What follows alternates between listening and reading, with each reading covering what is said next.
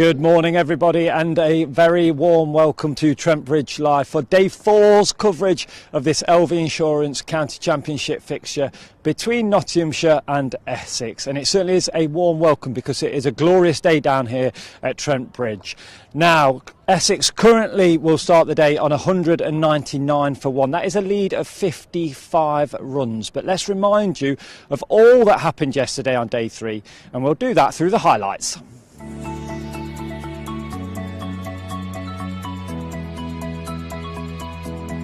Handed back to Wesley first, and now Cook comes into Patterson White, who will get off the mark with a nice clip through mid-wicket, and it's going to race away. Actually, outfield always fast here at Trent Bridge. Basically, we're still get out of the house and do something with yourself, as we're all told. This one's cut away nicely by Monty. Matthew Montgomery, Eminem, away for 4 runs. And which is a shame. I'm not the greatest of football fans. Porter to LPW, nicked and caught by Harmer, and Liam Patterson-White goes for 12. Fine catch by Simon Harmer. It was instinctive, it was reactive, it was productive. I think the most embarrassing, well, I won't tell you during this over because Harmer doesn't take long, but it wasn't when I was commentating on cricket. Actually, it was one of the several other things I've done with the radio station. That's just played out. That was a super shot because there wasn't a lot of effort put into it, and it brought up Montgomery's 150, and he just... Difficult, but I like your thinking. Enjoy Abu Dhabi. Oh, he's bowled him! Harrison goes. Bracewell with a full pitch delivery has knocked back middle and off, and Calvin Harrison's fun ends on 31, his shirt number. Hutton on strike. Next ball is whacked away by Hutton, who steps forward towards Harmer. He's got hold of that one. A great way to start the day. Thanks to you and Dave for your witty commentary. Well, yeah, okay. Why not? It's out. Hutton has chipped this. Chipped it out to a bit of an anticlimactic way of getting out because he's played some splendid shots. It's nothing like what it was. Here's Critchley, spin from both ends. Critchley bowls, and now then they're appealing and given. And Montgomery goes for 177, just shy of his career best. Brett Hutton, single, 6, single, out for 8. Caught Snater bowled Hutton, chipping to mid-on, and Broad has got hold of this one. And that will be 6 into the Smith-Cooper stand. Critchley, leg spinner, bowl slammed down the ground and will be caught by Wesley, and that is it. Patterson can't believe it. He's absolutely middled that, but he's hit it straight to Wesley. So a 3rd wicket for Critchley.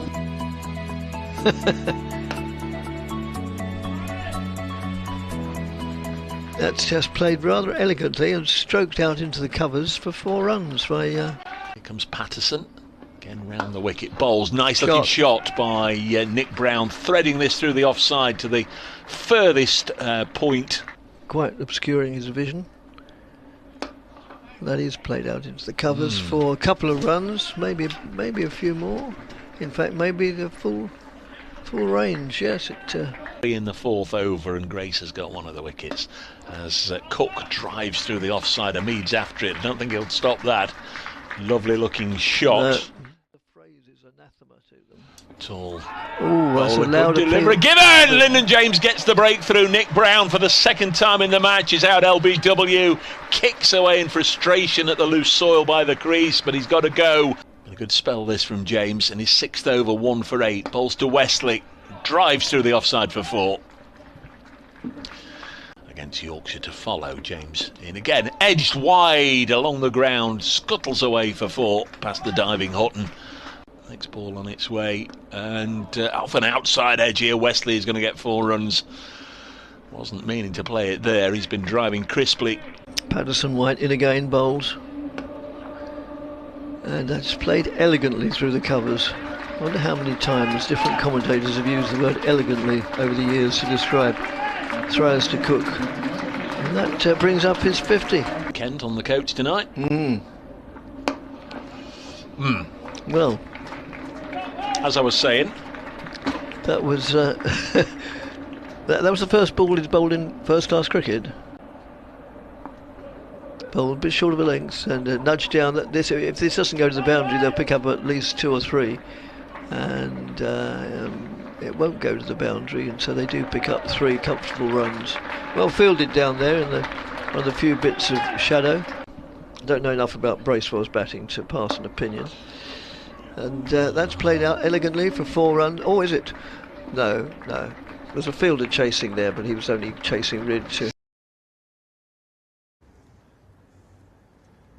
Okay, they were the highlights of day 3, but what did Matthew Montgomery think of day 3 and obviously his fantastic 177? Well, the media team caught up with him last night. Let's listen in and hear what he had to say. Matt, well played, 177 over the last couple of days. Where do you think the game's at now? I think it's obviously they had quite a good finish to the day, so I think it's quite evenly poised at the moment. We're going to have to come tomorrow morning and try make a few breakthroughs early, and hopefully if we can get them out with something around under 200 lead, we can then go chase in the afternoon. How did you approach this morning? Because was it a case of having to start again a bit, even though you were 130 not out overnight? Definitely, I think as this the nature of this pitch has been with the new ball, and it's always been quite tough to start, but once you get in it gets a bit easier. So it was the same plan this morning, just to get myself back in and then hopefully go from there. And over the course of the last couple of days you've had plenty of different batting partners out there, from Joe Clark scoring pretty briskly to marshalling some of the lower order batters as well. Did that change any of the tempo you batted out, or your approach? No, I don't think it changed massively. I tried to just have a very constant tempo and just go about my own business. Obviously we had all the different partners, and I think that's just how it goes, but I just try to keep within my bubble and continue, yeah. Looking ahead to the second innings and I guess to the games to come in the future as well, how much confidence can you take from this game, and I suppose the likes of Ben Slater and Joe Clark, who've made big contributions in that innings as well? Yeah, definitely. It's always nice to have runs on your belt, and you can never take that for granted, but then again you've got to take it game by game. So yeah, we'll have to put this one behind us we still got another innings to go, so I don't think we can get ahead of ourselves at all. We hopefully, whatever they set us, we can go and chase it.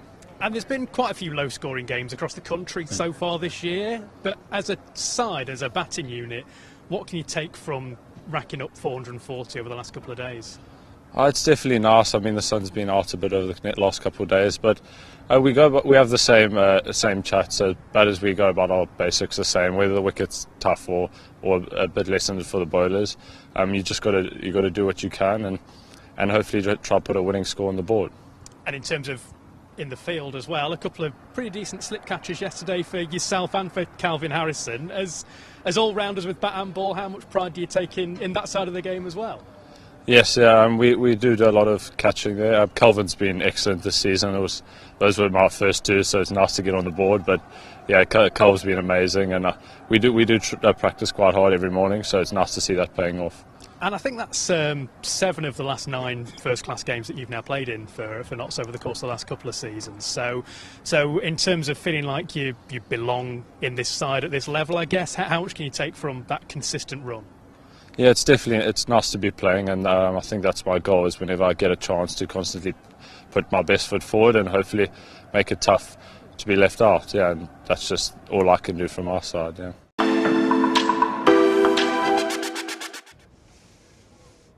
Okay, that was the thoughts of Matthew Montgomery at the end of day 3. Now the players are making their way down the pavilion steps, so just very, very quickly, let's just show you the table from Division 1, and you'll know that all the games yesterday finished, so this is the only remaining fixture to finish today. Big moves for Somerset. They won yesterday, so we will wait and see what happens between Nottinghamshire and Essex. Now the umpires have made their way onto the field, so it's time for me to hand you over to your commentary team, Dickie Davis, Dave Bracegirdle, and I think they've got some guests as well.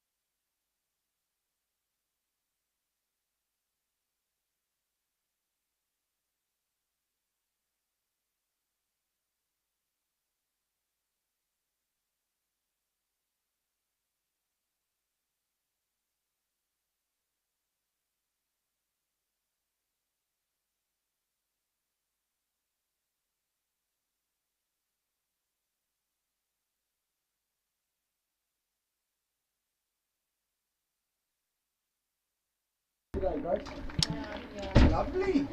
Well, a very good morning, everybody. Welcome to Trent Bridge.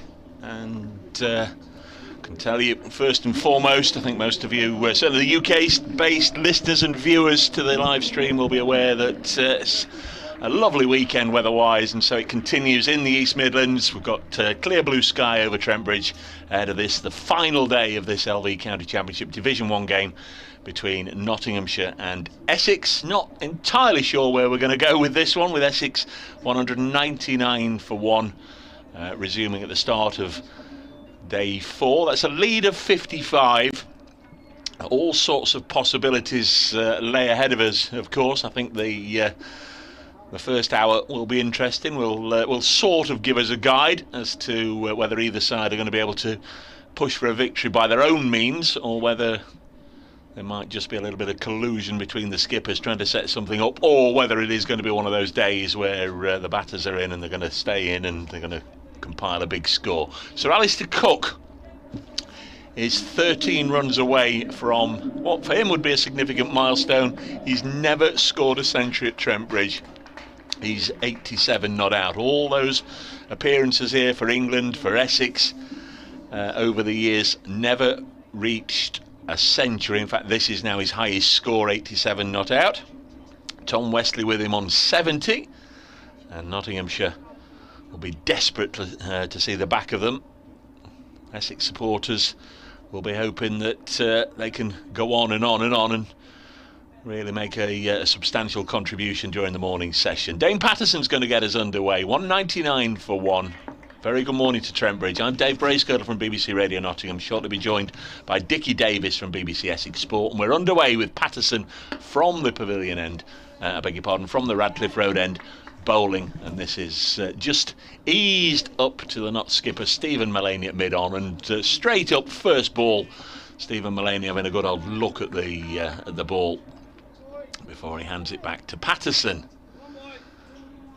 This is the 64th over, so we're going to have about an hour with this ball before Notts would have the opportunity of a second new ball. Interesting they've gone with Patterson.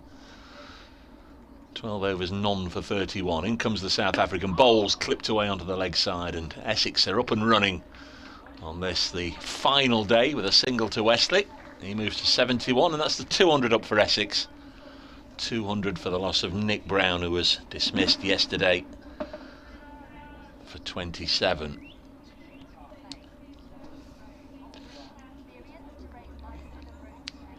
We'll have listeners to local radio joining us in a moment or two for an update. So Cook down onto strike for the first time this morning. Notts not overly attacking, just the one slip. Patterson round the wicket, bowls. Cook will clip this down to long leg, and he opens his account 201 for 1.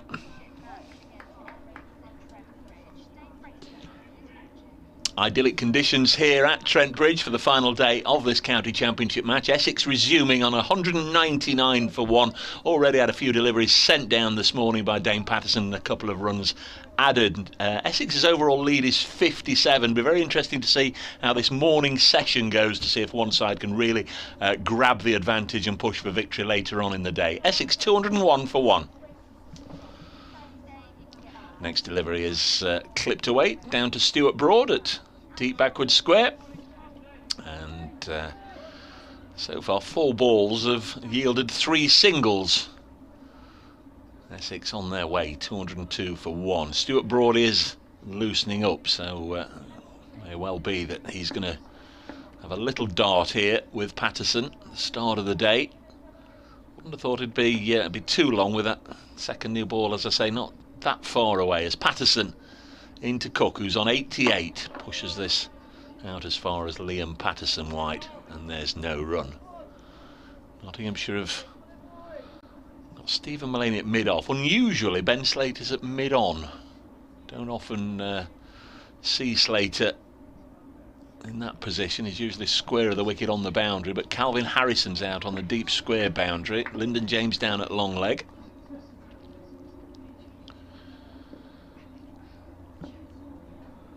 Here's Patterson. In again to Cook.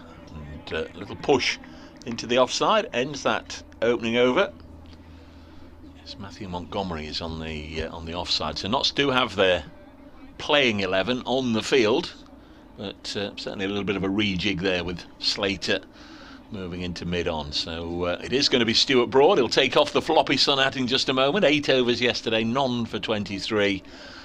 Great animation from Broad on the field during the last half an hour of the day's play, with Nottingham Forest playing behind us, and all the oohs and ahs and noise and the fireworks and all the songs drifting across the road, and Stuart Broad very much engaging with the crowd in Nottingham Forest progress while he was on the field, and Broad celebrating just as passionately out on the field as if he was in the football ground when Forest scored yesterday. Quite a sight to behold. Let's see what he can do with the ball. He'll be bowling to Tom Westley,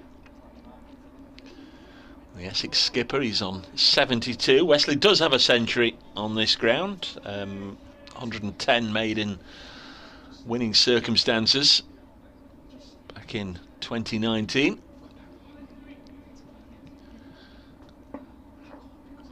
Like 2018 it was when he shared with Murali Vijay in an Essex victory. Here comes Stuart Broad in, bowls to Westley. Delivery which Westley almost plays from underneath his nose and let it come on to him, just dabs it down onto the offside. Brett Hutton moves from in fact that's not Brett Hutton that slipped, so it's Hutton who's not on the field. It just seemed as if there was something slightly amiss and I couldn't put my finger on it. Well, it's Matt Carter who's on the field at slip, the sole slipper, so he is on and Brett Hutton not on the field.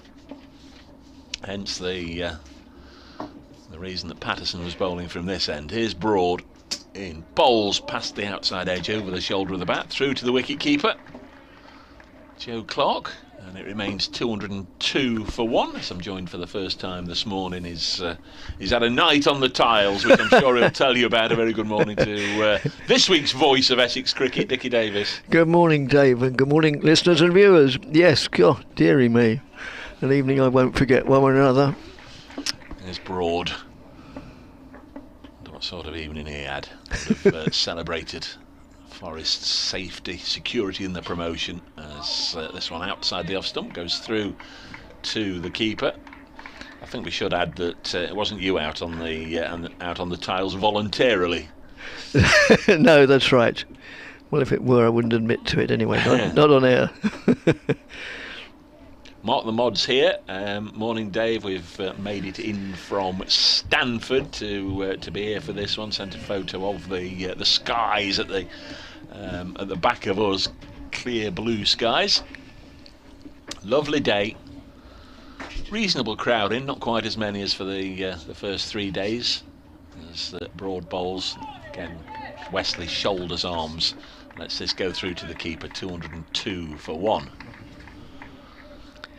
So we've been not literally overwhelmed, but very pleased to receive a lot of emails in the preceding 3 days. So do keep them coming, please. BBC Essex Cricket at gmail.com is the email address to get come through on my phone.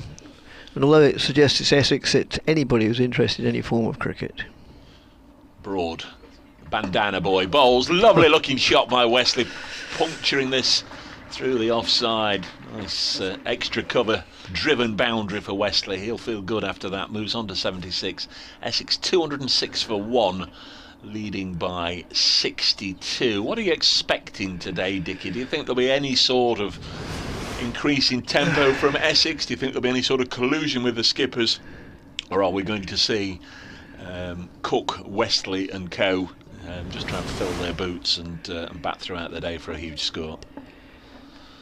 Come back to you in a second. Yes. There's one ball left in this over, and Stuart Broad, stung no doubt by that boundary, bowls, and Westley leaves it alone. Advantage Tom Westley at the end of that over. 4 runs from it. 206 for 1. Well, the way the game is played nowadays, I'd be surprised, albeit pleasantly surprised, if some form of negotiation were to take place to set up a really exciting afternoon, but realistically I don't think that's likely. Even on the evidence of the first 2 overs, the first 12 deliveries, it's not as if the wicket has developed any horns over the week, overnight. It looks at first sight, and the way it's playing, is just as placid as yesterday. So it's difficult to see any result other than a draw. That's just played back to the bowler, who puts an arm out, and then it goes through to mid-off behind him, the bowler being Patterson. Essex have a lead of 62, so that in itself would take Notts about an hour to get, I suppose, unless they really needed to put the foot on the accelerator. Just the fact that Essex didn't get many bonus points. They've only got 2 bonus points, only 5 now for the draw. Maybe the incentive to push for the big win points might hold sway. Yeah, it may well, and let's hope it does. Of course, we were saying that Simon Harmer didn't look quite as lethal as his reputation would suggest in the first innings, but similarly, I was going to say, come the 4th innings, it favours him more. But on the other hand, it's difficult to see this getting any less placid all day long. So it's difficult to see any other result, and that's just played down to third man. And I mean, if there were a result situation set up, bearing in mind the quality of the Notts batsmen and the quality of the pitch, it certainly wouldn't err on the side of generosity, I'm sure, by Essex. Who could blame them?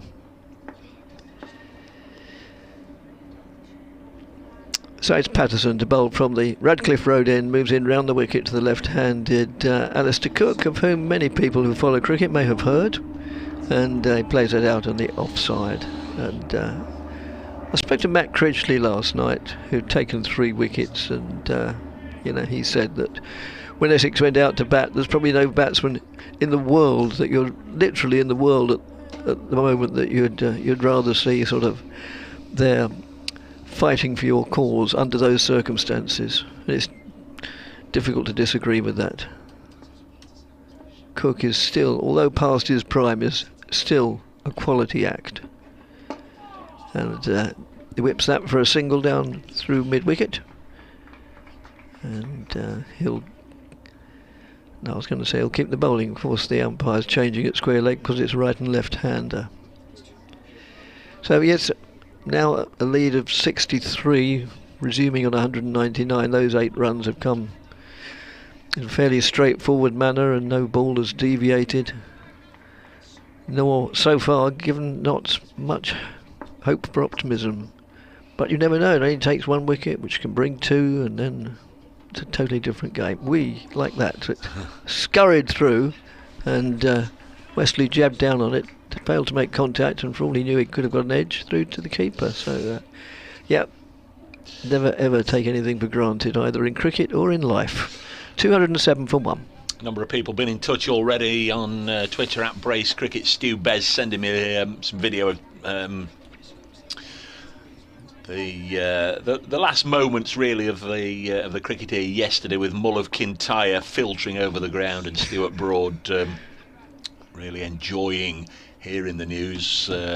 Forrest going in front. He would have liked to have been there, I know that. Mark the Mod, we've mentioned him already, Mark. He's here from Stamford. Mark Mugasef. I came yesterday, Dave, like you, enjoyed watching Essex doing their warm-ups. Come on, Notts. Thank you, Mark. Hope you enjoyed your day here. As Broad prepares to go round the wicket to Cook, He was on 89, never had a century here. He's never got as many as this in a first-class game. He pushes this into the offside. 95 not out in 2011 against Sri Lanka in an ODI is as many as he's had here. Kevin Marriott, enjoyed my 2 hours there yesterday, Dave. It was an honour to see Sir Alistair Cook batting and Stuart Broad bowling. Trent Bridge is still the best cricket venue in England. It's a travesty that there's no England men's test there this summer. And then he's put shame on the ECB. Doesn't work like that, Kevin. There's a bidding process, and obviously Notts didn't come out on top in the with their bids. They will have bid. Obviously to keep the Royal London One Day Cup final, which they've got. They will have bid for an ODI, which they've got. They'll have bid for a T20, which they've got, and they'll have bid for the Women's Ashes, which they got. So it's a bidding process. They obviously didn't get the Ashes men's match. Past the outside edge, this one bounces in front of Clark, or almost on the half volley for Joe Clark, who takes his glove off and visibly winces. That was a finger ender that Joe Clark didn't enjoy very much. 207 for 1 is the score. At Brace Cricket on the old Twitter, and BBC Essex Cricket at gmail.com on the email. A lot of people saying how much they enjoyed the day here yesterday, and then topped off by the celebrations when they went over the road. We had an awful lot of people in the ground wearing red yesterday. Brought in bowls to Alistair Cook, goes over the top of off and through into the gloves of Clark. And I think a comment made in that tells us so much about cricket and the people who come and watch it, and the general sort of philosophy of the game. Obviously, Notts supporters, Essex supporters, any of the other 16 counties all want their side to win, but on the other hand they love the game of cricket, and they can appreciate a good performance by a member of the opposition almost as much as they can by their own. Broad to Cook, blocks this one back to the bowler. 207 for 1. Had a photograph in from Peter Lee, who's in the ground, made it at last to this fantastic cricket ground. Looking forward to a great day's play. I've just retweeted that at Brace Cricket. Nice photo, Peter. He sent us one yesterday with his foot in pot, and there we are. He's managed to get here despite the obvious handicap of carting a bit of plaster of Paris around with him. This is eased into the offside, but he's here watching the cricket. I'm sure they've found him somewhere comfy to sit over, by the look of it, over in the Smith Cooper stand. 207 for 1 as Cook again blocks this one back to Broad, and there's one ball left in the over. And then Dickie, we sort of teased the listeners and the viewers. You ought to tell us about why you were on the tiles in during the next over. I wasn't. BBC Radio Nottingham, BBC Essex Sport, and there are pictures available via the Nottinghamshire live stream as Broad bowls to Cook, works it to Mulaney on the onside no run. 207 for 1. Yeah, it was, suffice it to say, it was a really interesting evening. Numerous people had over the last few days emailed in suggestions of places that I might like to go and partake of a decent pint of beer and something to eat, because I'd mentioned on Thursday my liking for both, and several people suggested I went to the Trent Bridge Hotel in West Bridgeford. So I duly did that, got the bus. I realised I could have walked, it's not very far, is it, from Trent Bridge cricket ground, and naturally it was very, very busy because the match was on. By that stage I think it was sort of midway through the second half, so Nottingham Forest were hanging on to that 1-goal lead as Patterson moves in, bowls, and that's just played defensively, trickles out on the onside. So there was a table in a corner which was available because you couldn't see the telly from there, but obviously you could hear what was going on anyway. You didn't really need to see it. Just the patrons' reaction told you everything, especially when the final whistle went. 207 for 1, and anyway, then I duly got on the bus to go back into the city of Nottingham, where I was staying, as the next delivery comes in, and played out to mid-on. By the time I got back into the city, everybody, well, not everybody, but thousands of people had descended on the city centre. It's probably the same every time a first Premiership club is at home. I don't know. I would imagine it was, but of course there was special significance in yesterday's match. Nottingham Forest having assured themselves of playing Premiership football next year. That's outside the off stump. and having had the added joy of putting Arsenal's nose out of joint. And I personally had a very quiet evening, but I could hear and see all this riotous, from what I could see, well behaved, but riotous behaviour going on outside, which I must admit took me back to when I was a few years younger. I'd have probably been down there part of it, so I certainly wouldn't criticise. But the events of the stay really came later on. That's outside the off stump.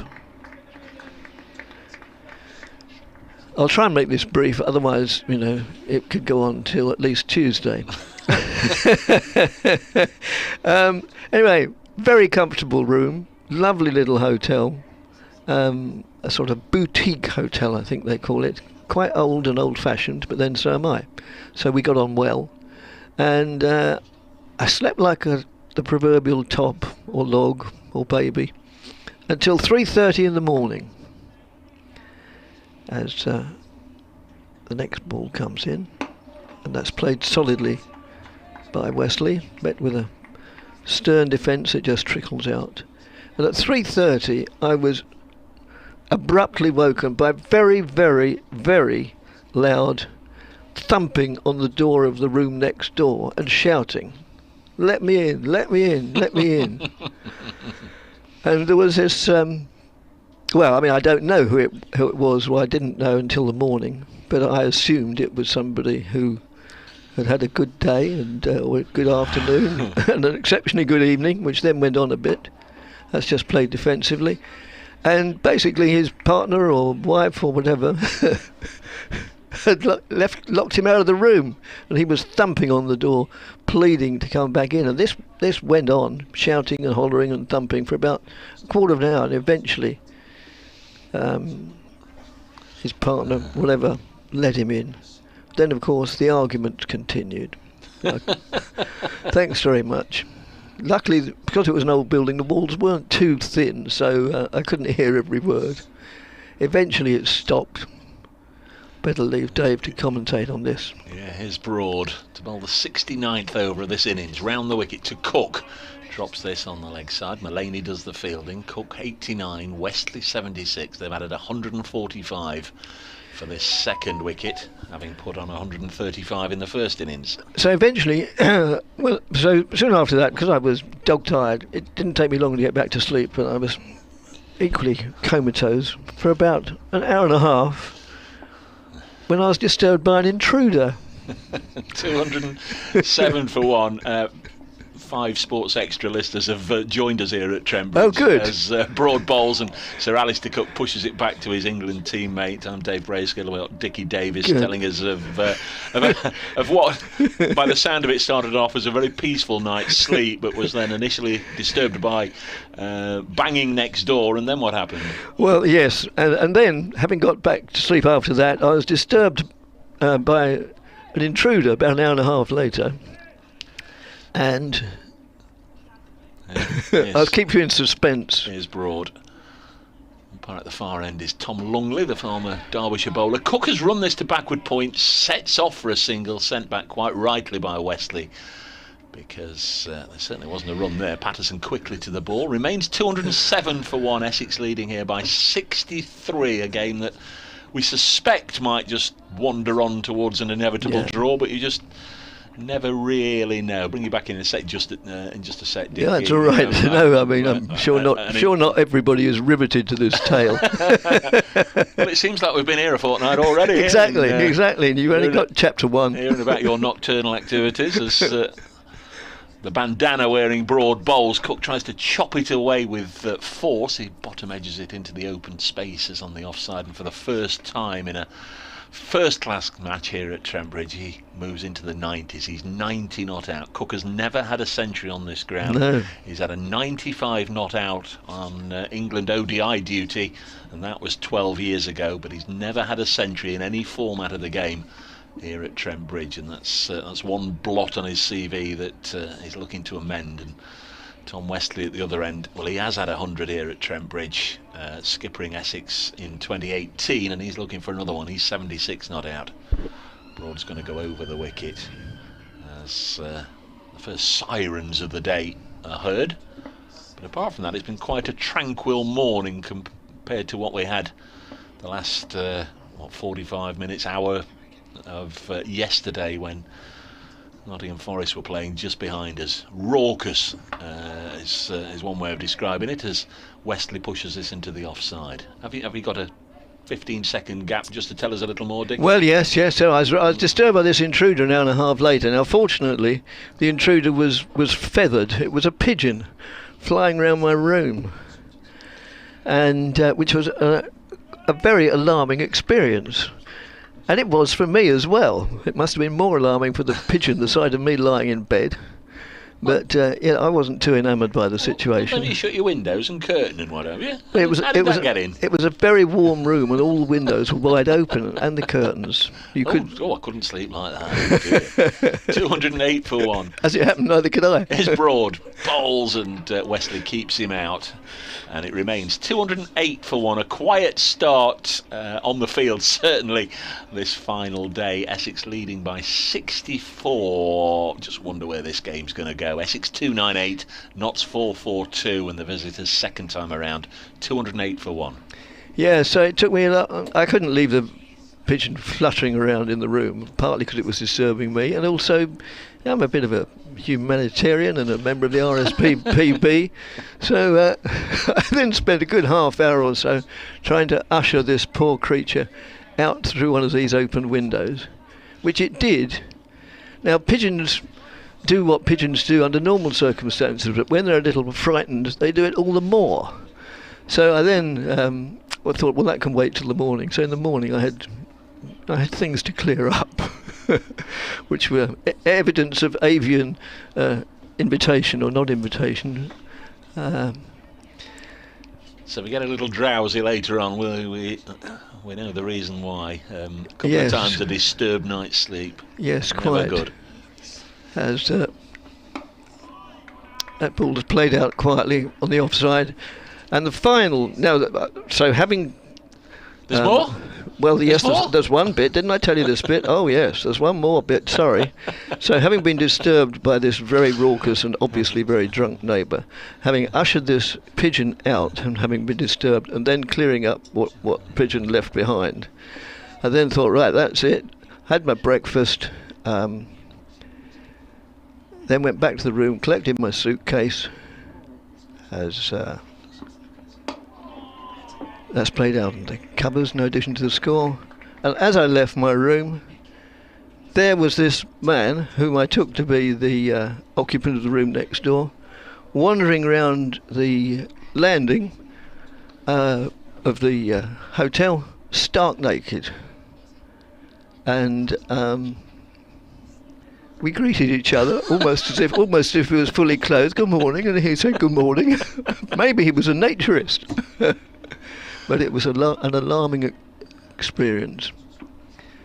That's just played defensively back to the bowler. You'll remember your visit this week. I will remember the visit, yes. T's been in touch. Morning, T, one of our regulars. Well played, Chef. That's Sir Alistair Cook, of course. It'll only be fitting if England's finest ever opener finally gets to get a ton on England's finest ever ground. Lots of finest there, T. Lovely to hear from you. Cook is 10 away from a century. Yeah, they call him Chef, and Sam Cook, who's also in the Essex side, of course, they call him Little Chef, don't they? Yes. That's just played defensively, which isn't now product placement because they don't exist anymore, do they? No. You actually struggle if you're, as I do, live on the A1, going either north or south, really, to find any way to sort of pull over if you sort of have 2 hours on the road. I mean, on the M1 and the other major motorways, yeah, there are service stations, but certainly on the A1 there's not too many places to stop whether you're going north or south. No, the A1 used to have lots of little chefs, didn't it?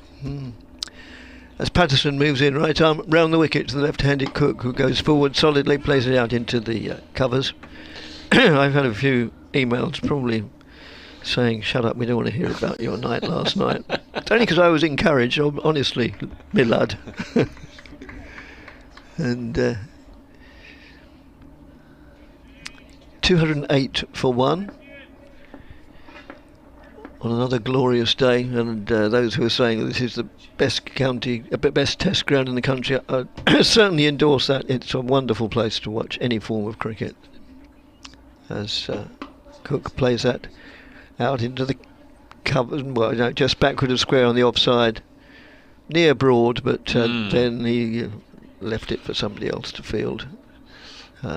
Long way down for him to bend down and pick it up, and not so far for the fielder who he left it for. Just wonder what Notts are going to do here, Dickie, because we had 70 overs. Yeah. If they are going to take the second new ball in 10 overs time, surely you're going to want Broad and Patterson. With Brett Hutton not on the field, new listers might not. In fact, we are going to get a bowling change. There we are. So that sort of makes a bit of sense. Just what I was about to allude to. Maybe they didn't want Broad to keep running in at this stage, although of course with Sir Alistair Cook on 90, Cook will be absolutely delighted, I'm sure, to see Broad go out of the attack. It's going to be Lyndon James bowling.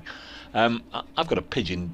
I don't even think I should probably go there. We should move on, but just very quickly, that wouldn't have happened to me because I certainly can't sleep with the curtains open, and I understand a bit of the window. But a few years ago, again, doing this job, the job we love and enjoy so much, Notts playing at Tunbridge Wells against Kent.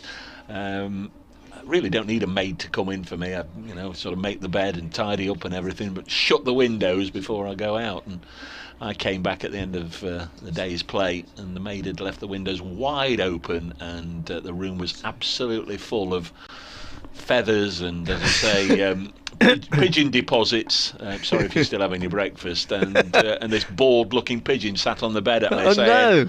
"Well, I came in, Dave, but I can't get out," sort of thing. So.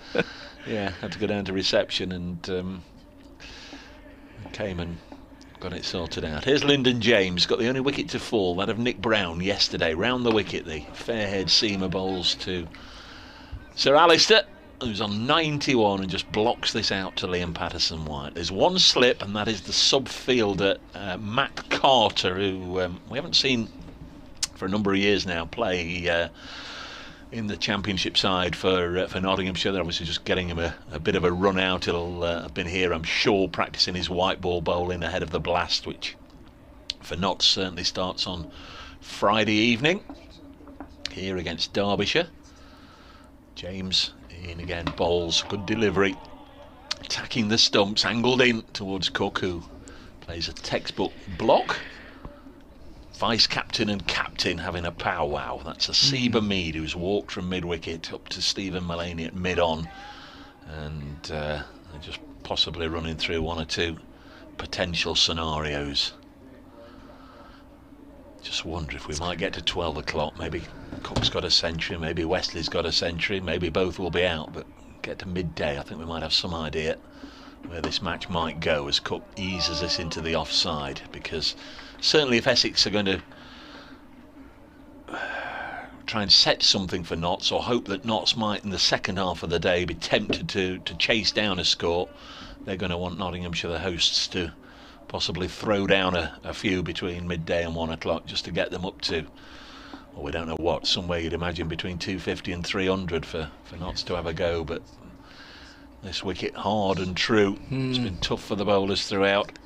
James bowls, and Cook again a nice defensive block out to the ball polisher Liam Patterson-White. An email from Gary in Frinton. He was watching his local club Frinton yesterday afternoon. Yes, I've just looked at the results. I'll come back to that one. There's some interesting things, aspects of it.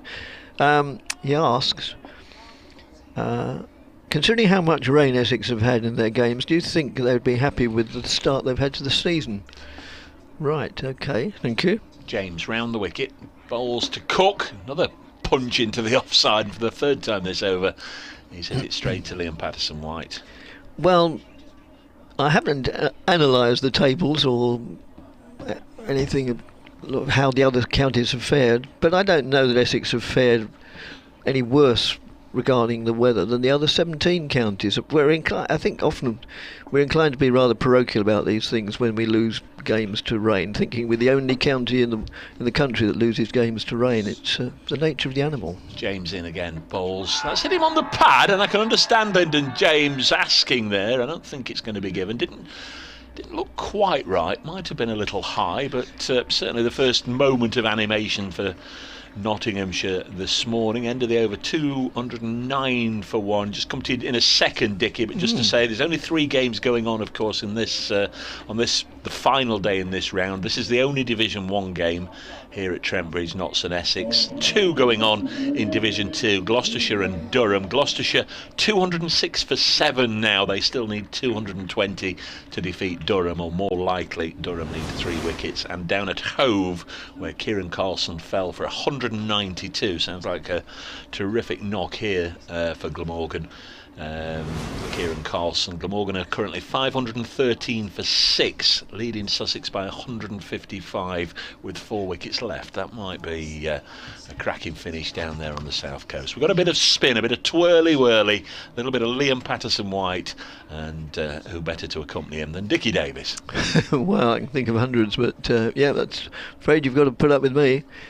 And yes, so Liam Patterson-White from the Radcliffe Road end, left arm round the wicket to Wesley, who whips that. No, not. I was going to say through the leg side. It doesn't. It was well fielded there at mid wicket. Yeah. So Gary, yeah, I don't think if we ignore the weather, which I think as soon as you start taking rain into it, and then you, as I say, it affects everybody. So ignoring that. The part of the question was, how do you think Essex feel about their start to the season? Well, they can't be happy. I hope they're not happy. I very much doubt if they are, because coming into this game they'd won, 1 out of 5, and until yesterday lunchtime they Notts had certainly had the better of this game. Admittedly, it was a splendid final 2 sessions yesterday from the Essex point of view. That's just why I wonder why they might be eager to try and force the pace today and see if Notts will entertain something. Yeah, Patterson over the wicket to the left-handed Cook. So no, they can't be happy, and in particular they're probably not too happy. I mean, it sounds a ridiculous thing to say at 210 for 1, but they can't be happy overall with the way the batting has performed this season. As Cook waits for that to come on and plays diligently with his head right over the ball, which he's been doing for many years in many countries. Right. And 11:30. Sorry, Dave. I'm reminded that come in number whatever I am. Number 1. I've done my half hour, and better wait till the end of the over. It is the convention. Yeah. And rather got extended by that long tale about my episode last night. I'll come back half an hour after. Well, we really ought to squeeze you on as and when Sir Alistair gets within a shot or so. Well, anyway, yeah, that's up to you. So end of the over, and Essex 211 for 1, which means, amongst other things, that this wicket has yielded 199 runs, I think. No, that can't be right. Anyway, a lot. Yeah, again, Wesley and Cook with a damaging second wicket partnership as far as Nottinghamshire concerned. Yeah, we'll not be too long without Dickie, especially with Sir Alistair on the brink of a milestone. But we've got another sleepy bones here in the commentary box. I call her amazing, which I think she likes. Amazing Grace Ballinger is with us again from the blast as this goes through to the keeper. Lyndon James bowling round the wicket. Blast player, Blast winner yesterday. The new women's team based here at Trent Bridge. I'm sure Nottinghamshire supporters and regular listeners will have heard Grace popping in for day 4s for a season. Sometimes day 3 as well. Sometimes day 3. Sometimes day 3 as well. I've not finished the big introduction yet, Grace. Here's Lyndon James round the wicket to Sir Alistair, and this is dropped on the leg side. But yeah, Grace Ballinger's with us here. Very good morning and congratulations on your win yesterday. Thank you. Yeah, I mean, it was an exciting one, a great start to the T20 campaign. Actually, we were down at Beckenham and managed to chase down 160 on a pretty flat one. So yeah, great start to the campaign and still unbeaten, Dave. Yeah, really good start, and it's funny. We heard the highlights this morning on as Aaron was on the live stream, just running through the highlights of yesterday as Lyndon James bowls, and this is tickled down the leg side by Cook. Now, is it bat, is it pad? There's 4 runs there, and that does mean that Sir Alistair, who is still going to be on strike, he's on 96. The partnership, we were between us trying to do the sums there, and the board helps us out. The 150 is brought up, 150 partnership, 153. Grace, I've only just said good morning to you. You've only just sat down next to me. No, I'm going to bring Dickie in where I am with Sir Alistair Cook on 96, because this could be a big old moment, because Dickie's seen Sir Alistair play forever and he's never seen him score 100 on this ground.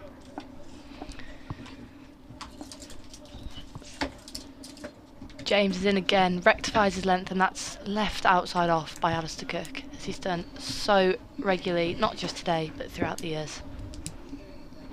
Certainly has. It's quite remarkable that he hasn't scored 100 on this ground, really. It must be almost one of the few when he hasn't. But as long as that's not the kiss of death. 4 needed. But you're a superstitious lot, you professional cricketers, aren't you? James bowls again, and this one is driven relatively full ball to Stuart Broad, mid-off. So thanks for all the emails that have been coming in.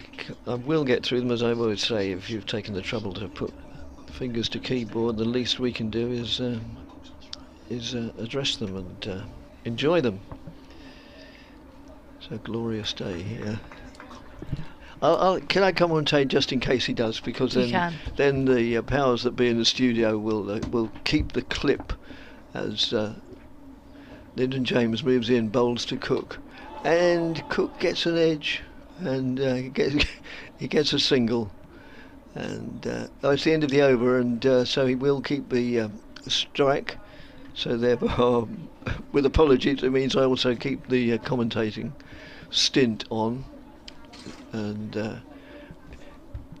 the way it usually works under these circumstances is that if Cook gets off strike but doesn't get the 3 he needs, in other words, if he gets 1 or 2 or gets 1, then you take over.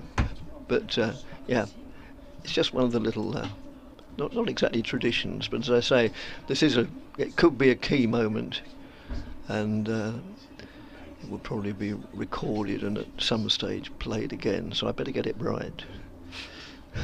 Pressure's on. Patterson White from the Radcliffe Road end moves in, bowls to Cook, who just plays defensively, tickles it back to the bowler. And no addition to the score of 216 for 1, and this splendid board does do all the arithmetic, 72 ahead. As Cook waits for that to get all that kept low. All that did creep through. He played that round, well, about knee roll level, I should think, if not lower. So that certainly set some challenges. As Patterson White moves in again round the wicket, over the wicket to Cook. Cook's picked up just a single here. And it goes down to fine leg, bringing Tom Wesley onto strike. In the runs, Tom Wesley, this year one of the top run scorers in the county championship. 479 runs, Dickie, prior to this, with an average of 48. That will have only gone up with his 2 scores in this match, and that's a full ball bringing Wesley forward into a defensive shot. Just looking up, hopefully in time before, well, don't want to take too much for granted, but before Cook reaches this milestone, he may not, of course, but we hope it will. This one's just slightly down the leg side and just turned away to the Smith Cooper stand for a single. I think it's Matthew Montgomery out there. It is. Does the fielding. So it brings Alistair Cook onto strike with 98 against his name.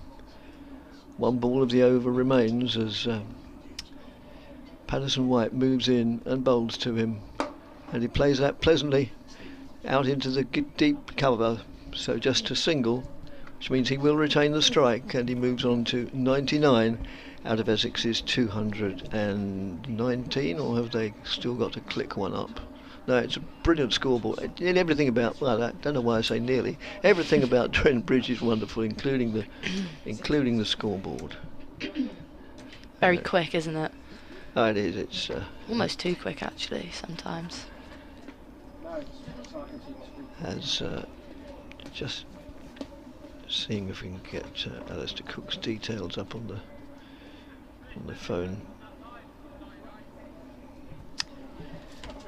in time.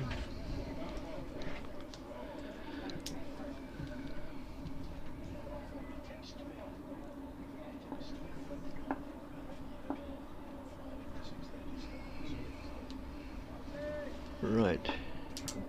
Yes, first class. As moves in, bowls to Cook. Cook plays it out in the offside. No addition to the score. So,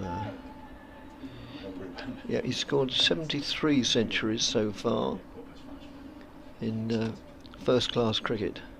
I'm never sure if first-class averages include Test cricket. Presumably not. So, 73 centuries so far, it says.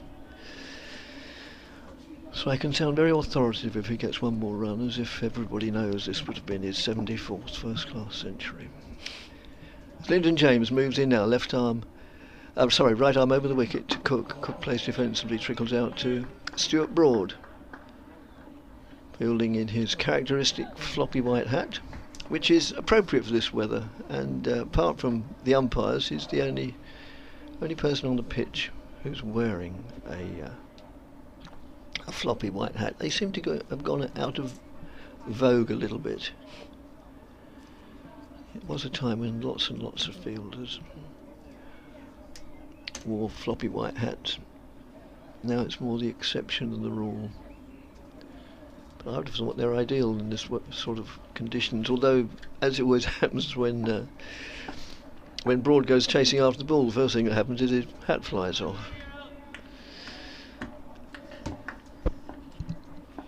As Lyndon James moves in now, bowls right arm round the wicket to Cook. Cook plays that just backward of square, looking for that single, but probably the way Cook plays, and I've had enough conversations with him over the years, probably no more than he would look for a single anyway. He's the ultimate professional, the ultimate good guy, and always the team first. Nevertheless, I'm sure he'll find a century at Trent Bridge extremely satisfying, but he won't go overboard to demonstrate it, I'm sure. As James moves in, bowls to Cook. Oh, and Cook, bit of a play and miss there. A rare play and a miss. Look a bit nervous. Yes, maybe it was. Yes, even the greatest get a little bit edgy. Fairly appropriate word to use then, because for all he knew he could have gotten an edge there. Now, as I was saying about a little while ago, the great thing about cricket is that I can't imagine there's anybody in this wonderful ground who at the moment would begrudge an extra run to Alistair Cook as he faces up to James, but it's not going to be off that one as it goes through to the wicket-keeper. Yeah, spectators can and do appreciate the performance of opposition players, and of course Alistair Cook's one of these players who's held in the greatest of respect, not just for his ability on the pitch, but the man himself, and he's almost a one-off. There haven't been many players who've been knighted while they've been playing the game still. As Lyndon James moves in, bowls to Cook. Cook goes forward solidly, defensively. End of the over.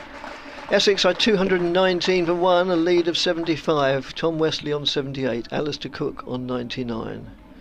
And to describe at least the start of the next over, Grace Ballinger. Looks like it will be Patterson White to continue. number 22 on the back of his shirt. It will be Tom Wesley to face the first delivery. So Alistair Cook still not out at the other end on 99.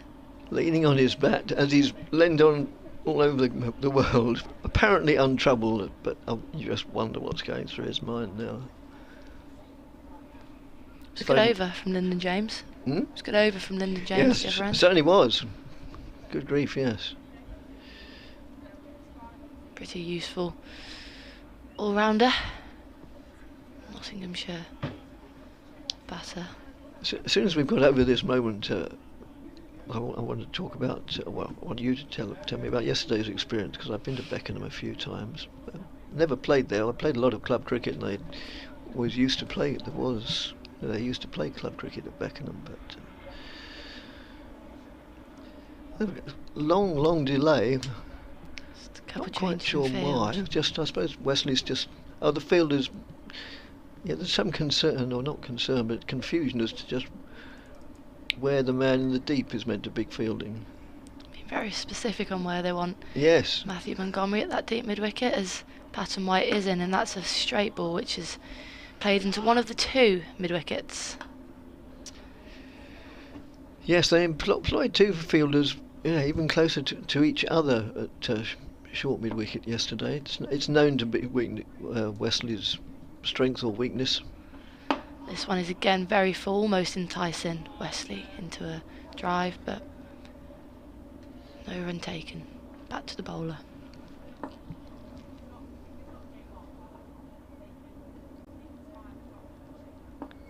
Again, another full delivery and driven nice through the offside, but no run could be taken as extra cover gets round to prevent the runs. Nice looking shot, but that's 3 dots to start the over.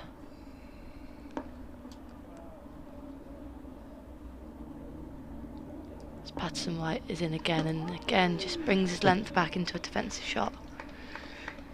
All the eyes are on Alistair Cook at the moment, but Tom Wesley has played a valiant innings and 78 not out. He's batted really well, and not just as a support act, but in his own right. Absolutely, and this one again brings Wesley forward, and again a defensive shot. Well, he's scored a lot of runs for Essex this year, hasn't he?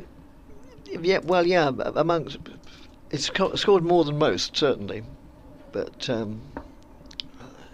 he still needs a big one, and this is, I haven't got the stats to hand, but I would imagine this is his biggest innings of the season. Dot ball to finish the over and brings Alistair Cook back onto strike to the other end. So a maiden, yes, maiden over. So the bigger picture is, do Essex have a plan other than just to keep it going? And probably, I would imagine, they'd just more or less do what they're doing till lunchtime and then review the situation, as Lionel Bart said when he wrote Oliver. They'll review the situation and see how to go then. But of course, lunch isn't for another hour and 8 minutes, so all sorts of things could happen in the interim. So Lyndon James from the pavilion end, preparing to bowl to Alistair Cook. Alistair Cook on 99, and moves in now, bowls round the wicket to Cook. Cook is out for 99, caught behind the wicket. There was something not predictable, but the gods had their final say. You will not get 100 at Trent Bridge. You certainly won't get it in this innings, even if Essex do bat again. There won't be time. But it's surprising. I was going to say it's surprising, maybe it's not, but the difference between 99 and 100, even my arithmetic tells me it's one run, but psychologically it's a world of difference, isn't it? A world of difference. And the record books don't say, how many 99s a player scored. So, understandably, Cook walks off to a tremendous hand, having been out for 99. And most, given their due, and it was the same yesterday, or in when Montgomery got his very big score. Yeah, the crowd rises. They're a splendid crowd here at Trent Bridge. They want Nottingham to win, but they can appreciate the value and the achievement of Alistair Cook. Now, from the broader picture, that is quite a biggish breakthrough, of course. 219 for 2. The Essex middle order. Well, these counties get to know each other quite well. I mean, the way they're playing, and they will know that the Essex middle order can be a little brittle, and so they'll be delighted to have made a breakthrough just about within the first hour. So, well, between us, we've managed to dismiss. Is Dave still here? Yes, we've managed to dismiss Alistair Cook, which is a great shame in a way. But Dave has his 12 o'clock update to come, and he did kindly allow me to interrupt his commentary stint, so I'll let him back on air.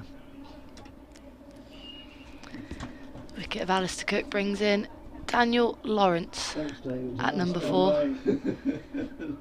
Short of a few runs this year. Daniel Lawrence, recently revealed in the Ashes squad. Be looking to get a few runs on what can be described as a relatively flat wicket here. Trent Bridge today, looks like it'll just be the one slip in play. I was all poised, Grace. I'd got my stats, I'd got the camera ready, the big moment for Sir Alistair. Dickie on comms. Didn't happen. Wasn't to be, was it?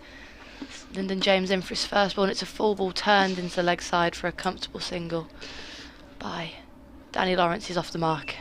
Great ovation from the Trent Bridge crowd for the former England opener and skipper.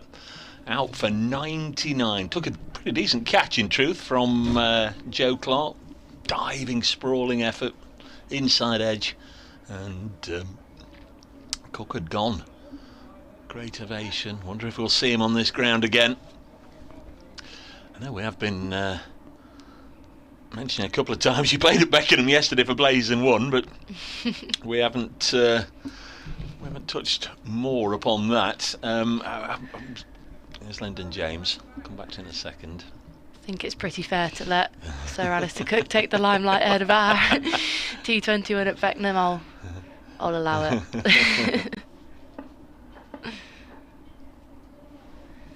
Lyndon James is in. That's a decent ball, bringing Wesley forward. He's holding some pretty good areas here, Lyndon James. He is indeed. Yeah, he's got both wickets to fall. Yeah, just before I sort of went off, I was just going to point out we had the highlights of yesterday's play, and on one of the little clips, just as somebody was either getting a wicket or stroking a four here, you could hear me saying there's been a wicket for Grace at Beckenham. So that just gave you a little bit of evidence that we were talking about you yesterday. But it was a big one as well, wasn't it? Tash Farron was, yeah. As James is in, and that's a brilliant ball bringing Wesley forward, but it's a play and a miss. It sails through to Joe Clark. Yeah, I do like bowling at left-handers though, to be fair. Did you let out that famous aggressive Ballinger roar when you thudded the ball into the pads? I did, yeah. I mean, I was under a bit of pressure. My first over went for a few runs, so I had to bring it back when Gordo gave me the second one. Was she nailed on, or would she have reviewed it? No, it was stone dead. Middle. It's James in again, and that is a straight ball bringing Wesley forward into a defensive stroke into the leg side to Patterson White. 220 for 2.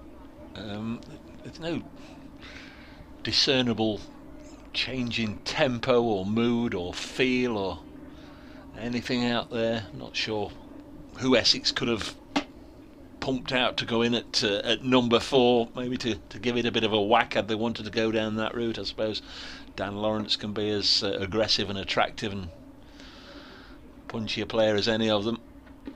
James goes back for length, and it's attempted to be turned into the leg side, but Wesley cannot get it past. Mid-wicket, end of the over, Essex 220 for 2. Yeah, both wickets to Lyndon James as figures of 2 for 52. I guess if somebody like, say, Adam Rossington had wandered out at 4, we might have thought, why? What's going on here? He's gone out there to give it a little bit of the old long handle, but no change in the batting order. Going to be still Liam Patterson-White. So we're 3 overs away from the potential taking of the second new ball. What are you doing, Coach Ballinger? Are you taking that second new ball? Yeah, you got to, haven't you? You'd imagine. Well, I'm so. always taking a new ball, aren't I, as a bowler, but there's not really many reasons why not to, Dave, that I can think of. There's Liam Patterson-White round the wicket, bowling to Lawrence, works it down to Broad at long leg. Well, one reason I could throw at you is the fact that Brett Hutton's not been on the field this morning, and he shares the new ball duties with Stuart Broad, so that's potentially one reason. Would mean Broad and Patterson, who both had a couple of overs at the start of play today, but no Brett Hutton. There's LPW in off a couple of paces, bowls clipped nicely by Wesley onto the leg side. He's on to 79. Out to Matthew Montgomery. Does the fielding. Listeners to 5 Sports Extra have just left us, by the way, so you've had your audition for national radio, Grace, this morning. When do I find out the results? 2-2-2 for 2, and number 2-2 is bowling as well. 2 little ducks on the back of Patterson-White's shirt, and he reaches down to his right to do the fielding as Lawrence, who's on 2. Crikey, clips it back to him. 2-2-2 for 2, and number 2-2 bowling to the man on 2. How on earth has that gone there? It was angling down the leg side, I fancy, and Lawrence went to help it down to long leg, and he's got a ball down to the third man. Has it been fielded? It has. Thought for a second it might have gone for 4, but they were on 3. Umpires are just checking with Matt Carter, who ran all the way down there. He said that's fine, so it's 3 runs. How on earth did that go? Not too sure. As I say, he went to tickle it down to long leg, and somehow seemed to drag it round the stumps and past Joe Clark and down to third man. A bizarre little interlude. There's Patterson-White in his 23rd over. Wicketless he remains, and this is blocked. 225 for 2. So it's a late old day, a long old day. The drive on the coach, then down to Beckenham and back, but joyous, jubilant celebration on the way back, no doubt. Absolutely. This one is driven up to mid-off, and there's no run. Lots of fizzy pop on the coach on the way back. No, never. Is there any sort of team meeting, all gather round, all getting coaches in seats together on the coach, and we'll just sort of analyse the day, or is that all?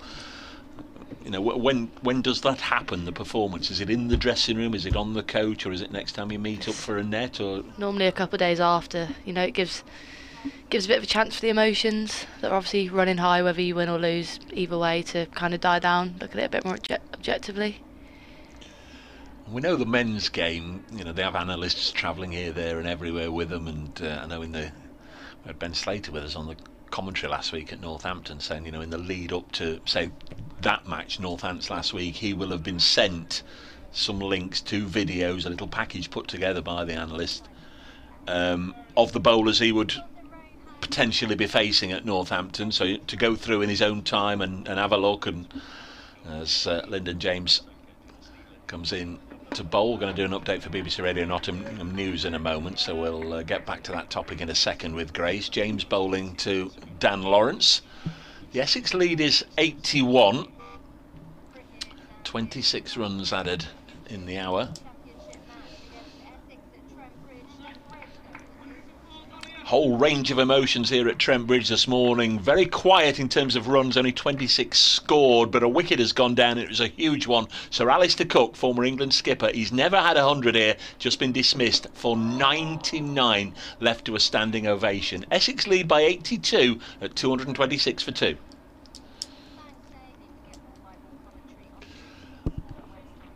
Single taken, brings Wesley back onto strike on 79.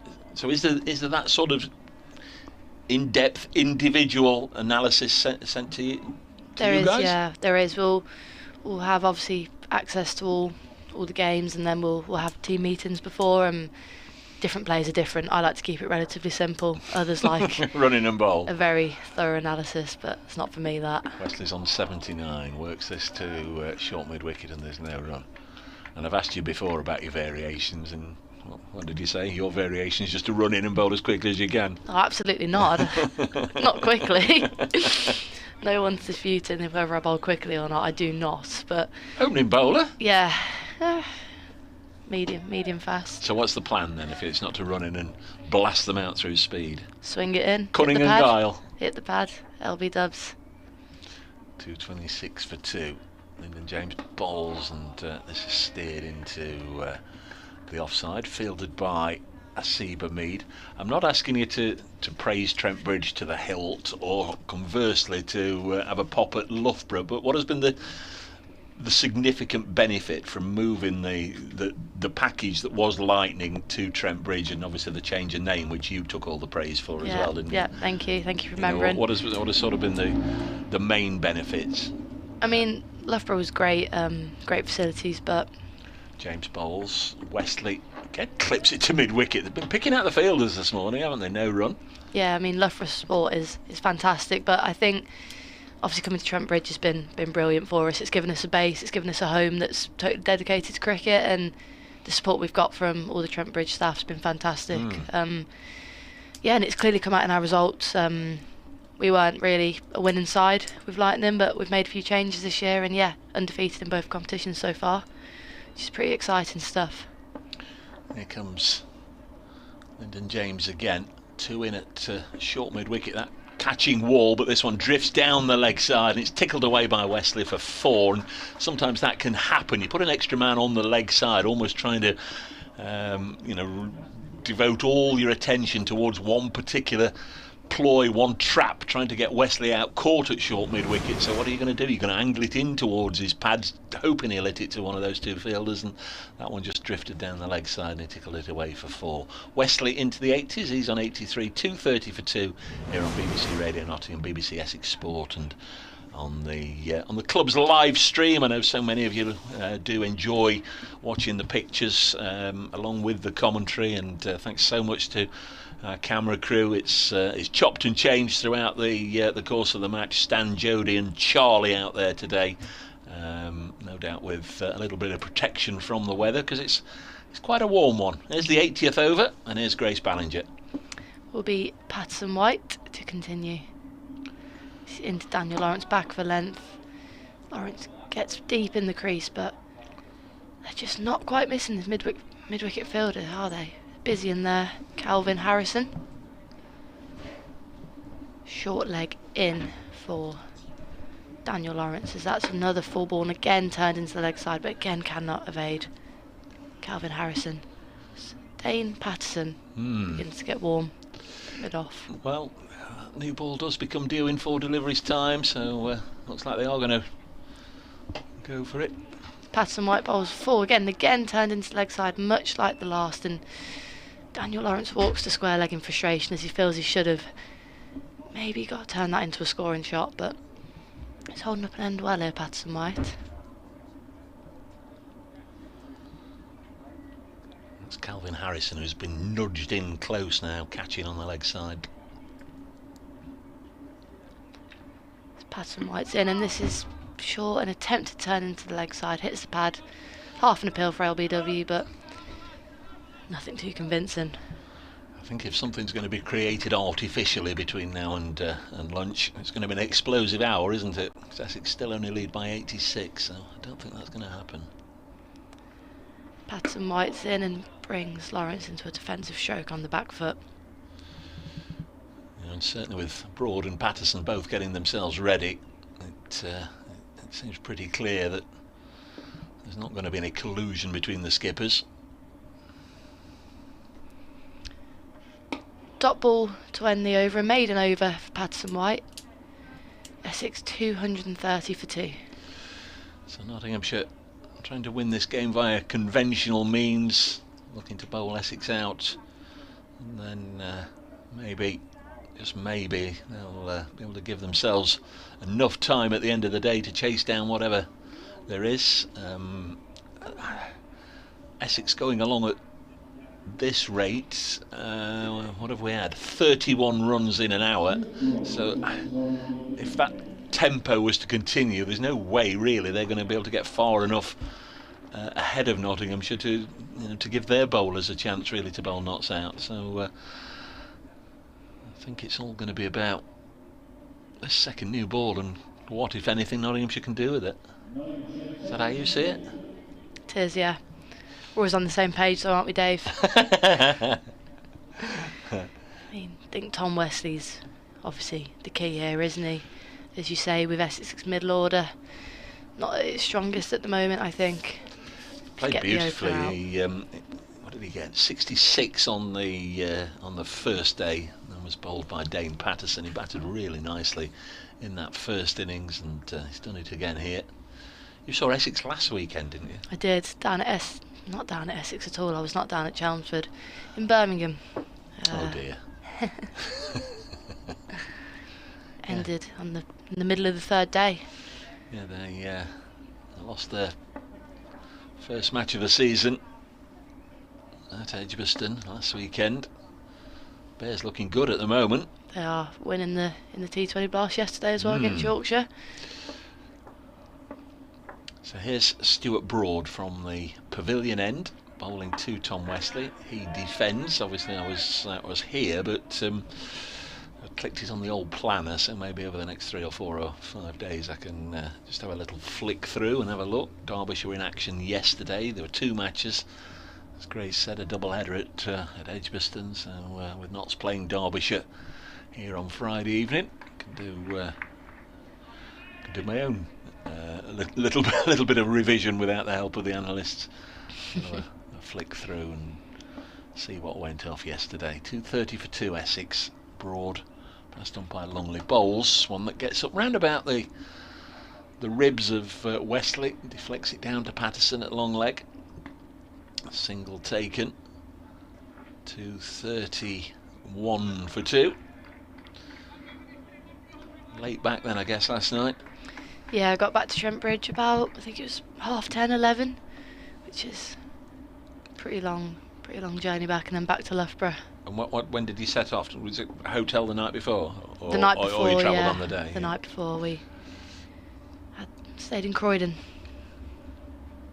Broad bowls to Dan Lawrence, who knew where his off stump was, so raises his bat out of harm's way, and it goes through to Joe Clark, who took a very decent catch, it has to be said, to dismiss Alistair Cook. It was the inside edge, and Clark had to go sprawling across the ground to hang on.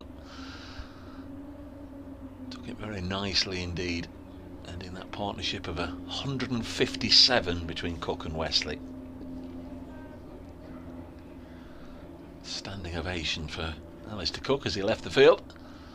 Brought in and see the previous delivery outside the off stump, and Lawrence shoulders arms. Lots have had a number of different personnel in the slips this year. Duckett not playing, so he's not there. Brett Hutton's off the field, so Matt Carter on as a sub at first slip, Calvin Harrison on debut at second slip. Will they be brought into play as Broad again bowls outside the off stump, and Lawrence having nothing to do with it whatsoever. Happy to let it sail through into the gloves of Clark.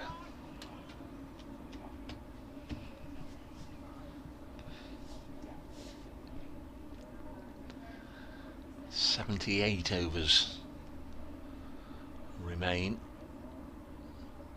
Going to be difficult, as we've seen throughout the really the entirety of the match. So difficult for the bowlers. Essex were bowled out almost by stumps on the first day.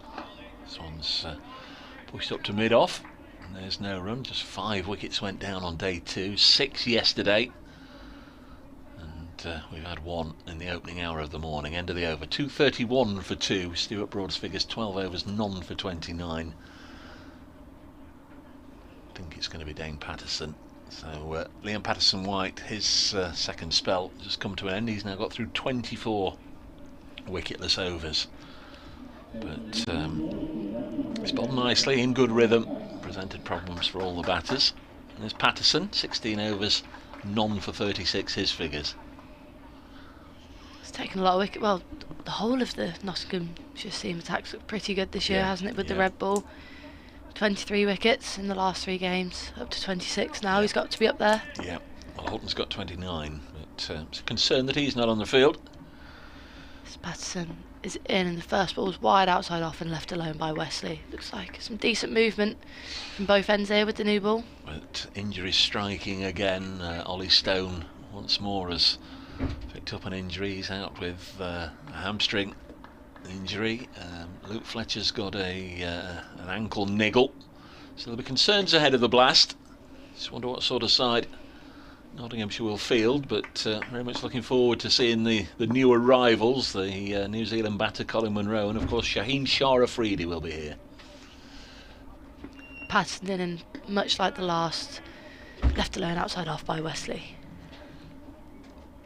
2-3-1 for 2.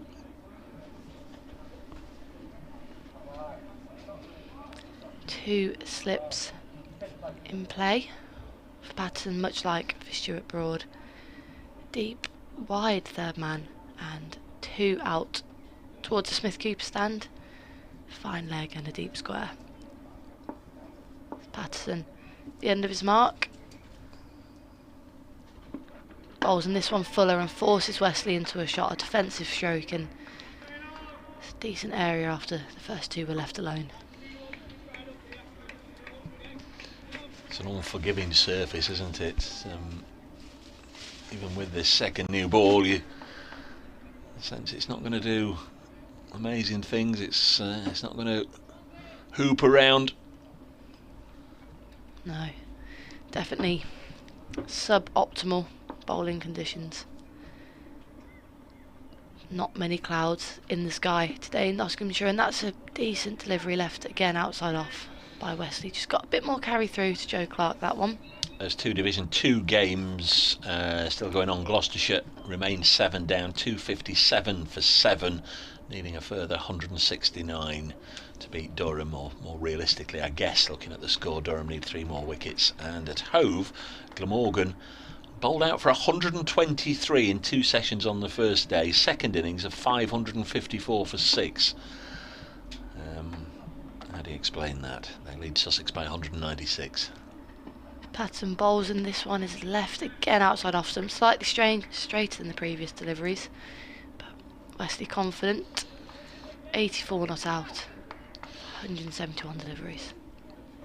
Yes, and that huge Glamorgan second innings total, 192 for Kieran Carlson, Marnus Labuschagne 138 not out. Eddie Byram at the top of the order made 57. Currently at the crease, Chris Cook, who a few years ago had a big 100 against Notts down in Cardiff. He's 39 not out, and the Aussie Michael Neser 17 not out. Final ball of the over is wider outside off, and again left by Wesley. He's not being enticed into a shot outside there. And end of the over, and it was just sort of rotated about a little bit out of order, Grace. We'll let Dickie back in, because I've got a big stint for you coming up after after tea. So we're going to make the most of Dickie while his feet are on Nottinghamshire soil. We'll hear a little more from Grace in a wee while, but she did a good stint there, and from the Nottinghamshire perspective helped see off Sir Alistair Cook for 99. I'm not sure how she'll go down in Chelmsford folklore for that, but it's going to be Stuart Broad, and time to get Dickie back on air. Right, thanks Dave very much indeed.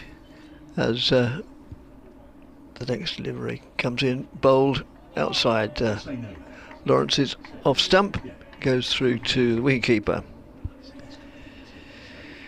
231 for 2, a lead of 87 with 8 wickets in hand on a glorious day on a good batting track. You'd have thought Essex ought to be able to play out for a draw. I doubt that I doubt realistically if their aims are any higher than a draw. The way they've batted hasn't suggested anything else. Broad moves in, bowls. that squares up Lawrence ever so slightly, but only slightly. He still played it more or less under control, trickles out in the offside. No further addition to the score. So we've had... They're getting lots of hate mail, Dickie, for seeing off Sir Alistair. Gosh, am I ever. You just wouldn't believe it. In a way, it's an innings to remember him by, isn't it? Yes, I suppose so. After all, he's probably got... that's outside the... Far fewer 99s than he's got centuries. Yeah, if he'd got 115, 116, or... Yeah, well, right, Cook got a century at Trent Bridge, but you perhaps wouldn't remember the finite details. The fact that he walked off to a standing ovation, Yes. coming so close for 99, it perhaps will linger in the memory a little longer. Yes, probably. So, the emails, I suppose, unsurprisingly, they've come in rather in if not a flood, certainly a high tide as Broad moves in from the pavilion end. Bowls to Lawrence, who lifts the bat high out of harm's way, lets it go through to the wicket-keeper. Right, we'll take these chronologically. John, I was talking in my rather lengthy tale, for which I apologise. I referred to the top level of English football as the Premiership. I understand from John, he says, oh dear, the football geeks will be after you. It's the Premier League, not the Premiership. Well, all right, I'll take your word for that. I mean, I doubt that there were many people who didn't know quite what I meant, but you're right, the geeks won't like that. I've never quite got used to the doing away of the old Third Division South, which my team Southend United used to play in season after season. 231 for 2, strengthening the field, bringing in what I would call a leg slip.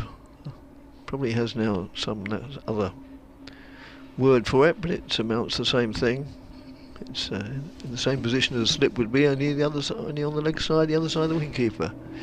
As Broad moves in, bowls, and it's not a position you see that frequently, and it's down the offside and played out to the keeper. What am I saying? That goes through to the keeper. I'm trying to concentrate on more than one thing at a time, and I'm of the wrong gender to do that.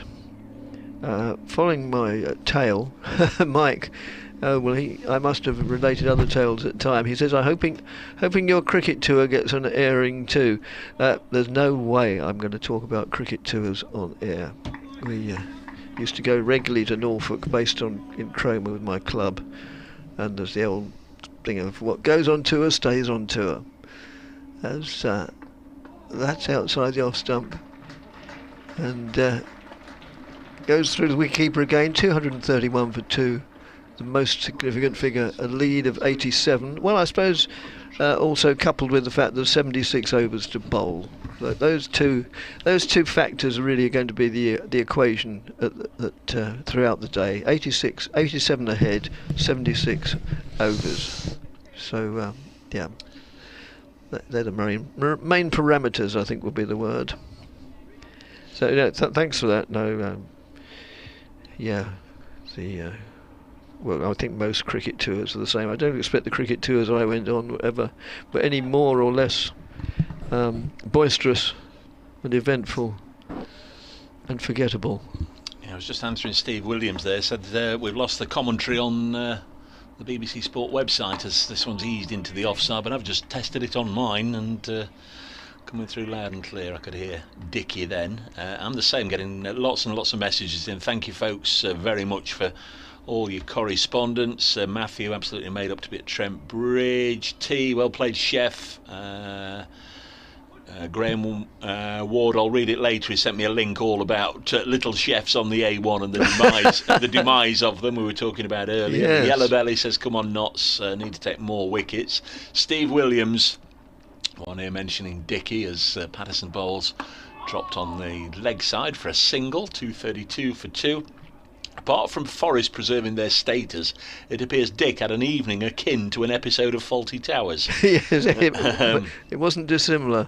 Charlie, well bowled Linden. Even as a Notts fan, I wanted Sir Alistair to get his first century at Trent Bridge. Different players, different grounds. Root loves Trent Bridge, but if you want a stat, look up Sam Hain at Trent Bridge. How he doesn't get an England call-up is beyond me. Yeah, that's true, Charlie. Julie James, that's my boy. Proud mum of Linden. Charlie, Linden bowling very well again. Dr. John, feel for poor Cook, shame about his 99. Wonder if we'll see Slater and Hamid bowling later on as Patterson bowls wide of the off stump. Might just develop into that. Kevin Marriott, a trip to Croydon, a long trip, he says. Question mark. Try Cornwall to Nottingham, return in a day. Kevin coming up yesterday for the cricket and the football. Simon says... well, he's the club photographer. Good to hear Grace again on the radio. She's a bit of a character, Dave, and sent a picture of Grace. Evan knows what she's doing in that, but I'll retweet that. She's copied in, so she'll have seen it. And Steve has now got the commentary back. Patterson bowls into Lawrence towards his pads, Midland leg, angling in, and just worked up to Mullaney at mid on, no run. Yeah, amongst the emails, I've had one from... Gemma. Oh no. Yes, from Gemma. Can you give a shout out to Colin and Izzy Lahan in sunny Hull? By all means, yes. Welcome, Colin and Izzy Lahan in Hull. Colin is a massive Essex fan. Outside the off stump, goes through the keeper and is listening to the game while playing cricket in the garden with Izzy. Happy Sunday, guys. Thanks very much. From Gemma, who describes herself as Colin's cricket widow. Yes, there are a few of those around.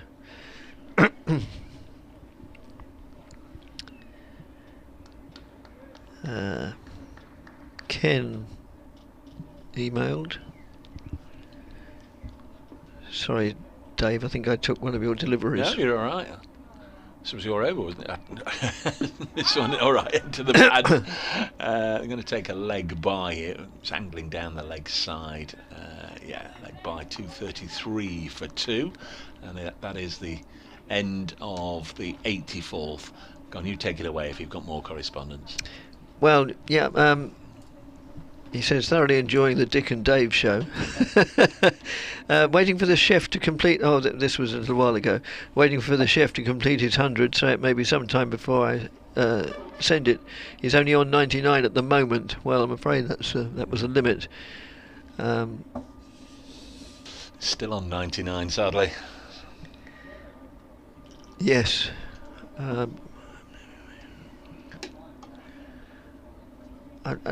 To be honest, I don't know whether to read it out loud. I don't understand the final sentence. I think it might have been the victim of some predictive text or something. I believe you with my usual comment, boycott the 100 comp.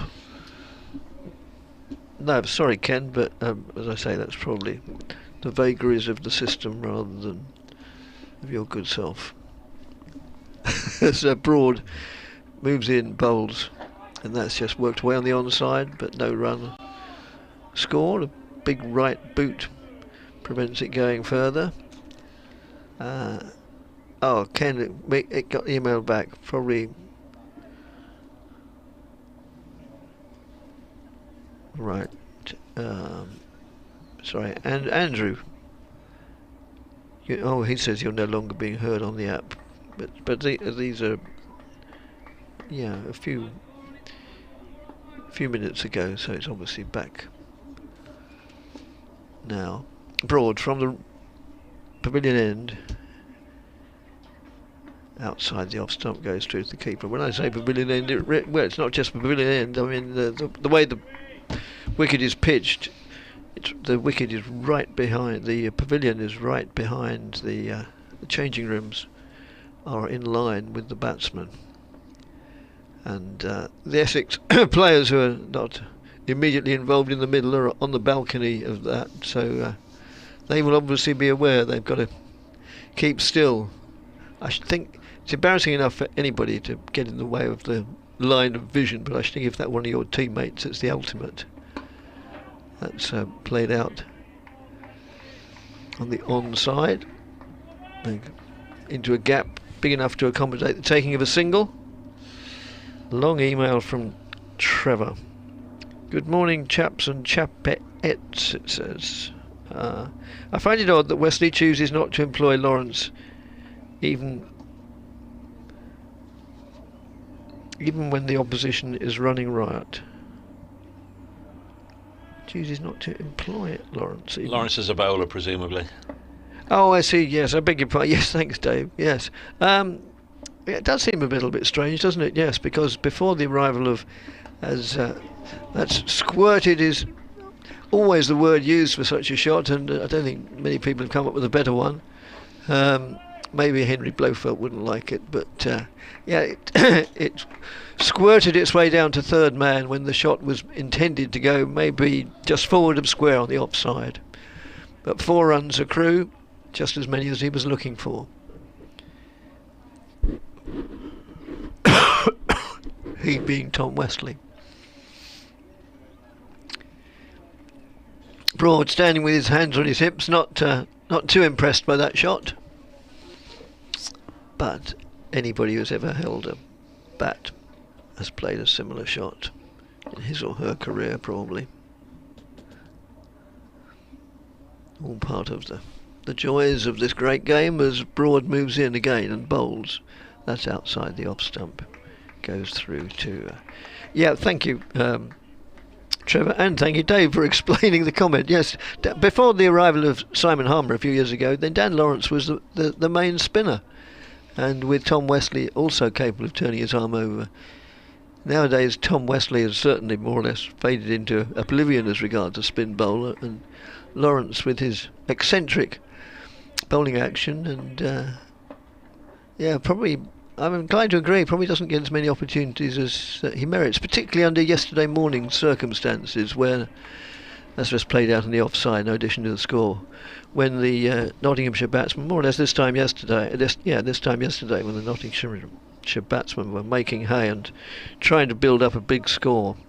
So, yeah, I agree entirely with that opening sentence, it having been explained to me. A test match return of 3 then justifies it, I think.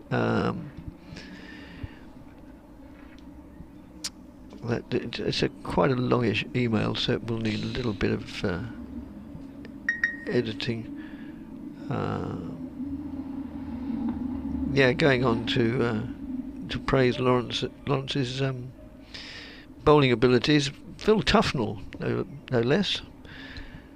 Just hold on. It's Patterson down the leg side. Lawrence just held his bat out there a little bit. That's one of those that, if you're really unlucky, can just feather the bat on its way through. Leg side strangle, they call it, but no contact this time. 238 for 2.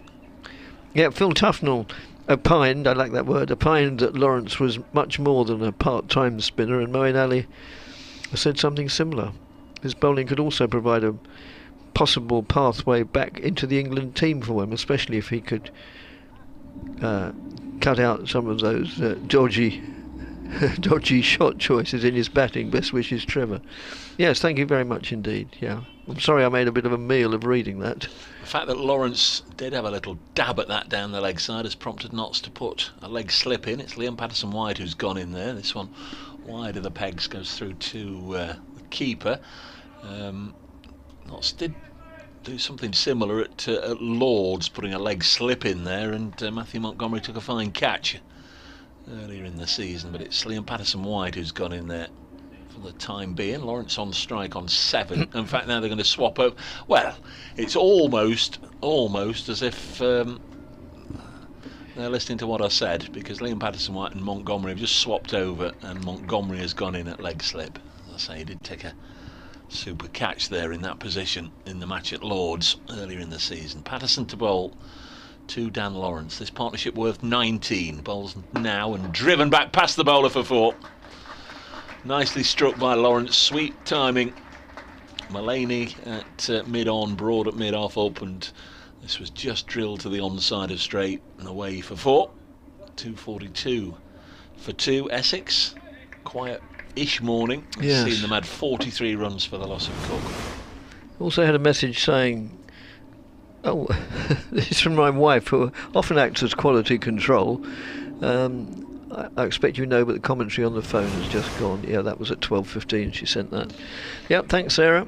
Yeah, we are reliably informed via all sorts of places that we are back on air. We were briefly off. There's Patterson in again to Lawrence, who's now gone on to 11, and he'll get probably 3 more here because he's clipped this to mid-wicket. Going to be a bit of a chase around the boundary edge for Ben Slater. In fact, they're going to settle for 2. So Lawrence on to 13, 244 for 2. The Essex lead exactly 100. Exactly 3 figures. 100 for 2 effectively. And again, I've said this as we came on air at 11 o'clock. I'll say it now at 12:30. Just wonder where this game is going, if anywhere. Yeah, my wife often listens, and especially in the garden, which she probably is today, busy doing the gardening. She's going to Chelsea Flower Show later in this week with her sister. Hope everybody who goes to Chelsea has a good time. Weather's ideal for it. Next ball eased into the offside. There's no run. Didn't Elvis Costello go there? No, he didn't want to go there, did he? No, I don't think he did. I've been there several times. It's usually very, very crowded. But, yeah, unique. One of those things that possibly one ought to go... No, not ought to go to. Bit like 2 or 3 weeks ago, the relevant weekend, I went to the coronation. You went, did you? Yeah. Next ball on its way and defended by Lawrence. As a guest, or as a or as a camper on the mall. Somewhere between the two. Yes, I didn't manage to blag my way into the Abbey. Others were considered more important, which I said, I commentate on BBC radio, local radio. So how was it taken until day 4 before we have this revelation? So you were invited to the coronation? No, I wasn't invited. That's what I'm saying. Oh, you went? No. Day tripper? Well, no, actually we made a weekend of it. Right. We went up on the Friday evening. Yeah. And then went and watched the coronation and on the Saturday, and then I came home on the Sunday. And you watched it from where? Where? Yes. Because we weren't prepared to literally to camp all night or get there really early, then we just sort of come back to that, because this is more important in the present context. Just played out on the onside. So we really just took a chance, and we got the train to Victoria. We were staying on the west side of London. We got the train to Victoria, and then didn't really have much choice. It was, which I don't say with any malevolence at all, it was very, very well controlled, monitored.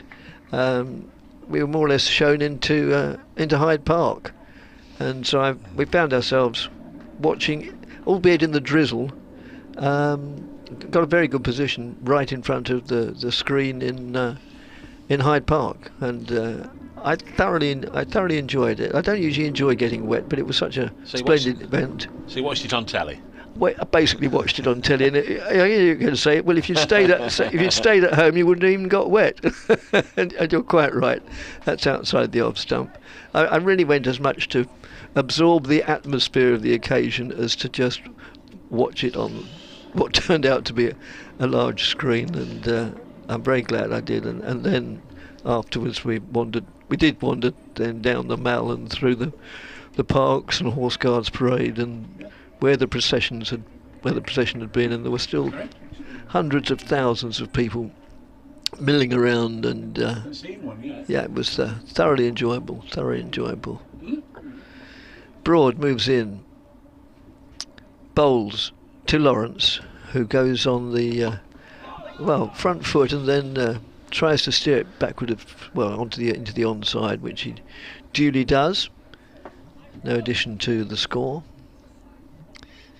Well, I spent last weekend last week This match was at Wantage Road against Northants, Oh, yes. where the revelation there was that in the 2 or 3 days before that match started, Andrew Radd, our esteemed colleague and cricket correspondent for Northants, who does the commentary for BBC Radio Northampton, he'd actually been invited to the Royal Garden Party a couple of days afterwards with, Really? With all the Royals. Oh, good grief.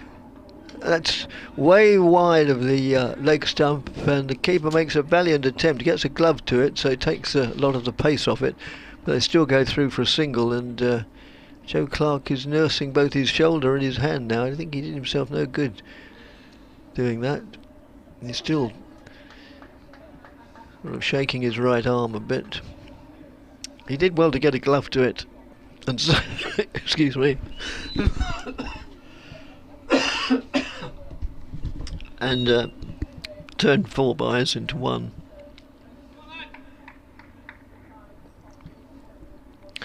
Broad from the far end, the pavilion end, moves in, bowls, and slightly inconvenienced Wesley, who seemed to have a little words with Broad. I saw those two with a couple of others going off for a meal or something earlier in the week. He probably said, "Oh, you needn't bowl too many of those at me." He said, "I'll certainly be trying to."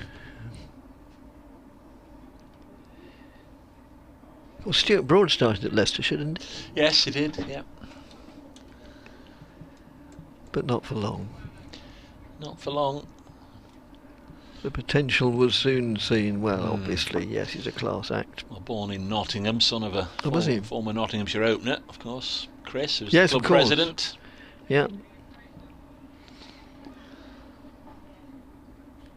Yes, I think I said yesterday, I remember Chris Broad that's played on the offside for a season or two, working for Radio London, doing their Saturday afternoon sports programme.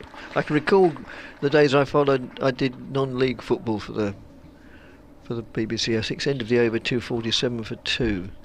I think I was following a game at Dulwich Hamlet, and yeah, I had to send in reports to Chris Broad. Yes, you'll be talking to Chris Broad. I said, not the Chris Broad. They said, yes, the Chris Broad. Oh. Not that it made my report any better or more lucid, probably.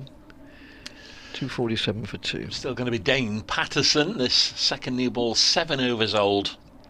Not really created anything for either side yet. The runs haven't come, the wickets haven't come. At Bristol, Gloucestershire, well, 272 for 7. Marcus Harris, the Australian opener, has reached his 100 as Patterson bowls wide of the pegs, and he's found an able ally down towards the fag end of the order in Josh Shaw, former Yorkshireman. He's still a Yorkshireman, but former Yorkshire player. He's 41 not out, 272 for 7, so they're certainly holding Durham up there, but they need a further 154. That's not going to happen. And Glamorgan bat on there, 582 for 7 at Hove. That's leading Sussex by 224.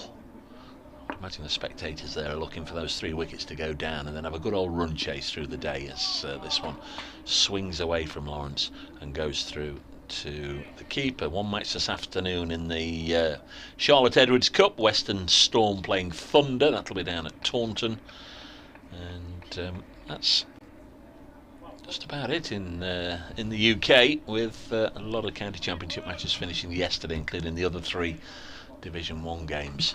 2:47 for 2 here at Trent Bridge. We are about 18 minutes or so away from the luncheon interval.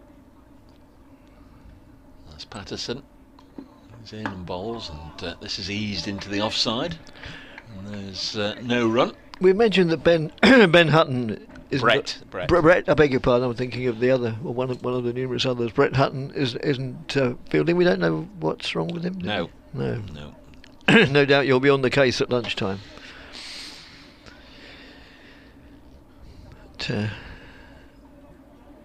one can wonder, but only wonder, if he would have found something in this pitch that none of his colleagues has, and any more than any of the Essex bowlers did either. Patterson bowls. This one's cut away. There will be runs here. Nice looking shot from Wesley, who's into the 90s, and that will just cross the rope and go for 4. So Tom Wesley on to 95. He saw what happened to Sir Alistair Cook earlier. Yeah, we are still on air. Just again, one or two people just querying, but that's the 250 up to complete and utter indifference from the spectators inside Trent Bridge. They are, yes. I think, being just eased along through their Sunday morning to lunchtime. I'm sure many of them would have hoped for a little bit of slapdash cricket here in this pre-lunch session. That's a good delivery by Patterson, a quick delivery from Patterson through to the keeper. The only possibility of anything being set up, I suspect, has long since gone. The two captains might have been able to sort of something out whereby Essex might have a lead of 250, 60, 70, 80, 90, 300 by lunch, and then Nottingham should take on the challenge, but clearly that's not been created, with Essex leading by 107 as we close in on the final quarter of an hour of this session. Patterson bowls again to Wesley, thuds into the thigh pad and then drops down just in front of him. End of the over, 251 for 2.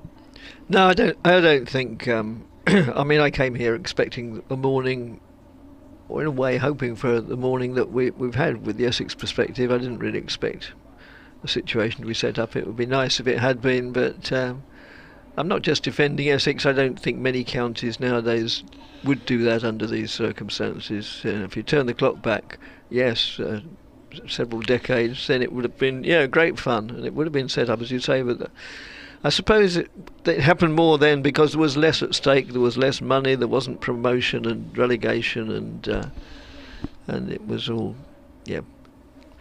it's all a different approach to the whole game. Whereas now, this is the modern way of playing, and it might not be the most riveting or entertaining as from the spectator's point of view, but it's understandable. And of course, that's just played defensively out in the offside. And Nottinghamshire might still win. Essex, I keep using the word brittle, but they're brittle. Their middle order can be brittle, and if it shows vulnerability on a wicket like this, then the Essex powers that be then really will need to scratch their heads. They'll say, well, if those batsmen can't make a decent show of it on that wicket, then perhaps the time has come. And this is the final match of the first phase, so they might reconsider. All I would say is Essex will deserve their draw points if they bat through the day, but they're going to leave here with 7 points. You can get more than that in bonus points losing. Yes. Ooh. Appeal for caught behind, and it's given. And Wesley is on his way, also in the 90s, caught behind the wicket, for 95 off Broad. So, a blow that Essex didn't want to suffer just before lunch, and understandably, the Notts fielders are cock a hoop, and suddenly that they will lift their game enormously, because they've now got rid of both the overnight incumbents, albeit they both made 90s, or maybe even more because they got 90s. They were clearly the main thorns in the Nottinghamshire side. And Wesley trudges off. Caught Clark bowled Broad for 95. Yeah, we might just have a chance to see how brittle or otherwise the Essex middle order is, because Tom Wesley has gone. He was at the crease for 4 hours and 12 minutes for his 95, and he's going to be replaced in the middle by Matt Critchley. 252 for 3. The lead is 108, 7 wickets in hand, and that second new ball bringing a wicket in the 9th over of its usage. 252 for 3. So Critchley coming in at 5. Still Adam Rossington, then Simon Harmer, Doug Bracewell, Shane Snater, Sam Cook and Jamie Porter.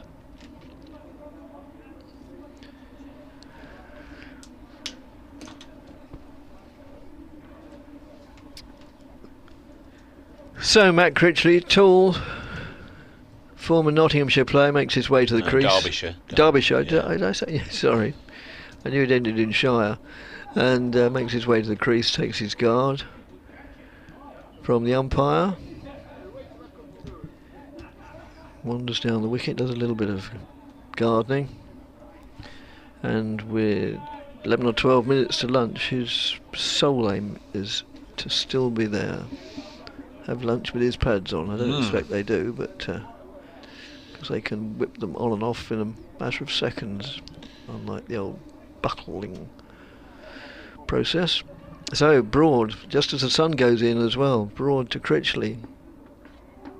Oh, and that was a horrible delivery, a horrible delivery, which was short of a length, reared, and just the sort of delivery you don't want off the first ball or any stage. And it reared horribly. First one that's done that, really. And, well, Critchley's immediate aim was really just self-preservation. But he got a bat to it and it ballooned up, and for all he knew it could have gone anywhere. That was quite bizarre, wasn't it? Yeah, it knocked him off his feet. He fell forward onto the ground. The ball, as Dickie said, was in the air for a while. It then came to ground in front of Joe Clark, the keeper. He saw that Critchley was down the track, underarmed, it hit the stumps, but by then the batter had got back. He's wringing his right arm as if it's, even if it's not struck it, the impact has certainly jarred his right arm a little bit, so an unnerving start for Critchley. Yes, certainly, as Broad moves in and bowls to him. And that well, I was going to say it could affect him, but it didn't.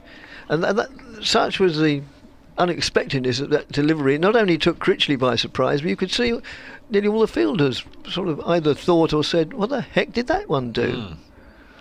Yeah, where did that come from? Lawrence has gone down, had a word with him, just sort of checking that his mate's okay. Yeah, yeah, that was just a fluke. It won't happen again. Just, you certainly don't want it to happen again. That was really nasty. Broad moves in again, right arm over the wicket to the right-handed Critchley, who lets that go through to the keeper. No addition to the score. One delivery of this over remains, and Critchley won't mind that either. As I said earlier, I was speaking to him last night. Lovely bloke, really cheerful, but that would have certainly taken the smile off his face. It's funny, he was just coming out of the pavilion and come back out at the end of the over. It's not an apposite time to mention it now. And he plays that backward of square for a single, and he'll keep the bowling. And end of the over, 253 for 3.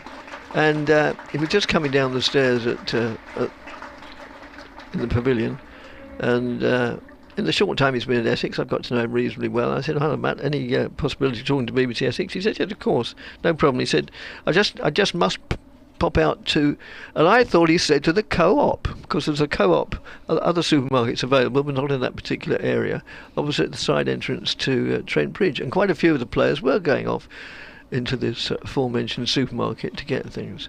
And so I said, "Oh, okay." But he said, "I'll be back though." And there's something about the man, I've been told by players lots of times, "Oh, I'm just going to such and such, I'll be back," and they don't come back. But there's something about Critchley, I knew he'd be back. And anyway, 5 minutes or so later, he said, "Oh, here you are, I've been looking for you." I said, "Well, I thought you'd gone to the Co-op." He said, "No," I said, "I was going to the car." And yeah, he finished up sort of looking for me so I could talk to him, which I was delighted by. Patterson bowls to Critchley, the start of a new over.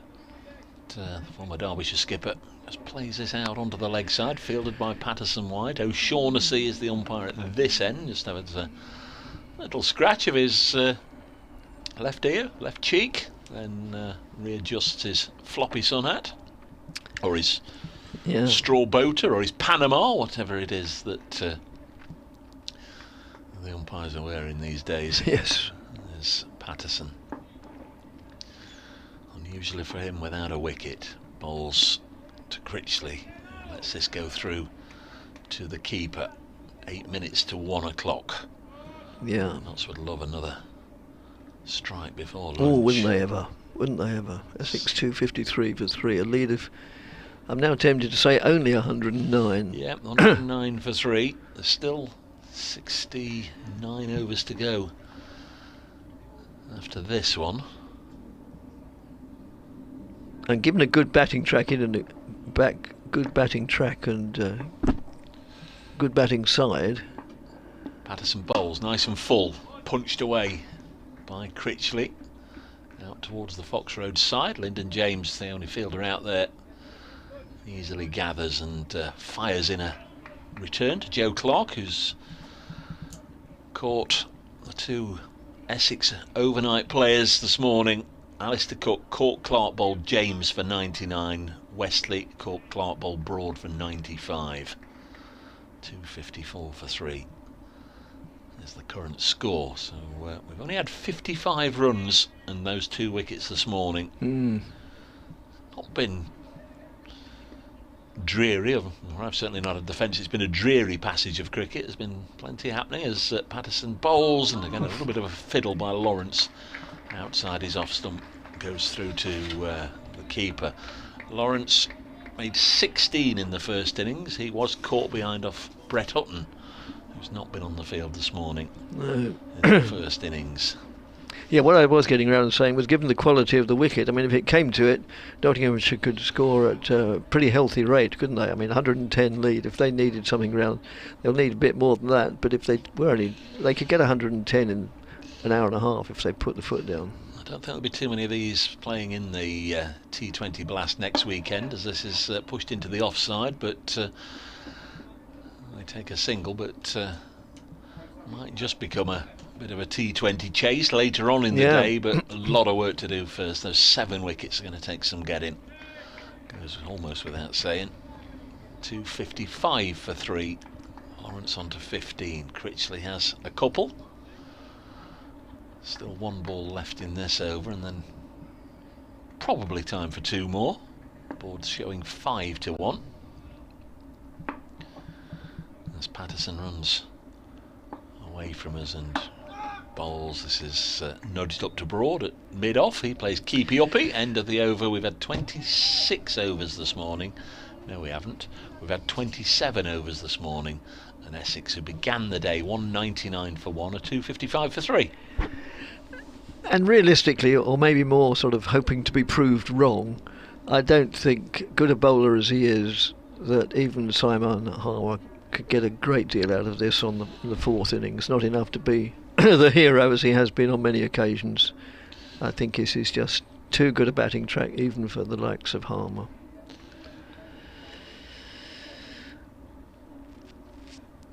So Essex 255 for 3, a lead of 111, 69 overs of the day remain.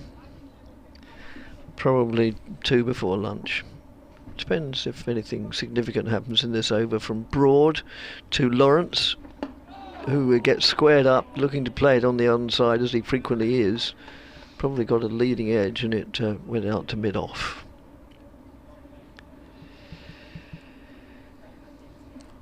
So it's been a splendid match so far, played in generally good conditions. It's a bit like the summer holidays of school days. You only remember the good days, but of course Friday wasn't so great, was it? But yeah, certainly the weekend's been wonderful. We've not lost any time though at all in No, the game. no, none at all. We've got all the overs in each No, day. there was one evening, I'm not sure if it was the first or second day, Broad moves in, and that's played defensively when the lights were on. But no, they never went off, so it's been unbroken, which is a pleasant change in this summer, which hasn't started off as one of the best. We can only hope, from all points of view, not just cricket, but all sorts of aspects, that the summer improves. Well, it's not really summer till we get to June, is it? So, which is only a week away or so. There's Broad. Moves in to bowl to Lawrence. And Lawrence has the luxury of allowing that to go through to the wicketkeeper, who has haven't mentioned the field very often. He has 2 slips and unusually a leg slip, keeping him immediate company. Then other fielders on the offside are a deep square point, or just backward of square. A conventional mid-off. Enormous gaps on the offside. Just drop the ball and run almost 2 probably. Tell you about the leg side in a moment. As Broad moves in, bowls a bouncer, which Lawrence has no trouble getting out of the way of. As well as the leg slip, there's a shortish square leg, not short enough to wear a helmet or to be considered silly in quotes, and a mid-on long leg. Don't know, 1, 2, 3, 4, 5, 6, 7, 8. Yes, that's it. So 5-4 in favour of the leg side as Broad moves in and bowls.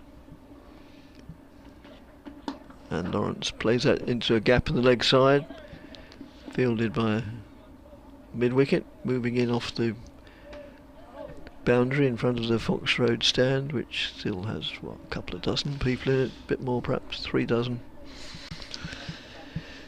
A few more might wander over there when in the afternoon, when the sun gets over there and most of the stand opposite is in the shade, which it already is.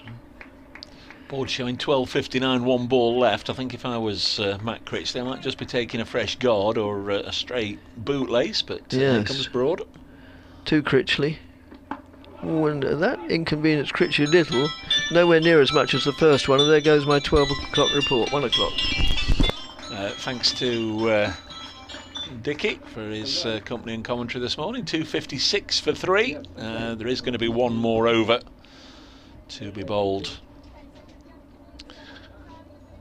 Of this session going to be Dane Patterson. 2.56 for 3. Essex lead by 112.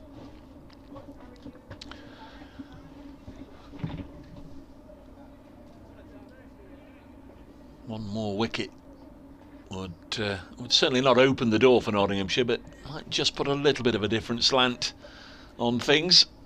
2 in the morning session, very gratefully received by the home side. 3 would be absolutely up there amongst their dreams and hopes. Here's Patterson, going to bowl to Lawrence. He'll nudge this up to Mullaney, and there's no run. The ticking off of deliveries will have started then already for Lawrence and Critchley. 5 to go. Thanks for your company this morning. More from Dickie and Grace and myself after lunch in 40 minutes time. Not sure what the afternoon will bring, but Nottinghamshire will still hope that they can give themselves enough time for a bit of a thrilling chase. End of the day, that's a beautiful delivery from Patterson. It really was, just angling away, just nipped sharply away outside the off stump of Daniel Lawrence. On its way through to Clark, did well not to let it brush the gloves. It went through to the keeper. Going to be an update for BBC Radio Nottingham in a moment or two.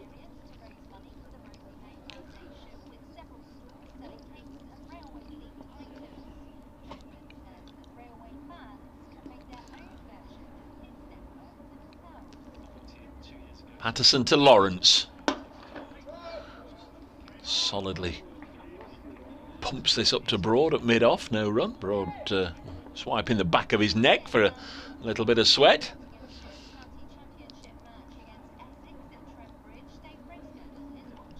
And we're in the final over of the morning session here. Essex 256 for 3. Been fairly quiet with regards to runs this morning. Essex began the day 199 for 1. 2 players nearing their century, but neither of them got there. Sir Alistair Cook dismissed for 99 by Lyndon James, and then Tom Westley dismissed by Stuart Broad for 95. Essex lead by 112. They're 256 for 3. Latest delivery went through to Clark, so there are 2 deliveries left in the session. Advised by producer Kirsty that as the session comes to an end in a moment or two's time, 2 deliveries time, she has got the replay of that Matt Critchley first delivery for those of you watching the live stream to have a look at. I shall enjoy seeing that, the one that very nearly got him into all sorts of difficulties as Patterson bowls down the leg side, clipped down to long leg for a single by Lawrence. So he goes past his first innings 16, he's on to 17, and his work for the session is done. 257 for 3. There's 1 ball left in the session with Essex leading by 113. So in a moment we can see that replay together. There'll be 67 overs left in the day, or a maximum of, or a minimum of, but we might not get that many, of course, if they shake hands inside the final hour. Patterson to bowl to Critchley, who's on a couple, bowls, and he's whipped this one out onto the leg side. Slater will field, so that will be lunch at Trent Bridge, with Essex 258 for 3, leading by 114. We've had 92 overs in the innings this morning, then we've had 29 overs. Critchley is on 3, and Lawrence is on 17. Wickets for Broad and for James in that session. The lead 114. Lots are really going to have to get amongst the Essex batters during the afternoon. Here is that replay. Broad coming in to bowl to Critchley, banged in short, as you'll see in a second. There we are, and pops up in the air. It might even have been off the shoulder. I think it was the shoulder rather than the bat handle. Struck him. Nice views, good work there by Stan and Jody and Charlie on the cameras, and vicious introduction to the crease sent down by Stuart Broad for Matt Critchley. Critchley survives, as has Lawrence out in the session. Cook for 99, Wesley for 95, and that's your allocation for this 2-hour period, folks. We'll be back in again just after 22, as they've gone off around about 4 minutes past 1. Hope you'll join us then.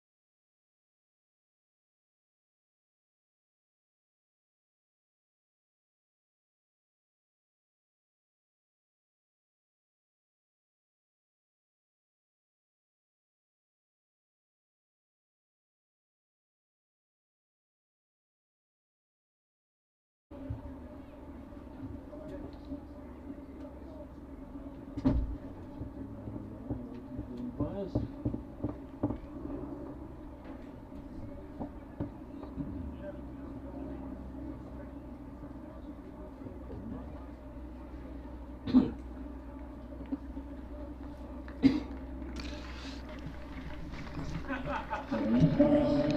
good afternoon, everybody. The players returning to the field at Trent Bridge ahead of what will be the start of the penultimate session of this 4-day county championship game between Nottinghamshire and Essex, with Nottinghamshire really hoping that they can create a little bit of a maelstrom, pick up a cluster of wickets quickly here. Otherwise this game really has very little in the way of a positive future for either side, you'd imagine. Essex lead by 114 at lunch. They are 258 for 3, so clearly the visitors this week would well be best part of 200 runs away from anything that they would feel would be safely out of harm's way. Nottinghamshire, now they've got an awful lot of work to do to bowl Essex out and then still give themselves enough time to create a victory. So unless things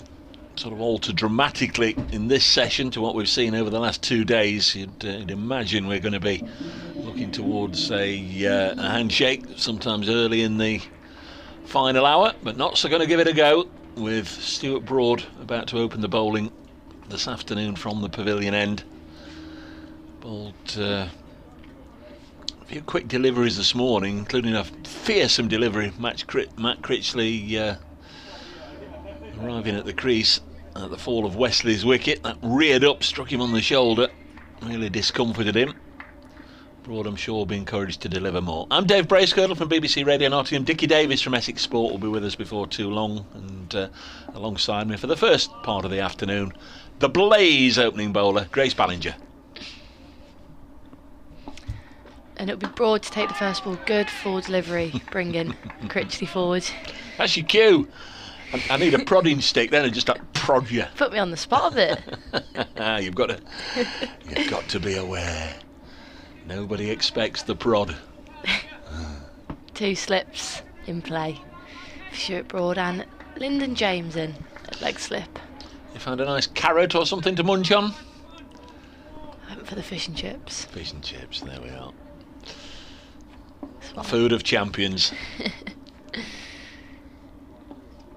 Broad bowls again, and this one's wide outside off. Very wide, and Critchley doesn't move at all, just leaves it alone. We've got that leg slip in Lyndon James, so at some point in the over he'll be, I'm sure, hoping there'll be one just speared towards the thigh pad, hoping that Critchley can just deflect it in the direction of Lyndon James. Otherwise he's praying for a snick through to Clark or one of the 2 slips. It's pretty fine there, isn't it, Lyndon James? So it would be very fine glances. Broad's in again and again, much like the last, left outside off. I guess it's difficult to know where to stand, really. As a conventional slip or gully, you sort of take your reading from the keeper, don't you? But when you're on your own at leg slip, you know it's going to come quickly because it's going to be a leg side deflection of somebody like Broad. It's going to fly through there, isn't it? Can't imagine it's an easy place to field. Never found myself there, Dave. Don't think I ever will. It's Broad, the end of his mark. Ask your skipper to stand there for you next time you play. Will you just go at leg slip, Kirsty? He's in again, and this one's straighter and back of a length and punched into the offside by Critchley. Should just be a single, is just a single as Hamid gives chase. I've been watching Stuart Broad bowl, Kirsty, and I've come up with a plan. Can you just go in leg slip for me? What would she say? I reckon you should do it. Maybe I'll give it a go in the 50 over. Not sure it's a T20. Well, it's not really a white ball field at all, is it? But it's definitely not a T20 field. Brings. She's happy, receptive to your ideas. She when is. You're the bowler. She you know, is. I want an extra this, I want an extra that, and Grace asks and the skipper provides. She's been an excellent captain. Gives challenge at the right time too, which is good. Broad's in. Lawrence's first ball is driven beautifully past Stuart Broad, and they will get a quick single. Oh no, they won't get a quick single, as there was a bit of indecision, bit of a fumble at mid-off by, is that Steve Mulaney? Yeah, back there? it was a good stop first and foremost. Yeah, he just couldn't gather it in cleanly, otherwise who knows what sort of mayhem might have been created. Lovely timing. Daniel Lawrence's first shot after lunch. He's 17 not out. They had a delayed end to the morning session at Bristol, and that delayed end meant that Durham could defeat Gloucestershire, so they're well clear, Durham, at the top of Division 2. It's Broads in again, and this one slightly straighter and left outside off by Daniel Lawrence. End of the over, Essex 259 for 3. So day 4 of this round of matches, the only 2 games going on.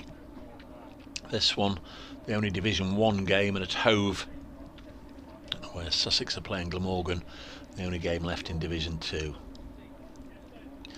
It's going to be Dane Patterson to continue. In case you weren't with us this morning, Brett Hutton not on the field. We're not sure why, but we've not seen him at all today, and Matt Carter is on as the fielding sub. He's standing at first slip, just wondering and waiting if anything will come his way. Nothing did during the morning session. I don't think he actually I presume he touched the ball at some stage. Oh, hey, there we go, Dane Patterson just turning his arm over, but only 1 or 2 looseners to Stephen Mullaney, and it came out the back of the hand, went in the other direction. But yeah, so Carter's in at first slip,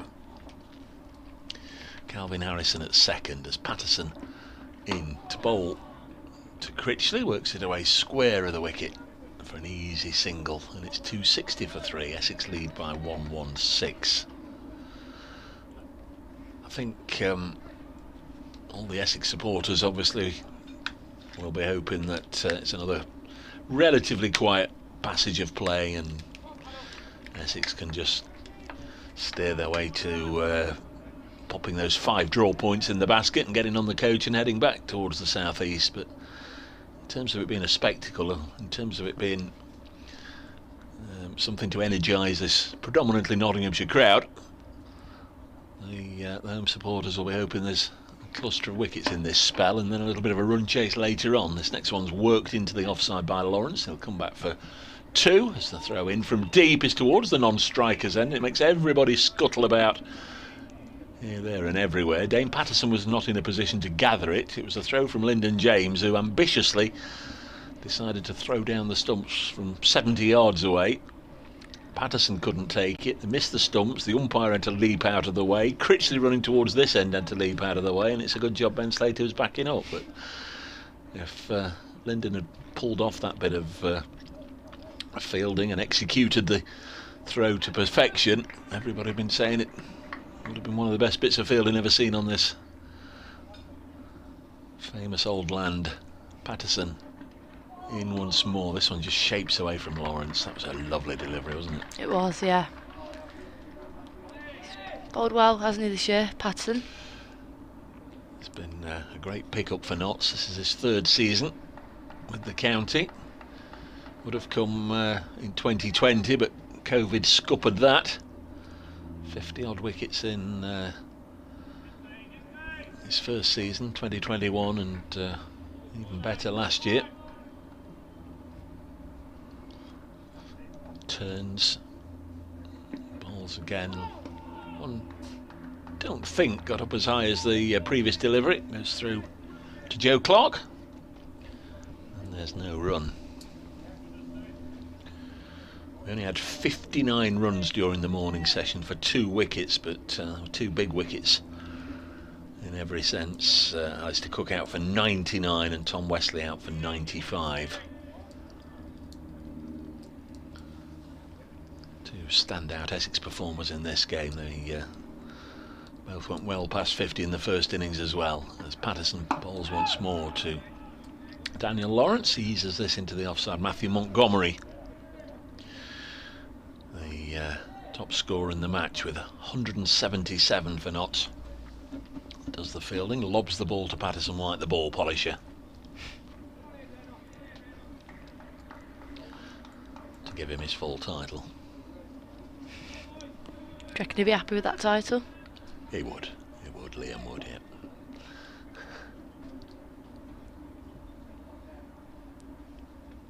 There's Patterson in. This one swings away from Lawrence through to the keeper. End of the over.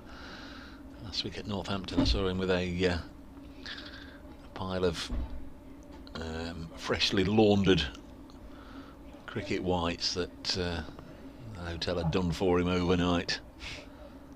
So that's all nice on club expenses. Said, you must be joking. Needs a bit of scrubbing and I don't know, some magic suds or something to get all the red out of his cricket whites, because he absolutely right old mess, doesn't he, polishing the ball. Stuart Broad then to go into his 19th over of the innings. 1 wicket so far for 40 runs, and he's in, and that is straight and turned into the leg side by Critchley. That will be his 6th run into that leg side gap.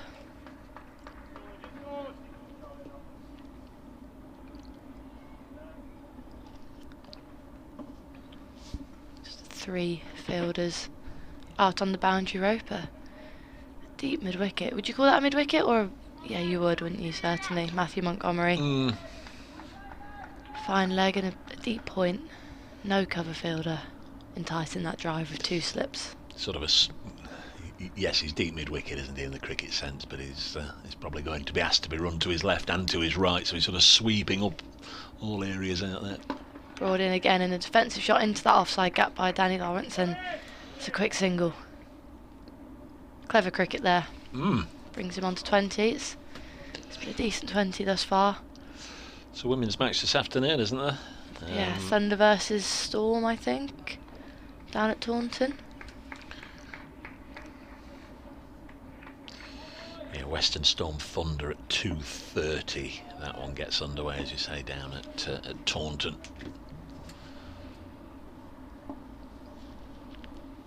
Who's going to win that one? Storm, I reckon. Broad's in again, and that's driven beautifully through the offside, and with little protection except Ben Slater, that will race away for 4 to the Smith Cooper stand. Brilliantly timed by Critchley there. Yes, nice looking shot, square of the wicket. Slater, who a couple of times I've just tried to touch on the fact that there is a very close family link between Critchley and Slater without absolutely nailing it down what it is. Couldn't make the stop. Either Matt's partner is Ben's sister, or Ben's sister is Matt's partner, or one way or the other. Broad in again, looking to rectify length, and does so tad straight as that is driven to mid-on. No run taken. It's pretty quiet out there, isn't it, Dave? It is. The spectators have no doubt had a little bit of something to eat and a drink. Those away to our left as we look from the Radcliffe Road middle tier, they're bathed in the sunshine in the Larwood and Vos and the Fox Road stand. 1 or 2 gentlemen certainly yesterday had their shirts off, had their tops off. Yeah, I think there's 1 or 2 today as well, just enjoying the sun. Away to our right, also looks nice and sunny, the William Clark stand, which of course hasn't got a roof on, but the Smith Cooper, well, they're in the shade. Leg slip gone into, I don't know what you call that, I guess a point, not quite a silly point, Lyndon James, but just preventing that big gap through the offside, and that is driven off the back foot to Lyndon James. They're just Mullaney and Broad, the combination between them, they just occasionally try funky fields, different things. We had a leg slip in there for a while, didn't we, but he's now been moved out. They just try different things and just hope it will either lead to something. This ball brings Critchley forward into what I thought wrapped him on the pad, but looks like it just caught the edge as it runs through on the ground to the keeper, and Stuart Broad still has his head in his hands. Yeah, it didn't appeal, which tells you everything you need to know, but I was with you. I thought that's got to be out, and then obviously a split second later you realise that nobody had gone up, so it must have been bat rather than pad, but full pitch delivery. Seemed to be targeting the sticks, and Critchley did well to survive. Stephen Mullaney has a word with Dane Patterson. about the prospective change to the field that Patterson might want, or just seeing how many overs he wants in this particular spell. Not seen Mullaney bowl in this innings, had a handful of overs in the first knock on the opening day. Patterson bowls to Lawrence, drives to the Notts captain Mullaney at mid-on, and there's no run. 268 for 3. Yesterday Essex lost Nick Brown for 27, that was in the 27th over, and it took another 50 overs before the same bowler removed Sir Alistair Cook for 99, and then in the 89th over, the 9th over with the second new ball, Stuart Broad saw off Tom Westley, caught behind by Clark. Here's Patterson, bowls now, and this one just shaping away from Lawrence, and he stretched out his bat to cut it down to third. Takes a single, 269 for 3, good throw, and the lead is 125. Does seem as if we might just have to sort of enjoy this pace of game, this tempo of game for most of the rest of the contest. It's a wicket that hasn't been too helpful to the bowlers over the last 2.5 days. Next one clipped up to mid-on, and there's no run. Playing on the same wicket grace as Notts played against Middlesex last June, and a frightening statistic to throw your way. On the last day, Middlesex battered through the entirety of the last day, scoring 198 runs for 1 wicket. Centuries for Sam Robson and Mark Stoneman. The only wicket to go down on that day was taken by Ben Duckett with the second new ball. That was that sort of day. So that was a year ago, same track, Notts v Middlesex, and similar sort of unresponsive surface here, I'm afraid, today. 269 for 3. Say unresponsive, it's been a pretty decent cricket wicket over the first couple of days, but it's certainly flattened out under the baking sun we had yesterday and again today. Maybe that we'll see 1 or 2 different bowlers employed. Saw both Ben Slater and Matthew Montgomery bowling their off-spinners in warm-ups this morning.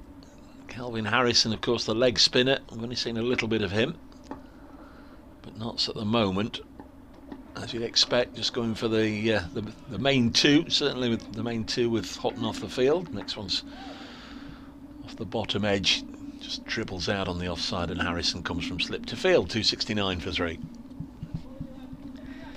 Yeah, you're right, Dave. It's certainly not a day to be a seamer, is it? It's a long day out in the field, potentially, here for Notts, unless... Do you think a couple of quick wickets could rally the troops, or...?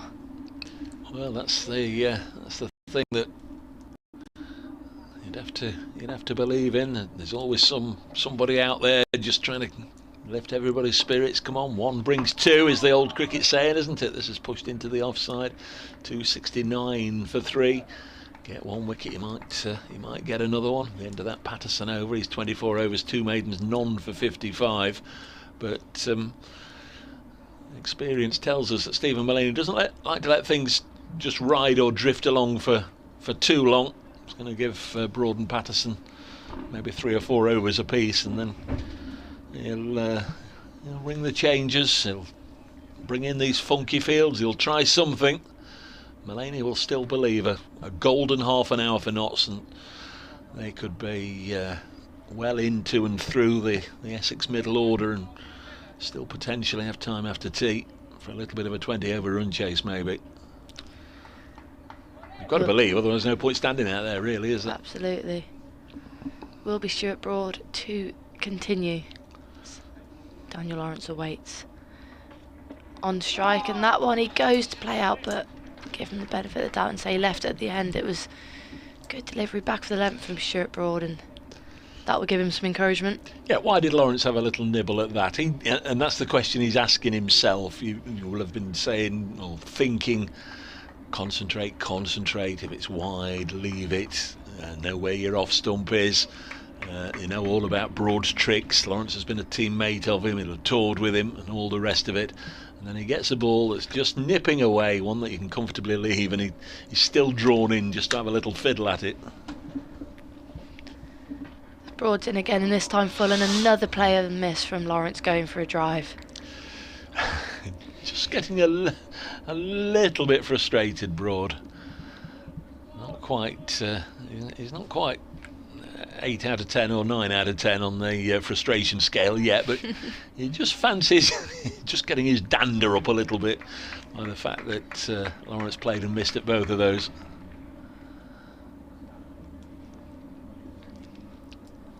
What has Stuart Broad got for Nottingham supporters next? As he's in to bowl, and this time on the leg side and turned into Lyndon James at square leg. I'm not sure, was that bat or thigh pad? I guess we'll never know. I sense there might have been some bat involved. I mean, it's irrelevant really. Didn't carry to Lyndon, but there wasn't too much animation out there, was there? Nobody getting particularly excited about anything. It was the sort of the delivery I was expecting either then or about now, because he bowled 2 that had nipped away. I was expecting the one that came back.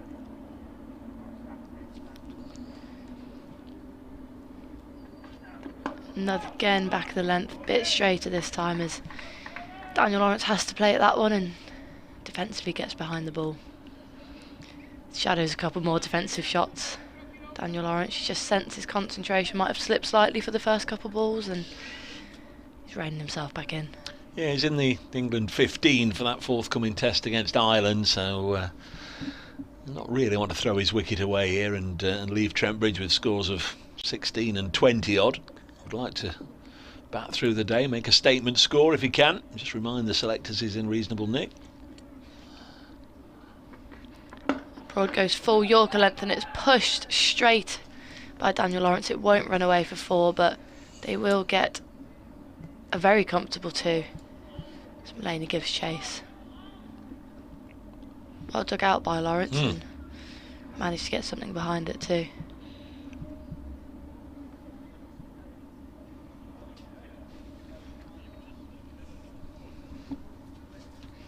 Essex 271 for 3, leading by just 127, but looking unlikely that that lead will be of any major relevance. 2 slips still in play for Stuart Broad. And he's in again and straight again and driven beautifully by Lawrence. I think Stuart Broad gets a slight hand on it, but it does not prevent it from racing away to the boundary. That's a brilliant shot from Lawrence. Yeah, the job of Nick Brown opening the batting with Nick Cook shouldn't be underestimated. When this innings started 24 hours ago after lunch yesterday, Essex, of course, were 144 behind. They needed a platform at the top. They needed to wipe out that 144 run deficit without too much collateral damage. And Brown and Cook put 62 on. Essex were only 1 down as they then took the lead, and with Wesley as his partner, Alistair Cook and Tom Wesley took Essex to the close 199 for 1. That was a lead of 55. They were by no means out of harm's way at the start of the day, but you just fancied that it was going to be tough to get those 9 wickets today for Nottinghamshire. 2 in the morning session. None so far this afternoon. It's still going to be Patterson. Balls to Critchley, who just sort of gets himself cramped for room as he rocks forward. Ball that was just angling slightly back in towards him, and just to keep it out. And there's no run. Wonder if we might have seen the back of Stuart Broad. The end of the previous over. Seen Patterson White doing a few warm-ups. Quite like to see Calvin Harrison. Yep. Always likely to create something, a leg spinner. There might be the odd 4 ball. And there might be the odd wicket-taking ball. As Patterson in again, driven crisply into the offside, but fielded by Montgomery. 275 for 3. Even Matthew Montgomery, off spinner, just create a little bit of something potentially. fielders round the back, going with their helmets on. Ball deliveries that they can't leave. Allowed to go through to the keeper, keep them playing. I'm not sure to imagine in a position where they really, I hesitate to say, can't lose this, as someone's run away on the offside. It would take an extraordinary change of circumstance, and poor cricket. Oh, did that throw come in? It did. It's hit Critchley. So a throw from Lyndon James from in front of the Hound Road stand, as it Matt Critchley somewhere, I think, in the chest or upper arm area as he was running back for two. It's okay, but it's not what you want, is it? Not really. He got hit on the arm early doors by Stuart Broad as well, didn't he? So he's having a tough time out there. 277 for three. The leader 133. Now Lyndon James, we've just remembered him. Well, Patterson was bringing him in, and I think the skipper's probably said that's far enough. He's only come in about 5 paces off the rope. There's Patterson. Bowles worked to mid-wicket, and there's no run. One or two players just not seeing a lot of the ball today. Don't know how many times I've mentioned Asiba Mead. I don't think he's fielded it too many times. Don't think Matt Carter at slip has actually fielded the ball while it's been live. One of those sorts of days. Bowler bowls, batsman either defends or just pushes it into a gap and takes a run. One of those sorts of days.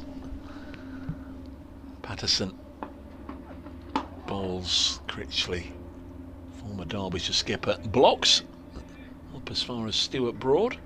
Adam Rossington doing next. Rossington, who put Montgomery down twice in the early stages of Matthew Montgomery's innings on Norton 4. Shane Snater, the unlucky bowler, both times. Essex spilling 5 chances.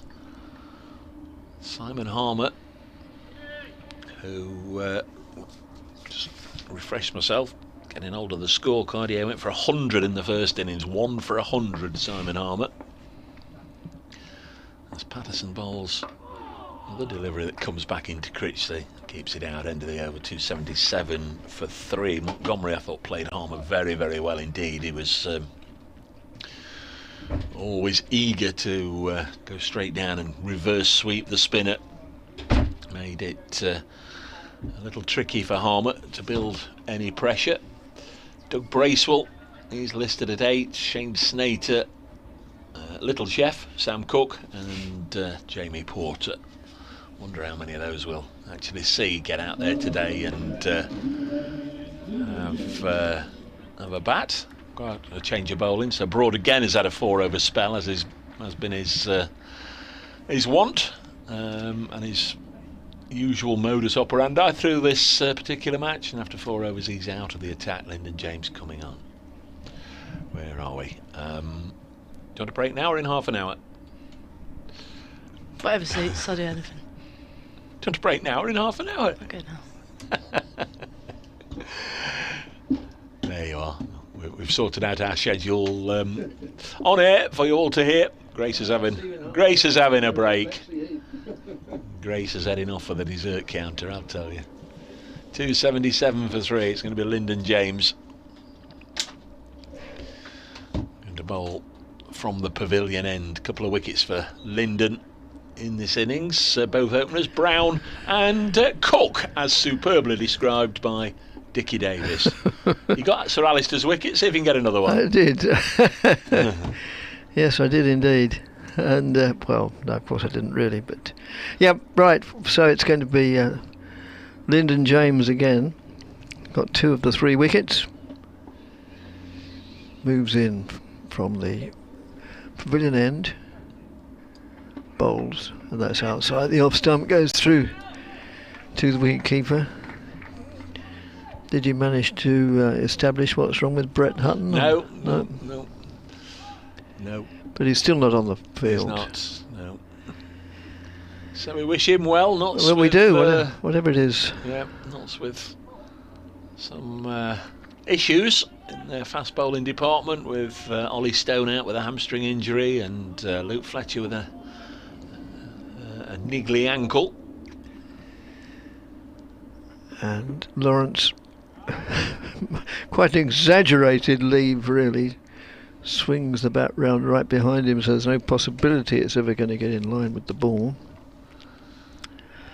Critchley had that well, potentially lethal very first delivery he got to us from Broad, which reared up off not much short of a length and took him by total surprise and was all over the place. And it not only, I think I said at the time, not only took him by surprise, just got the impression all the fielders around wondered what on earth was going on. Thankfully from the batsman's point of view, we haven't seen any delivery misbehave to that extent since. It's just a sort of freak delivery.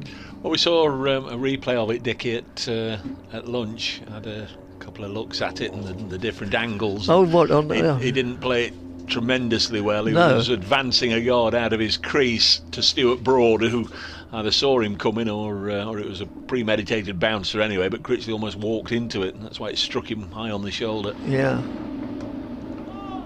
That's looking to play it through the onside, got squared up rather, and it finished up trickling out on the offside.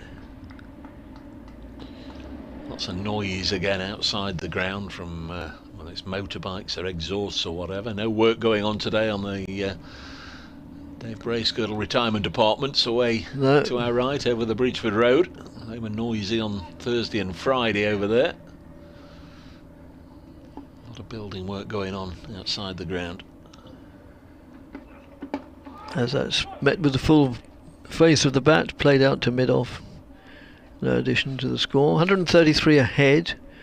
60, well, plus one delivery overs remaining.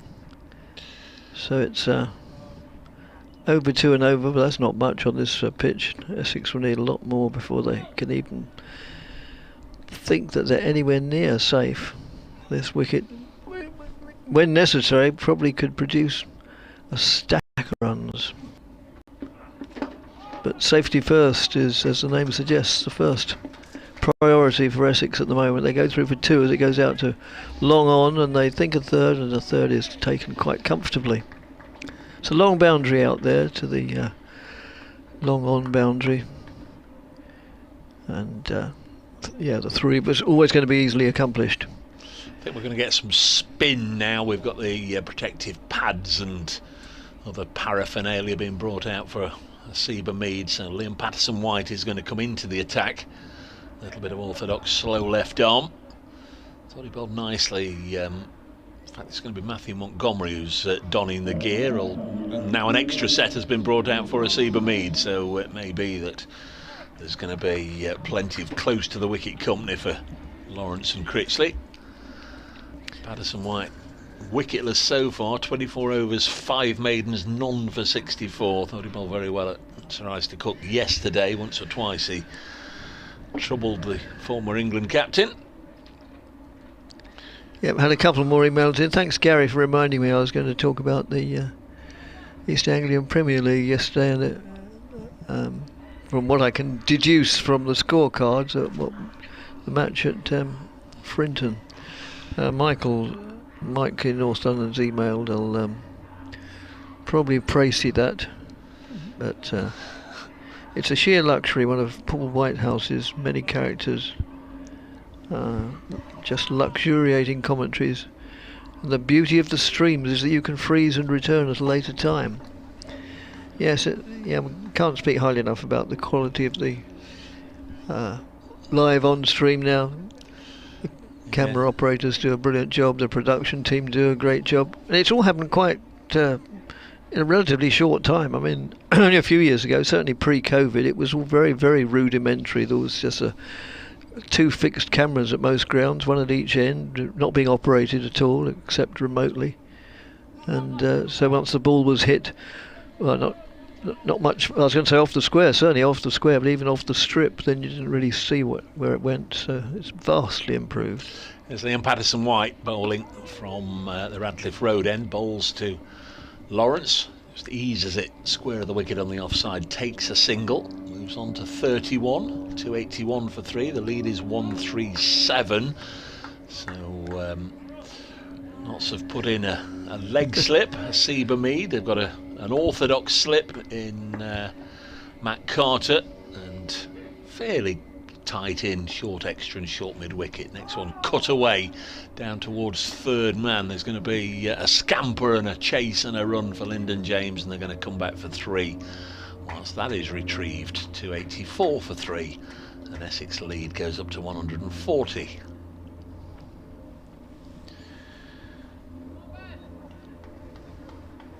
So not been able to exert any pressure thus far, Liam Patterson-White. A couple of balls both played away for runs on the offside.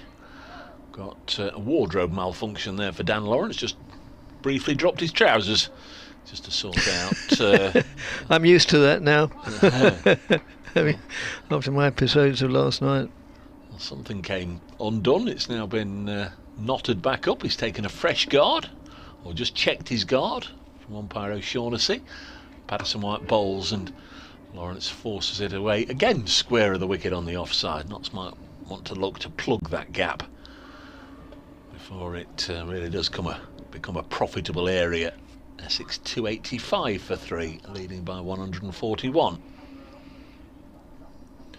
Yeah, thanks, Mike. I'll come back to one or two further aspects of your email at the end of this over.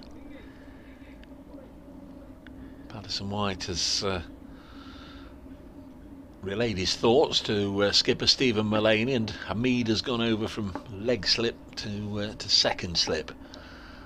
And well, that's nicely done there from well Matt anticipated, Carter. yes. It really was. It was speared down the leg side by Liam Patterson-White. Joe Clark missed it down the leg side, but yes, nicely anticipated. Absolutely right, Dick. And Matt Carter from first slip moved across behind the keeper and took the ball. Next one is almost chopped on, and Carter's now got a chase. He's not fielded the ball at all, I don't think, and now he's in fact he leaves it, and it's tidied up down there in the deep, and they come back for 287 for 3. It's a sort of afternoon where the fielders can wave up to the commentary box and have a look round, as Dane Patterson just has done, waving up to me. Critchley on 17. LPW bowls to him and Critchley blocks. And there's no run, and that's the end of the over, the 100th over of the innings. I can tell you with a little bit of confidence that Essex are going along at 2.87 and over. They're 287 for 3.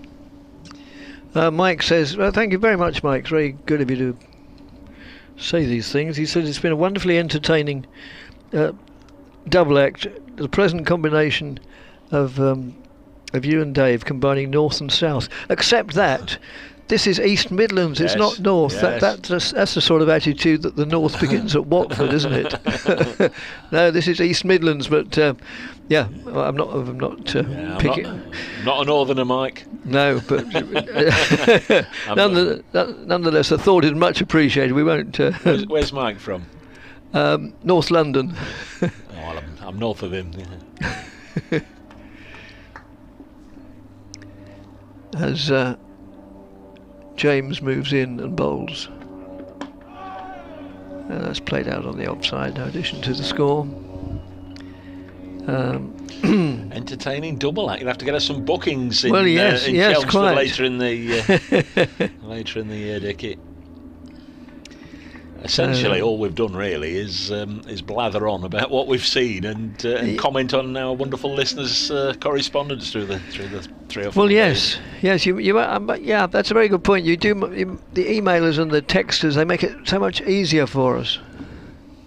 As this is just played defensively, I must say, because I promised I'd give them a mention, that I went downstairs just after lunch to take back my Crocs. And Dave, having dropped a broad hint that the cleaners don't like it if you leave it here overnight, a hint which I readily accepted, and had two very pleasant conversations. First of all with Rob from West Bridgeford, and I think he said he was in the West Bridgeford hotel last night, same time as I was. It's This is played out in the offside. Oh, Rob the pigeon fancier, is that? Could well be. And but very pleasant. And then another pleasant chat with Dermot from Oakham, and we were reminiscing about our days of playing club cricket amongst other things. So and the joys of Oakham and the Rutland Water and places like that. So thank you, gentlemen, and also come back to that after this ballooning looping delivery, which under which Lawrence easily ducks. And very kindly they both said glowing things about the on-stream commentaries, and you especially, Dave, since you're the resident commentator. They're full of praise. So thank you, gentlemen, very much yes, indeed. Thank you so much. Family. Yes. 287 for 3. Lead of 143. And that's played down hard into the ground. And Lawrence very watchfully gazes at that as it bounced hard into the ground, and then wanted to make sure it wasn't going to bounce down on his stumps, which it didn't. The only other game going on is in Division 2 at Hove, where Glamorgan are now 633 for 8, leading Sussex by 275. Who's getting them all there? Well, not literally all, but who's Well, the making... two in at the moment are Michael Neeser, who's on 56, and James Harris, just fresh at the crease. So who did get the big scores? Kieran Carlson got 192, oh, yes. and Marnus Labuschagne 138. Right, thank you. Last ball goes through to the keeper and brings the over to a conclusion, the 101st over of the Essex innings to a conclusion. 287 for 3. Lawrence not out 32, Critchley not out 17. The net result of all that is that Essex have a lead of 143 with 58 overs of the day to bowl. So knock 3 off that between innings, maximum of 55 playing overs. So still well within Nottinghamshire's ability to chase that down. In fact, most counties on a pitch like this. Yeah, they've got to get 7 wickets first. Indeed, yes. Of course you have, yes. Problematic thing as Patterson White bowls to Critchley. He blocks this one, the result earlier today. During an extended lunch, Durham defeating Gloucestershire by 125, so they are miles clear at the top of Division 2 at the moment, Durham. Yorkshire down at the bottom as this is pushed back to the bowler. Don't think most people saw that coming. Yorkshire at the bottom of the table. No, bottom of Division 2. I didn't actually think they'd, like some, I didn't think they'd romp away with a title. I did think Sussex and Glamorgan would be, who are meeting incidentally, as we've said, this is played up to mid-on.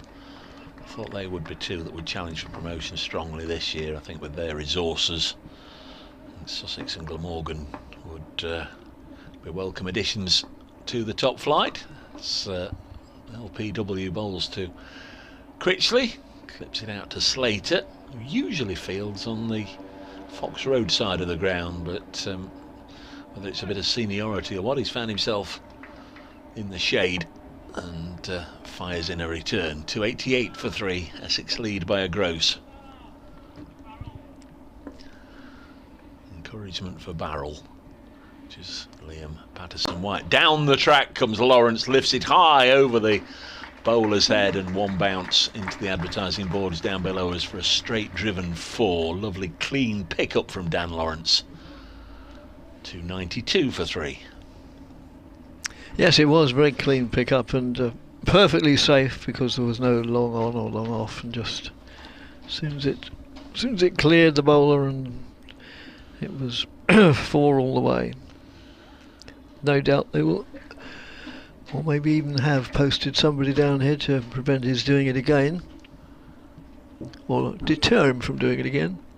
I think they'd probably want him to try and do it again. Yes. I suspect well, yes. There's not going to be too many opportunities, and if you can get the batter hitting it in the air, of course, gives you a little bit of a chance. Yes, and now there's a deep long on, and deep mid on and deep mid off. Patterson White bowls.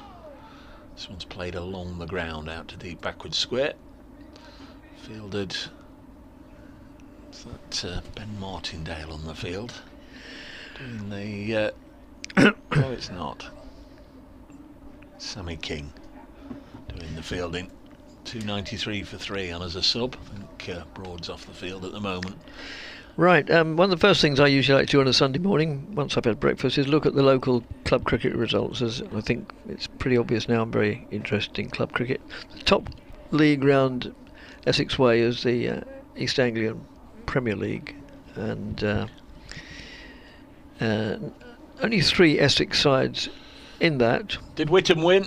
The mighty Whittam? Whittam did not. They Well, that's no good.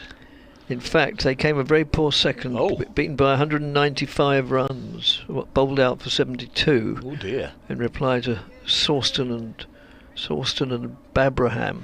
Where on earth is Sawston and Babraham? A lot of clubs have an "and" in the middle because they've combined over the years, or especially in more recent years. That's down the leg side, taken well by the keeper, because club cricket, in common with lots of hobbies, lots of businesses, all sorts of aspects of life, suffered under COVID, and a lot of people gave up the game. They got out of the habit of playing and never got back into the habit. And so since then, all over the country, there have been several amalgamations, and the amalgamation between Sawston and Babraham are one of such entities. That's nudged down to third man. They go through for a comfortable single, although the way Lawrence set off like the proverbial train, got the impression he thought there were 2, but there were never likely to be. So where is that then? In Sussex? Suffolk, I mean. Whittam, yes, is. I know where Whittam is. Oh, sorry. Yeah, Sawston and Babraham. Oh, I wish you hadn't asked. Somewhere in Suffolk. Yeah. Yes, I think so. Or is it out more towards Cambridge? Crikey. It's sort of that neck of the woods. The East Anglian Premier League covers Norfolk, Suffolk, Cambridgeshire. Or maybe Sawston's in Cambridgeshire and Babraham's in Norfolk. Could even be. There's numerous combinations. Rearrange these words. Oh, and that's worked down to Longleg. The other 2 counties in Essex, one of them fared very well and one didn't. Saffron Walden, in the sort of top left-hand corner of the county, they beat Great Witchingham by 169 runs. Some of these clubs, I don't just mean here, but all over the country, have names associated with little villages. You think, well, you know, they're in a little village, they can't have much for side, but they have magnificent teams because they have the facilities and they attract players from far and wide. And that's nudged down to deep backward square again. They come through for 2 runs.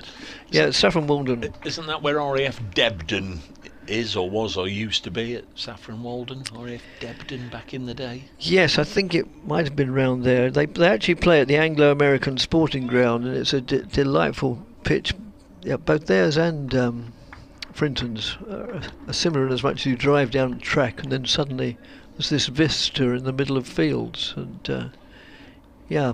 So is there an American base near there then, if it's Anglo-American? I think it's all wartime related. The real answer is I don't know.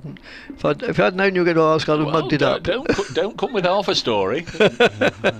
Oh dear, I'll try and find out before the end of the afternoon. But I think the Anglo-American is something to do. There certainly was an Air Force base near there during the war, and I think because as you drive to the ground, there's a cemetery, I think, which is sort of, or certainly a memorial park which is in tribute to, I think, Americans serving over here in the war who died.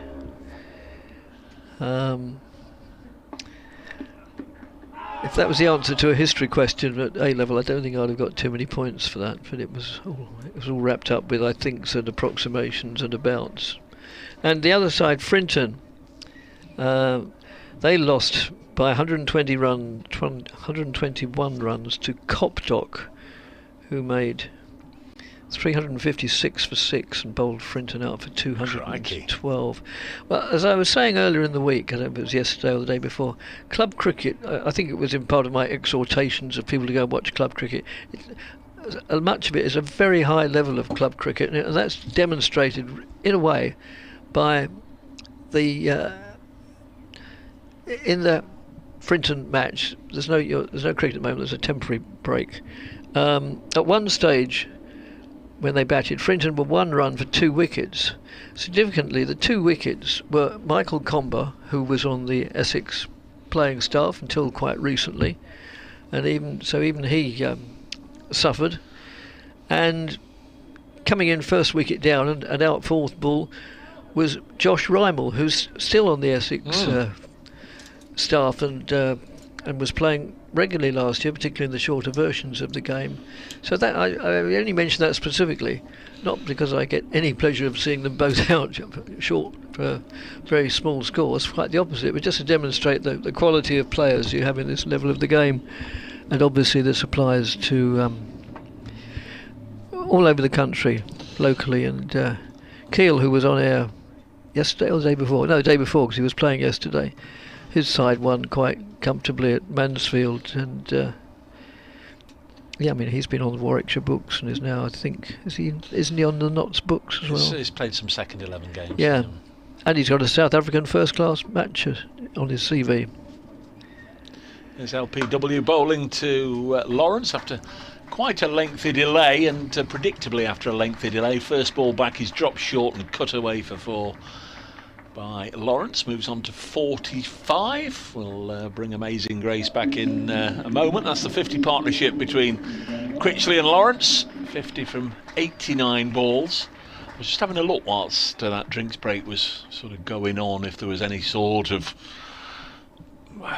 difficult to tell if there's any message being relayed from the dressing room, but again, just trying to weigh everything up and perhaps trying to put an optimistic slant on things. I just can't see how anything can be sort of manufactured here to lead us to anywhere other than an inevitable handshake round about 5 or 5:15 as this is chopped to backward point, fielded by Hamid. 300 up to complete and utter indifference.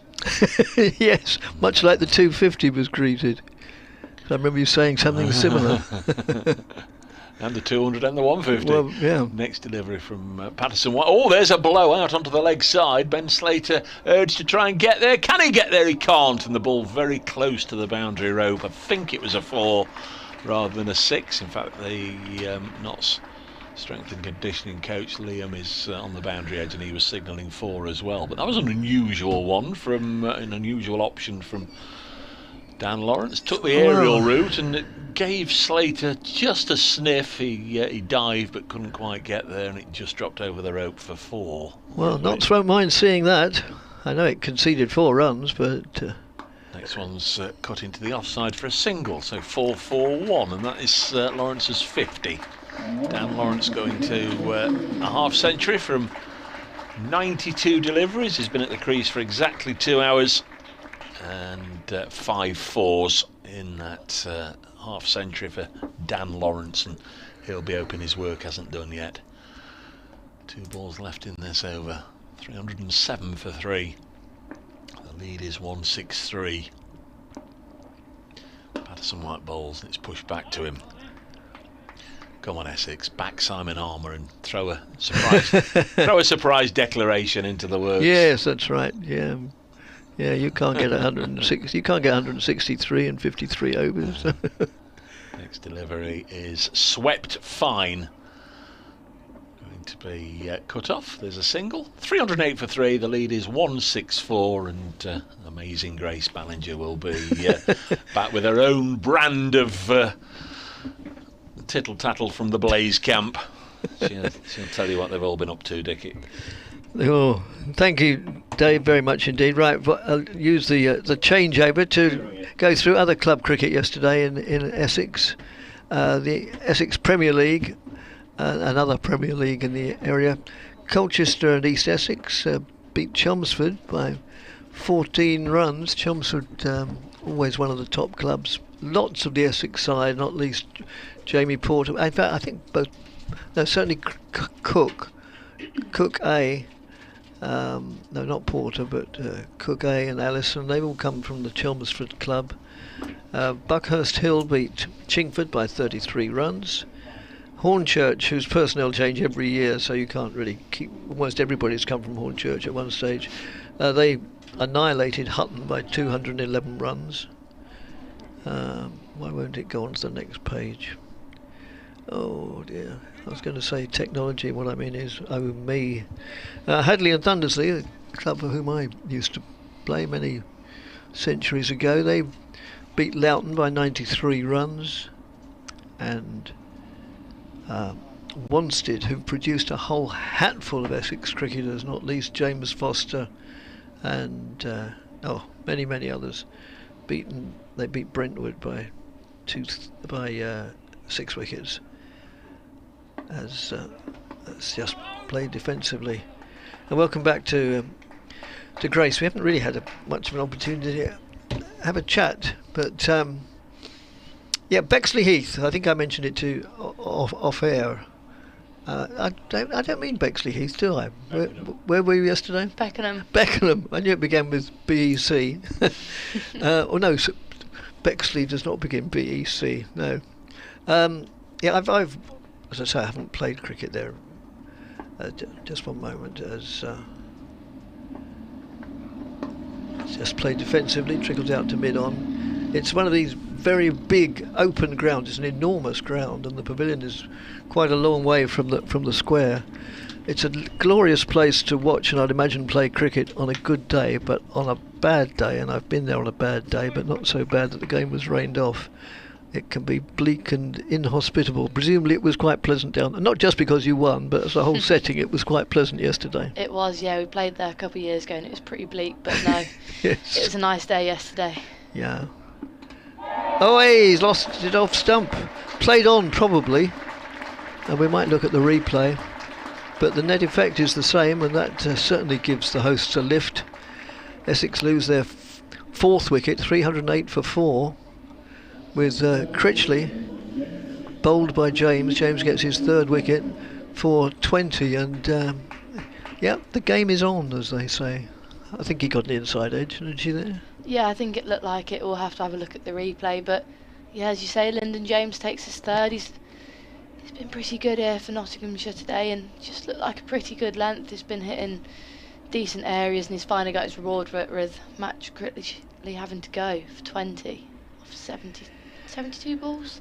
45 balls, 72 minutes. 72 minutes, 45 balls, 1-4 and no sixes, so it was a dogged innings. And Adam Rossington, formerly of Northants and of Middlesex, makes his way to the crease, the Essex keeper. Let's have a look at this replay. Oh, I think he might have just got a good ball there. Yeah, I think he did. Like a very good ball. You can't be able to tell from this angle, but no, I don't think he did get an inside edge. He just came back through the gate between bat and pad. So it did a lot, which in a way is even more disturbing than getting an inside edge. So yes, as I say, the game is very much alive again now, because Essex lead by 164. If they were to skittle through Essex now, they wouldn't need to go up more than 3 and over, which on a very good batting wicket shouldn't pose too many problems, should it? Absolutely not, no. And interesting now, we've got Rossington in, Harmer after 2 pretty aggressive players. Interesting to see how they go about it here. Will they be able to restrain themselves? It will, yes.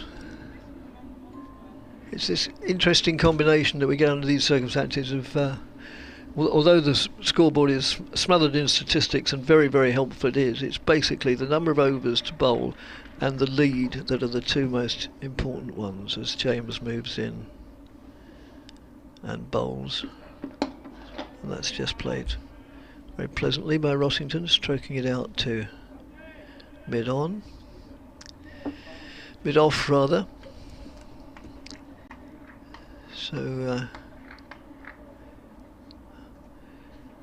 the next, half an hour or so could determine which way the game is likely to go. As you say or imply, Rossington, I was going to say he needs to harness his aggressive instincts, but maybe not. After all, with that two sides of the equation, runs and wickets, runs and overs, and if we pile on the runs, and as it, I mean, it's obviously it's the same, or even more so with the shorter version of the game. The more the overs run out, and the more the score builds, then the ratio one to the other, and therefore the rate of scoring to win becomes higher and higher quite quickly. You notice that as you watch T20 cricket in particular, as this is just played solidly again by Rossington. So who's the next game you've got against then, Grace? We're up at Old Trafford. Oh yes. On Thursday against Thunder, then we're back at home at Grace Road against Central Sparks, the Warwickshire-based region, on Friday. So 2 games in 2 days next week. What time of day is the Old Trafford fixture? It's we've got some strange timings on Thursday. Actually, the men are on at, I think it's 12:30 in the day, then we're on at 4. Oh right. After, which is interesting. And was yesterday a double header? I think you said it was. No, it wasn't. It was. So we've got 7 T20s, and that was the only one that's not a double header. Oh right. It's proving to be a good idea, isn't it? Yeah, it's fantastic. I think it was seen mainly in the 100, the effect it had yes. on the women's game, having both together, and it's obviously come down now into the domestic stuff, which has been brilliant. So yeah, you will know as well as I do, if not more, that there's a lot of, it's a bit like Brexit and all sorts of things. As regards the 100, you either like or you don't like, but one thing that very few people will disagree on is that it did wonders for the women's game, didn't it? It promoted it superbly. Absolutely, yeah, absolutely. It looks like there will be a bowling change, and it will be the leg spin of Calvin Harrison. It will indeed. On debut. Yes, just having a few practice sessions. Will Rossington and Lawrence be enticed by the short boundary? Oh, and you will tell us for the first over. Lawrence to face the first ball, then it's a good ball, just bringing Daniel Lawrence forward into a defensive shot, straight back to the bowler. Meanwhile, I'll just see if any more emails have come in. If I can find them.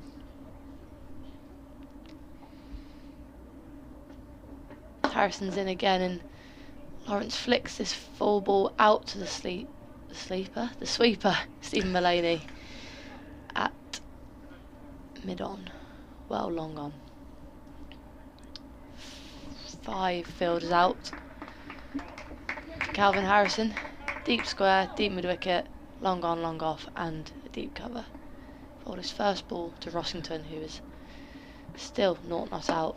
And that is caught and bowled. He's chipped it straight back to the bowler, and that really is a disappointing dismissal for Rossington, who leaves on a duck. It was almost anticlimactic. It was just a chip back, wasn't it? Catching practice for Calvin Harrison, and that's his first wicket in a first-class game for Nottinghamshire.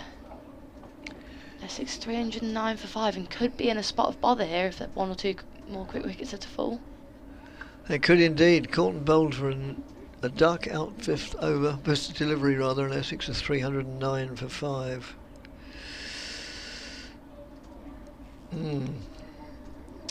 Well, a lot on Lawrence's shoulders now as Harmer comes to the crease. Well, yes, Harmer is quite capable of staying there for a long time. But yeah, maybe it was because Rossington wasn't playing his natural game that he succumbed to, just pushing it so tamely back to the bowler, not knowing quite whether to go for aggression or defence, and was caught in no man's land. So while Harmer comes to the crease, takes guard and all sorts of things. So the double headers, they made a significant change, improvement to the gates. A number of people to watch you. I think so, yeah. It's really exciting, actually, obviously, when we're at the big grounds, get the crowd in, get a bit more of an atmosphere going. We really enjoy it, and We're back. We're here for a double header on the 4th of June here at Trent Bridge, our home ground. So that'll be exciting. I'm sure. Normally get a pretty good crowd, pretty lively crowd at Trent Bridge. Yes. So is the men's version always the first game? No, it's normally the other way around. Actually, Right. normally we play prior to the men, same as in the 100, but they've switched it round at Old Trafford next Thursday. So see how that goes. Yes.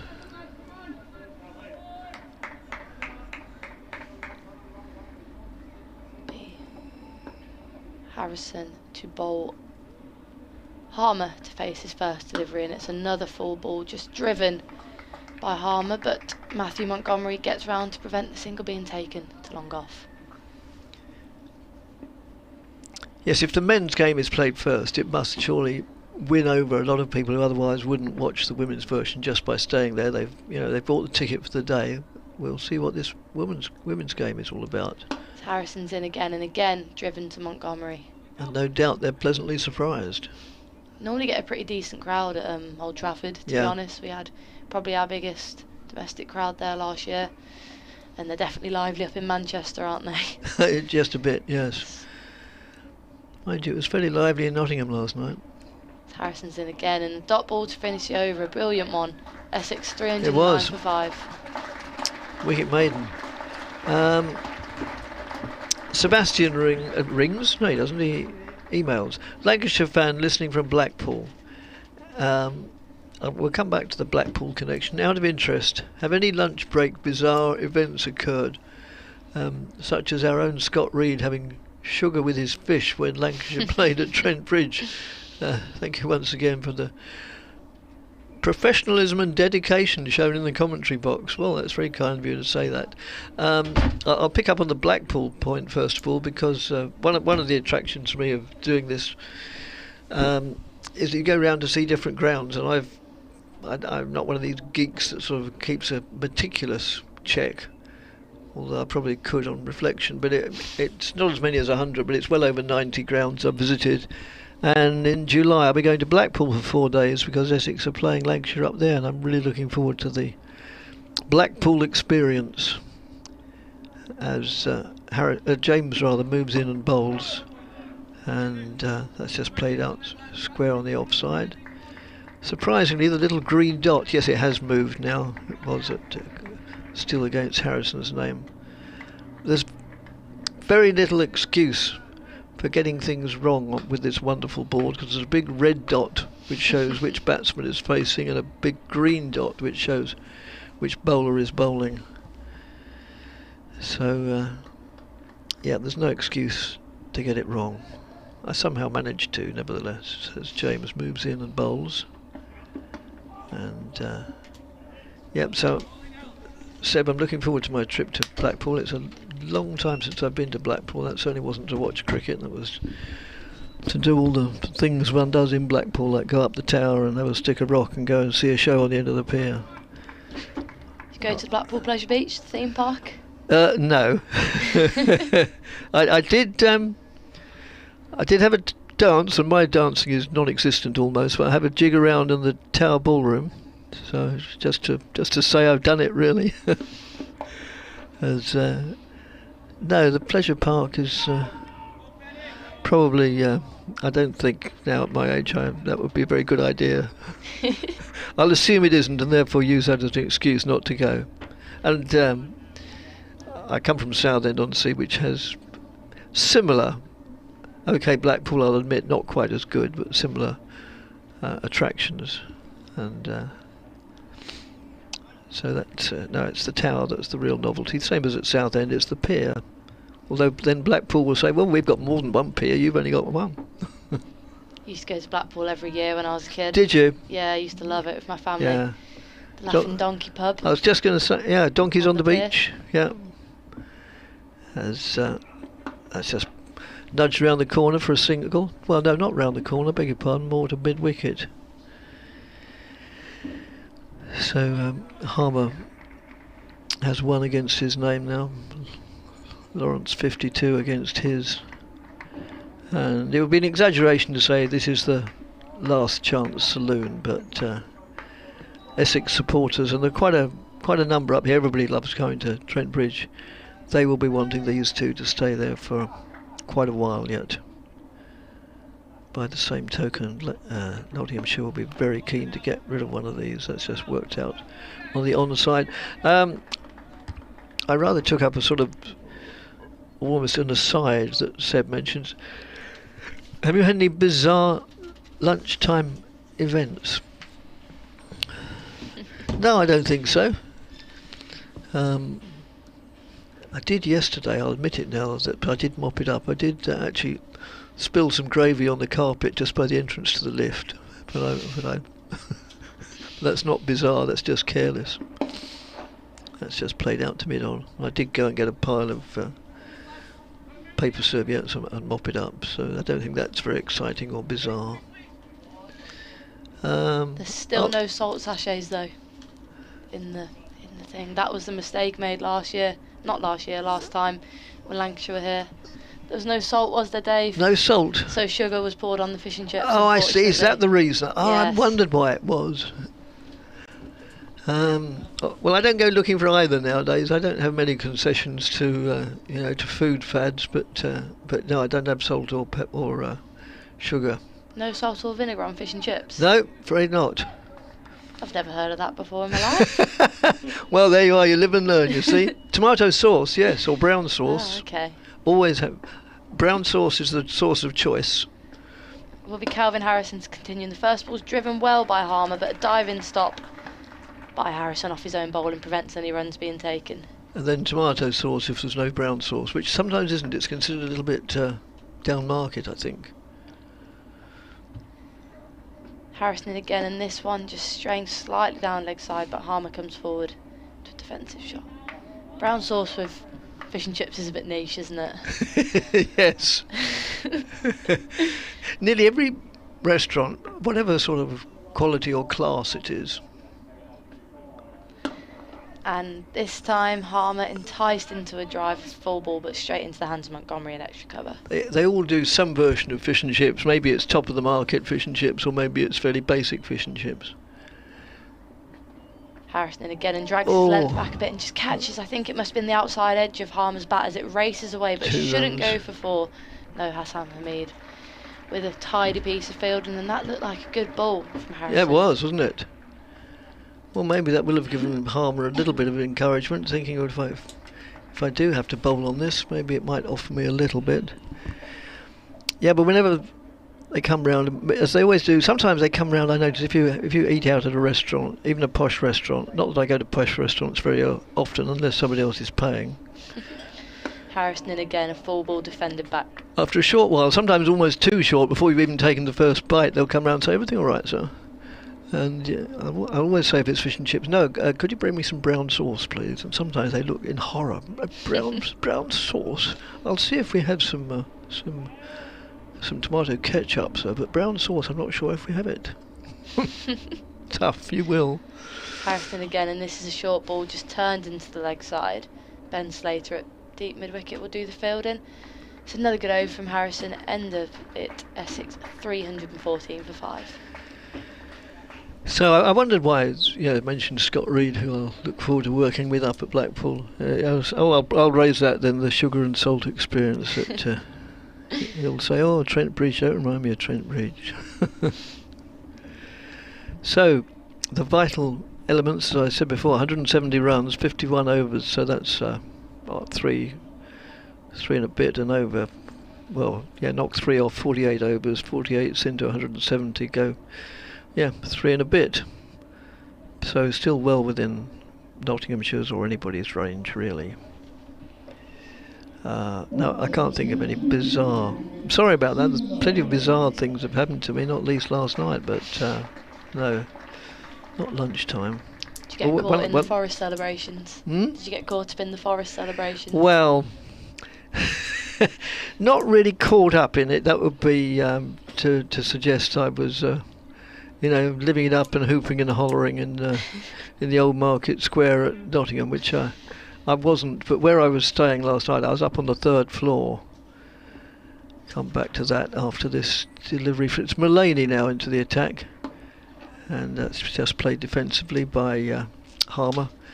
I was up on the 3rd floor, and it was right in the middle of the activities, and yeah, I could certainly hear when I looked out the window, see all the riotous activities and the shouting and the hooting and the hollering and in a way I loved it, because I thought, I'm not sort of puritanical or old fuddy-duddish about. I was almost envious, I thought, oh yeah, a few years ago I'd have been amongst that. Well, maybe not ever a Nottingham Forest fan, but I've done similar things in the past, so good luck to them, have fun. And and they did. Well, they're staying up, aren't they? Yeah, that's right. And And at least Nottingham Forest had won. I mean, it might have been a bit more intimidating had they lost, of course. As no doubt they weren't celebrating in North London, which, because that victory put the nail in Arsenal's aspirations. It's fallen at the post, haven't they, Arsenal? Yeah. Shame. Such a shame. As that's just played down to fine leg. Quite high up the bat, got the impression it almost came off the shoulder, but a bit difficult to tell when the batsman's got his back to us. Right, now let's see if we've had any other emails. Michael again. He says, gentlemen, that's not strictly fair. Well, it's, to say it's unfair is not in itself fair. It's untrue. It's not just gentlemen today, I'm delighted to say, because Grace is just a couple of yards away to my left. But we won't hold that against you, Michael. I might. Well, I won't, yes, exactly. As I said that, I thought, oh, Grace might, just for the hell of it. Just to be spiteful. Yes, exactly. And come back to your email in a minute. As Mulaney moves in and bowls to Lawrence, who waits for that to come on to him, dabs it down to short third man, halfway, no, not quite halfway to the wicket, so halfway to the boundary, so no run to be taken. He he says, I might have to praise this again. I studied for a number of years in Shropshire, playing a fair bit of Midlands cricket. I've been to Trent Bridge a few times. One time driving on the way back from Grimsby, where I witnessed a Martin Bicknell 5-wicket haul. At other occasions watching Middlesex, most recently during Chris Rogers' reign. What a fine player he was indeed. I popped into the hostelry which celebrated Harold Larwood from recollection. Now when you hear Down Pit, as I did during that wonderful bodyline series, you feel a certain northerness, something akin to Yorkshire, surely. This is not north, this is East Midlands. That's a short ball by Harrison, cut away into the offside, but Lyndon James on the offside. Just a single taken, hit well by Harmer, but straight to the boundary fielder. Yeah, well, I'm sorry that you're gutted that I won't reveal what went on cricket tours that I went on. Good Lord, no. Official Secrets Act and all that.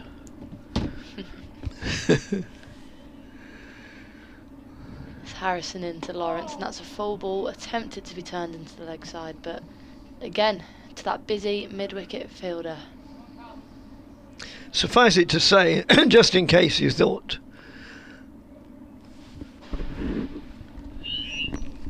this ball just wraps Lawrence on the pad, going down leg side, so there was absolutely no appeal for LBW and take a single in the gap. just in case you thought that I came across as an angelic gentleman, I assure you that the main reason the tour ceased after about 15 years was that we couldn't find a hotel that'd take us. Good length by Harrison, just bringing Harmer forward. He's been pretty strong on the front foot here, Harmer. No extravagant shots thus far. We saw them last week at Edgbaston as Harrison's in again, and much like the last, brought forward into a defensive shot.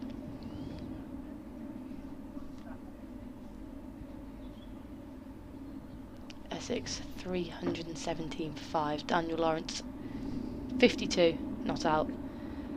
as this just catches Harmer's inside edge. He's getting it to turn here, Harrison, and they will. Take 2, Stuart Broad. His floppy hat comes off, as it often does every time the ball comes in the vicinity of him. And end of the over, Essex 319 for 5. They lead by 175 runs. Yes, thanks, Bradders, for pointing out that Wanstead are actually called Wanstead and Snaresbrook, the two amalgamated a few years ago.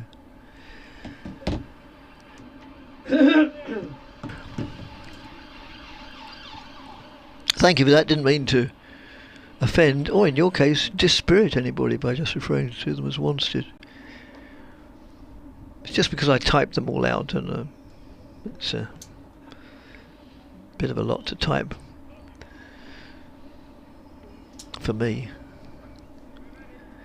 So end of the over, 319 for 5, 49 overs of the match remain, lead of 175. Mullaney still in the attack. Appeal for LBW is given out, and Lawrence is out, and Essex are in a bit of trouble at 319 for 6 with Lawrence LBW to Mullaney for 52. So this game could have an exciting conclusion at this rate. Well, Lawrence, I think there was a slight shake of the head, whether it might have been disappointment for his shot or whether he thinks he wasn't in line. We'll have to have a look at the replay. I mean, it looked pretty out from here, didn't it? But it did, we're not directly behind, so hard to tell. There was no hesitation from the umpire. No. Daniel Lawrence has to go for a good 52, actually, but maybe his side could have done with him scoring a few more. 104 balls, 150 minutes, 5 4s, 0 6s. This could expose a bit of a tail that Essex have got here, haven't they? Yes, they have. Playing the extra seamer at the moment. Doug Bracewell coming in. Let's have a look at this replay. Yes, now in common with most Essex followers, we don't know an awful lot about Doug Bracewell, particularly with a bat in hand.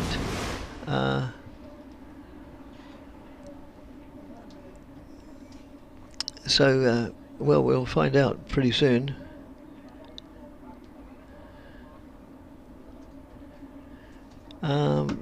Diana from Calgary in Canada says,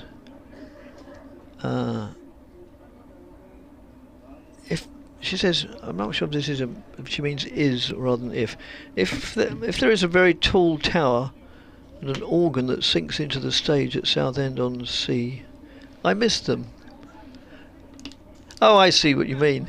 Yes, I was comparing Blackpool. I'm sorry, I'm being a bit slow on the uptake. Not for the first time. Yes, comparing Blackpool and Southend. No, Southend does not have a tower. It does not have an organ that sinks into the stage. It used to have at the Odeon in Southend High Street. But it does have the longest pier, pleasure pier in the world. So that's just played out on the offside by Bracewell. South New Zealander.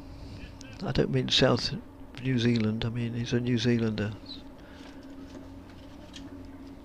He will know what is required at the moment. That's just crease occupation as Mullaney moves in and bowls to him. And he gets forward solidly, a sort of stifled appeal, bit of bat, bit of pad, but trickles out harmlessly in the end. East Anglian Cricket League.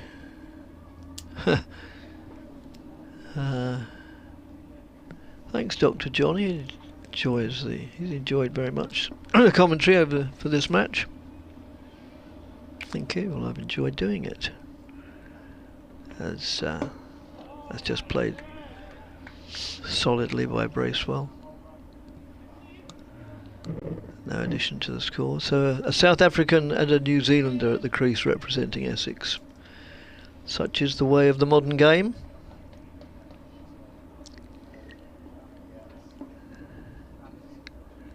As Mullaney moves in, bowls, Bracewell just lays bat on ball and plays it out to mid-off, no addition to the score. It goes without saying it's still a glorious day weather-wise, sun shining out of a little bit more cloud than there was yesterday, but it's not rain-threatening clouds, it's fluffy white cotton wool type clouds. Next delivery. Ooh, flirted a bit outside the off stump with that one. It went through into the keeper's gloves.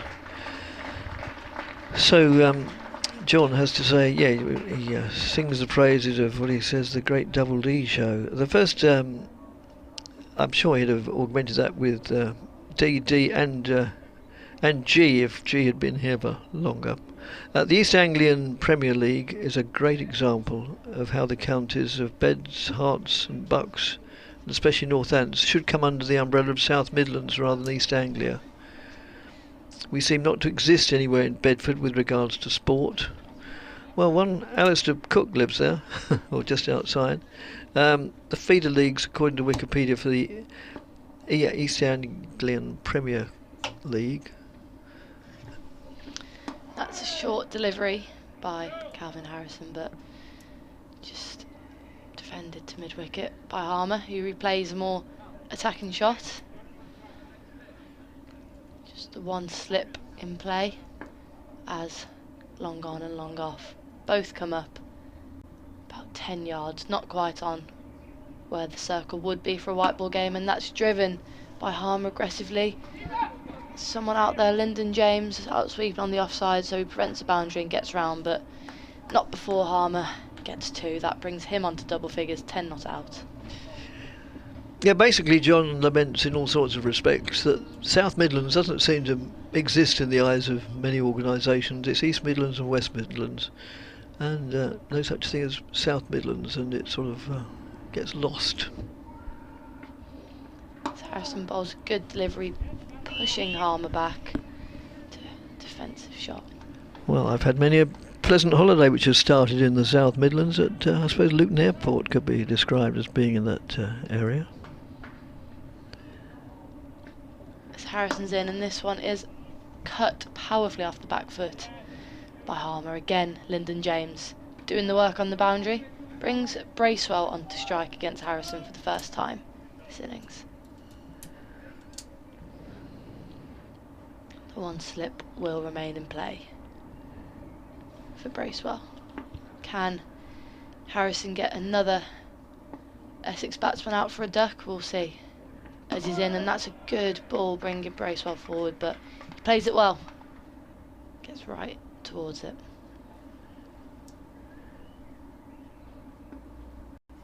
Harrison throws the ball hand to hand, right arm over the wicket, and that is full, and Bracewell takes a quick single to Mullaney at mid-on, somewhere between a generic mid-on and a long-on, and that ends another good over from Calvin Harrison. He's impressed on red ball debut. He has, both with bat and ball.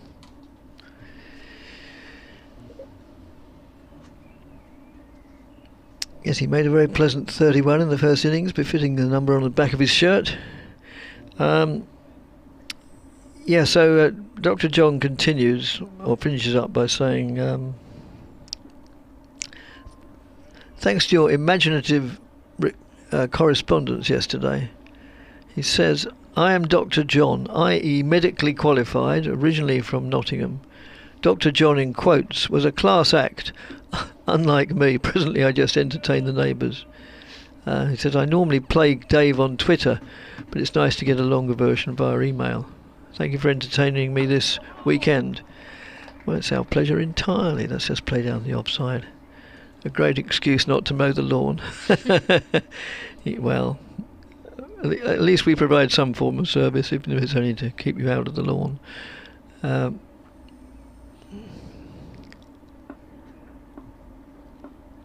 Thank you very much. Most appreciated. And that's just played with some authority, but straight to the fielder at mid-on. So Mullaney wanders back to his mark. moves in, right arm over the wicket, medium pace. Played out by Bracewell.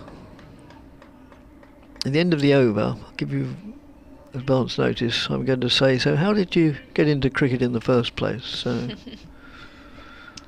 I'll prepare an answer. yes, that's right. In your rough book, and then write it in best to be marked.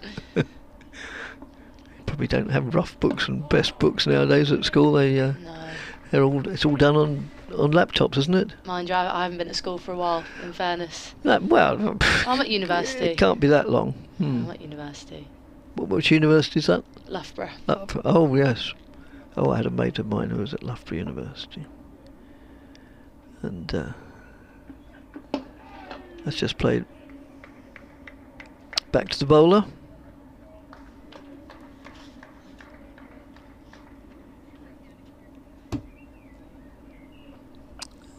No addition to the score of 323 for 6. The figures to extract from that I'll tell you at the end of the over, because there's only one more delivery remaining. Just played solidly. Still 323 for 6 is that there's 46 overs remaining and 179 runs is the Essex lead, so they're certainly not home and dry. And is this for me or you? Extra.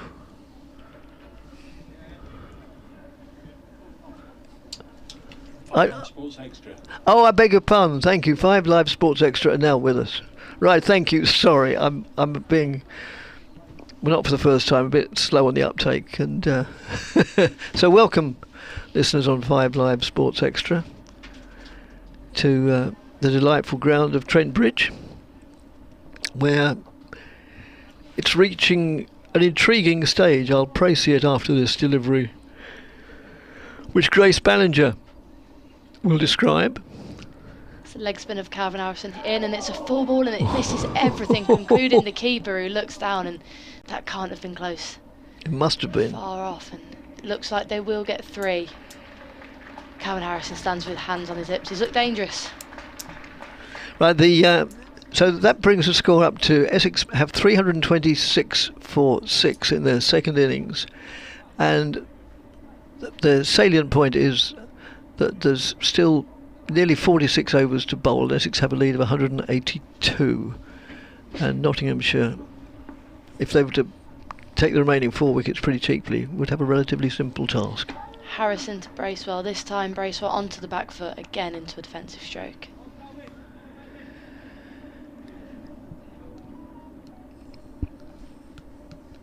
And the sun just gone in temporarily, well, we hope it's temporarily, here at Old Trafford, at Trent Bridge. Full again from Harrison, and just driven back by Bracewell. I did warn Grace I was going to ask her how she got into cricket. I'll give her an opportunity to answer that at the end of this over. That one is again full, much like the last, bringing Bracewell forward. Calvin Harrison, 8.4 overs, 1 for 34 in this innings. So, as you would imagine, all the Essex batsmen, both those at the crease and those still to come, are a little bit on edge probably, and the fielders.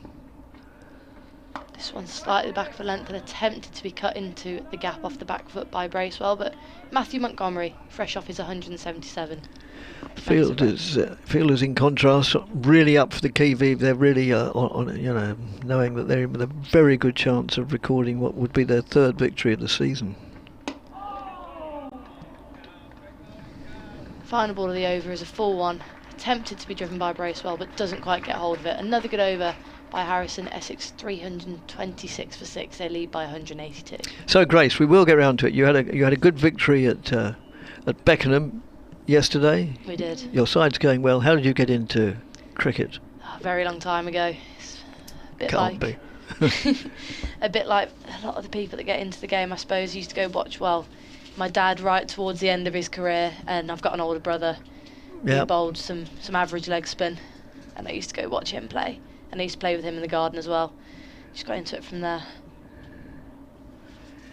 Yeah, it's not a unique story. I'm not decrying it. It's just a fact. Yes, yeah. I mean, a lot of people have got into cricket that way, and I certainly did. Not that I played at a highly competitive level, reasonable level of club cricket, but nothing higher. But yeah, my dad and my older brother were cricket fanatics. That's just played out to mid-on. We've had a few more emails. Matthew says, very disappointing from Essex today, with just one win coming into this game.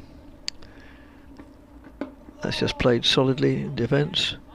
And this strong overnight position, I would have expected much more intent for a win today. Run rate far too slow in the opening session, and this has set the tone for the rest of the day. We have now made a rod for our own back, meaning Essex have made a rod for their own back, sort of the royal we, or the we by association, as next delivery is played down to mid-on, no addition to the score. As the slow scoring combined with the usual middle order collapse and long tail is threatening a defeat rather than win Essex should have been aiming for, says Matt in Braintree.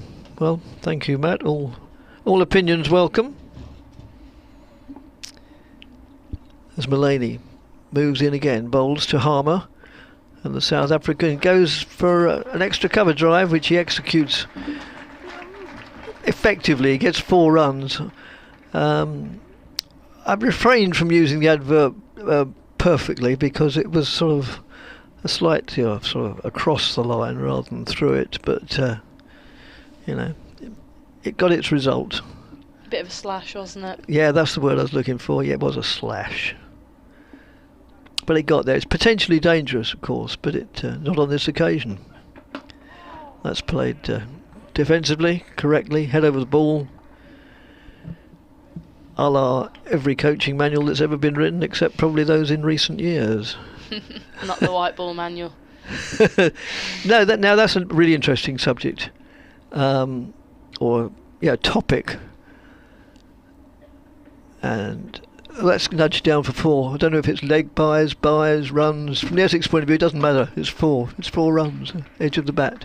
Yeah, now, when I was learning the rudiments of the game about 300 years ago, the coaching manuals, first of all, they teach you the forward defensive, then they teach you the backward defensive, and they say everything else is based on that. It's nothing like that nowadays, is it? Don't think so, no. Not speaking to the best person regarding batting, but... Well, no, but... It's whatever works for the individual, I suppose, isn't it? After a certain point. Yeah, but after a certain point, yes, but at that point, but coaches in all counties, when they take, I don't know, say a 10-year-old, a girl or boy, I wonder what they teach him or her as the basic fundamentals to batting. I doubt that this is how you play a forward defensive, that's how you play a backward defensive. If any of our emailers know, if they have a son or daughter who's been through this sort of learning process, I'd love to know. And the end of the over, and Grace is taking a break, and Dave moves in beside her. Well, not beside her, beside me. You're beside yourself. I'm beside myself, yeah. I'm beside myself with apprehension at the moment as to where this match is going. It's always a funny phrase, beside yourself, isn't it? Conjures up this hilarious image. Yes, you never know exactly when or where one of these games are going to turn, if no. They may. I anticipate a far more exciting end than looked likely at 11 o'clock this morning as I was sitting on the bus coming in. Russell emailed, entitled to Test Match Hotel. Haha, where I was yesterday. Other public houses available. That's just played solidly, defensively, trickles off an open blade down backward, just backward of square. Just before you get into your email, yeah. We always say Nelson's unlucky. Glamorgan have just lost their 9th wicket at Hove with the score on 6-6-6. And Steve Smith, the Australian, has it. They always used to, that's played out on the covers. They used to say, if If you dial phone 666, 3 policemen turn up on your doorstep standing on their heads. But I don't believe it, but I'm prepared to put it to the test. As Harrison moves in and bowls. That's just worked away on the offside. No addition to the score. Right, Russell says, good afternoon, Dick. Did you manage to establish whether Carlton Forbes' daughter still works there as the manager? And did you partake in a pint of cha-cha? No, neither. It was so busy, so hectic, because it was the big match, Notts Forest versus You'll be Arsenal. You'll be driven out of the city if you call them Notts. Oh, really? All right. You will. Well, actually, I'm going straight from here to the station. Your passport won't be re-stamped if you. Oh no, that is a threat. I like coming here. Okay, Nottingham Forest. Then I beg your pardon. But presumably, I mean, I'm quite. One of the joys of getting older is you're always quite willing to admit your ignorances. There's no joys to getting older, Dickie. But the other football club, known as Notts County, are they officially Notts County or are they Nottingham? Yes, they are. Notts County. Here's Mullaney from the pavilion end. Bowls now. Whipped away on the leg side by Doug Bracewell. He moves on to 3. So we're running out of overs. There are 42 after this one to be bowled. Essex lead by 192. Notts really have got to go bang, bang, bang, bang sometime pretty soon, you'd imagine. 192 the lead, 40 overs if the innings was wrapped up now, which it won't be. It's a good batting track. Notts might go after 220 and 35, but going to be another run here down the leg side. In fact, it's going to be a bye against Joe Clark, standing up to the stumps, couldn't take it cleanly. Calvin Harrison tidies up. One more to the total, 337 for 6. Essex lead by 193. Yes, so right. No, I didn't have a chance because it was very busy with people watching the Nottingham Forest Football Club encounter with Arsenal Football Club. That's it. Association football, indeed, not to be confused with any other code. Used to be Woolwich Arsenal, didn't it? It did used to be years ago, as Mullaney bowls and Bracewell. Oh, now then, can they throw to the far end? Harrison shies at the far end, hits the either the bat or the pads or the leg of Doug Bracewell. I think even if it hadn't been deflected wide of the sticks at the far end by Bracewell, I think he probably would have been home. But Calvin Harrison, who was at backward point, had to shy down to the far end because there was a little bit of a shall we, shan't we interlude between the two Essex overseas players, Harmer and Bracewell. Bracewell was sat on his heels for a wee moment and then had to get the afterburners on. Mullaney bowls to Harmer, pushes this back to the Notts skipper. 194 is the Essex lead. 338 for 6. Snater, Sam Cook and Porter are the 3 Essex batters still to come in this second innings. Broad's on the field. We've not seen him bowl for a while, but he's given it his all in 3 or 4 spells in this innings. This one's clothed out onto the offside into the covers to Hasib Hamid. We are about 15 minutes, Dickie, or so away from the tea interval. Yep. This crowd have been very patient today. They've just sort of sat there, absorbed it all in. They will know that there's a possibility of an exciting end. This goes through to the keeper. There's probably more of a possibility of a handshake as we enter the final hour, but they're just, I think some of them just starting to wonder, can Notts get these last 4 wickets and give us a real old ram-busting final last hour. Just saw a little replay, those watching the live stream there. Stephen Mullaney certainly thought that Bracewell got in the way of that throw, but whether he did or he didn't, he certainly wasn't doing it deliberately because he was, exactly. He was running in the other direction. Yes. But I think Mullaney thought it was going to hit the stumps. Well, maybe, but if not deliberate, I'm sure. So, Harrison to continue bowling from this, the Radcliffe Road end. I will get back to Russell's email. No, I didn't have a pint of cha-cha. I had some pint of some other local brew whose name I forget, but it was very palatable. And that is out. A tame dismissal just lobbed to short mid on, or short mid wicket, where it's taken by Mullaney. He won't have many simpler catches, nor will he have had many simpler catches in his professional career. And Bracewell is out. Court Mullaney bowled Harrison for 4. Very, very tame. You use that word, and it's absolutely spot on. He's not had a great game, has he, No. Doug Bracewell, really? Having said that, he might come out after tea and get 5 or 6 wickets quickly, but he's not had a great game. 338 for 7. I'm not going to try and do the old sums. I'll wait till it's back up on the board, just exactly how many the lead is. I think it's 196, so I have had it. 194, there we are. No point me having a go. The lead is 194. They've got 3 wickets left. Shane Snater on his way out to the middle. Got a very characteristic look about him as Shane Snater, as we see a huge photograph of him on the Trent Bridge screens here. The very large one away to our left at the Radcliffe Road end of the ground, and the one they call the Batman board at the far end of the ground. Essex 338 for 7. So Calvin Harrison is 2nd wicket for Nottinghamshire in County Championship cricket. He has played a bit of first-class cricket before, during his days as an Oxford University student. So it's not his first-class wickets, but it's first in the County Championship as it is first for Nottinghamshire. And he's had, as Dickie was saying earlier, he's had a good game. He really did play some of the shots of the second day. Certainly. Was it the second day or yesterday? These days lose roll track. into, I think it was yesterday morning. Played really nicely for his 31 with 7 boundaries. And literally 2 or 3 of them would have been amongst the shots of yesterday. Very memorable indeed. He's taken a good catch, and now he's picked up a couple of wickets, so he'll be more than content thus far with his Nottinghamshire debut. 338 for 7.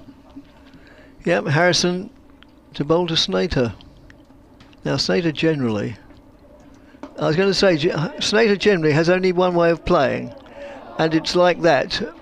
It's hitting it over the boundary to deep mid-wicket for 6. First ball or not. Well, Snater's been caught by Slater, but over the rope. Yes, he threw it right, back in. He threw it back in, but then Ben Slater, quite honestly, I don't think anybody would have objected had they said it was a clean throw back in. But he said no, it's 6 runs. He released it as soon as he'd got his hands on it, but he admitted he'd stepped over the rope. Yeah. 6 first ball. Yeah, indeed. Well, he doesn't learn, and except that this one's a bigger hit and that's another 6. Who am I to say he doesn't learn? What he learns is to hit it just that bit harder, so it's not even in doubt. So 12 runs off 2 balls. Now just those 2 deliveries, or 2 smites for 6, could alter the equation quite significantly. It's put the lead up to 206. So I was going to say, before he even took guard, Snater normally only knows one way of playing it, and that's to try and hit it out of the ground. Fortunately... We've seen that side of his game. Exactly. No, please... Oh. I'm letting my emotions get carried away, which is most unusual on commentary. I'm usually very sort of restrained and not known to break into too much excitement, but just calm down. You've got your 12 runs. Calm down. And although he's got another one there, up the back foot, out to deep extra cover. Throw comes in, and Harmer to bring a measure of, if not sanity, at least. Well, those big blows have taken the Essex lead over 200. It's 207 now with 3 wickets left. He was dismissed for 1 in the first innings by Stuart Broad-Snater, so maybe he's trying to fill his boots against the leg spinner before Broad has a go at him. Well, yes, that's just played out to long off, where they go through for a single, and it's the end of the over. And Russell's email says, enjoying the commentary very much, and would like you to, would you give a shout out to Lyndon James' parents, as I had the pleasure of sitting with them at Lord's on the Saturday of the Middlesex fixture. Best wishes, Russell in Doncaster, formerly of Carlton. Thank you, Russell. Yes, they'll be following. That's for sure. unless they're in the ground, which they may well be. 352 for 7. The one other game going on at Hove. Glamorgan now 682 for 9. That's a lead of 324 over Sussex. 1 session and 10 minutes to go in that one. Michael Neese, who's enjoying a fine season with bat and ball, is 84 not out. Doesn't make any sense, does it? Glamorgan 123 all out and 683 for 9.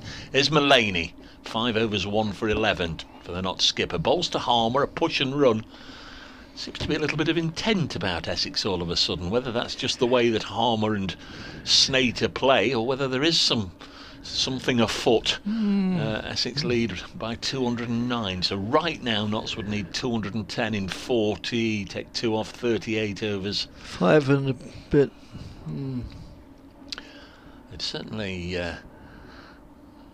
be up for it, but I don't think there's going to be any sign of a declaration. Stephen Mullaney's perhaps going to have to take a hat-trick this over. He comes in, bowls to Snater, past the outside edge, well taken by Joe Clark standing up, who's had a pretty decent game under, at times, trying circumstances. He's had 1 or 2 that's whizzed past him for 4 that have swung away, giving him absolutely no chance whatsoever off the quicks.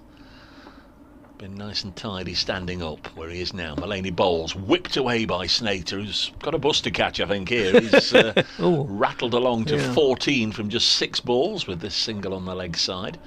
And it's 354 for 7. Essex lead by 210. And we've got 7 minutes to go until the tea break.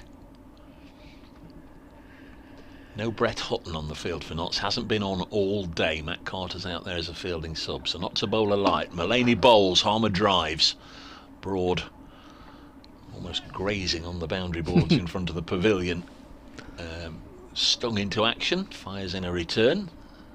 1 taken, 355 for 7 here on BBC 5 Sports Extra, BBC Radio Nottingham, BBC Essex Sport, and all our friends watching everywhere on the pictures that you can get. This one's a leg side scoop down on one knee. 359 for 7. Just ran away for 4. Did have a list of birthdays this morning. Not too many names on it, but one name that we haven't mentioned today, Isagua, who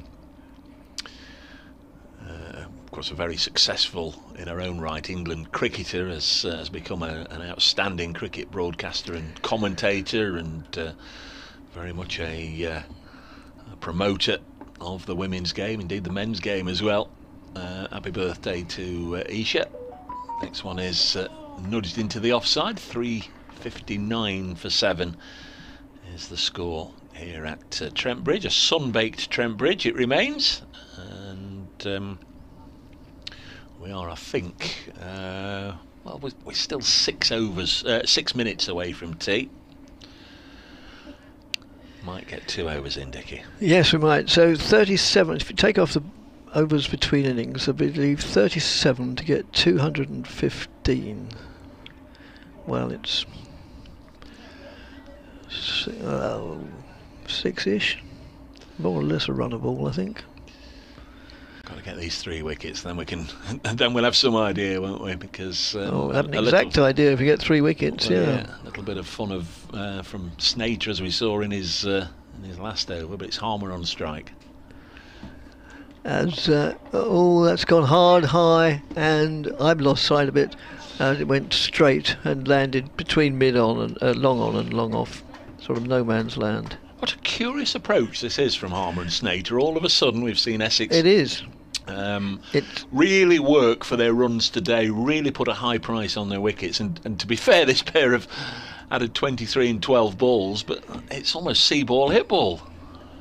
Well, Snater, as I say, plays that is his only style, I think, and well, it's relatively effective, and it's all about getting one side or the other of that equation down. If you push the runs up, then that's just as valuable as whittling away the overs, because you still divide one by t'other in the end. So, but it is to my mind, it's a risky way of doing it. Well, that one just fell between about 4 fielders. It went very, very high from Harmer. He scampered back for 2.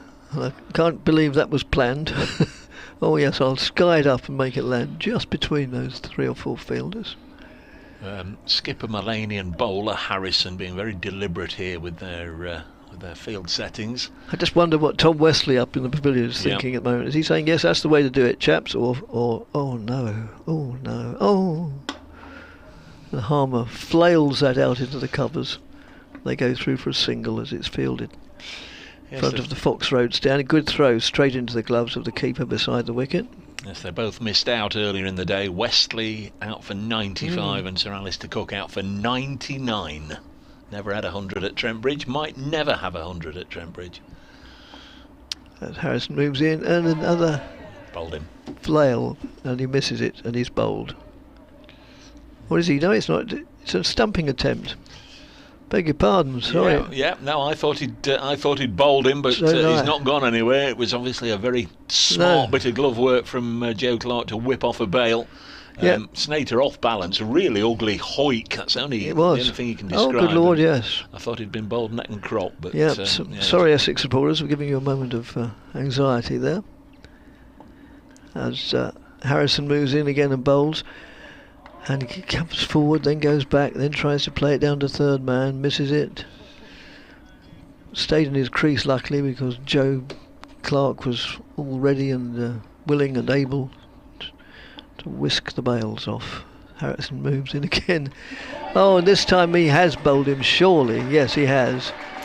And it's not that I was wrong 3 balls deliveries away. I was just telling you what was going to happen. 362 for 8, and Snater is bowled, and that makes it all the more precarious in a way. Yep, they're heading off for tea, Dickie. 362 for 8. Oh, I don't think it's a declaration, but they're so close to tea. They are heading off with Essex 218 for 5 here at Trent Bridge. So there's going to be an interesting possible twist after tea. And listeners to 5 Sports Extra, I hope you'll be able to come back later and join us on. In the meantime, I'm going to hand you back to Kevin Howells.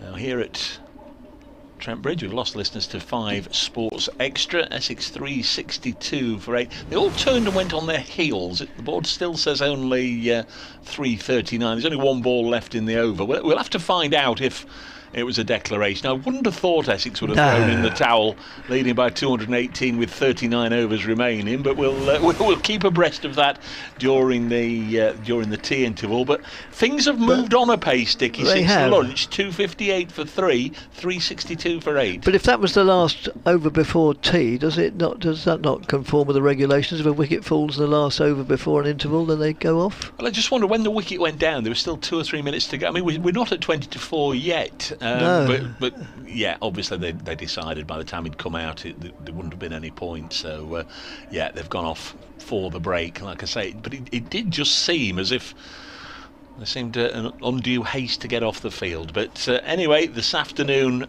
from 258 for 3, Essex have lost Matt Critchley, bowled by Lyndon James for 20. That was 308 for 4. Adam Rossington caught and bowled Harrison for 0, 309 for 5. Dan Lawrence, LBW, Stephen Mullaney 52, 319 for 6. Doug Bracewell caught Mullaney, bowled Harrison 4, 338 for 7. And Shane Snater bowled by Harrison for 18, 362 for 8. Yep, fine. Okay, see you after tea. That's pretty much it. We're going to grab a cuppa, and I hope you'll do the same. Could a really interesting couple of hours ahead. We'll have to see. Essex lead by 218 at the break. 39 overs remain. Now then,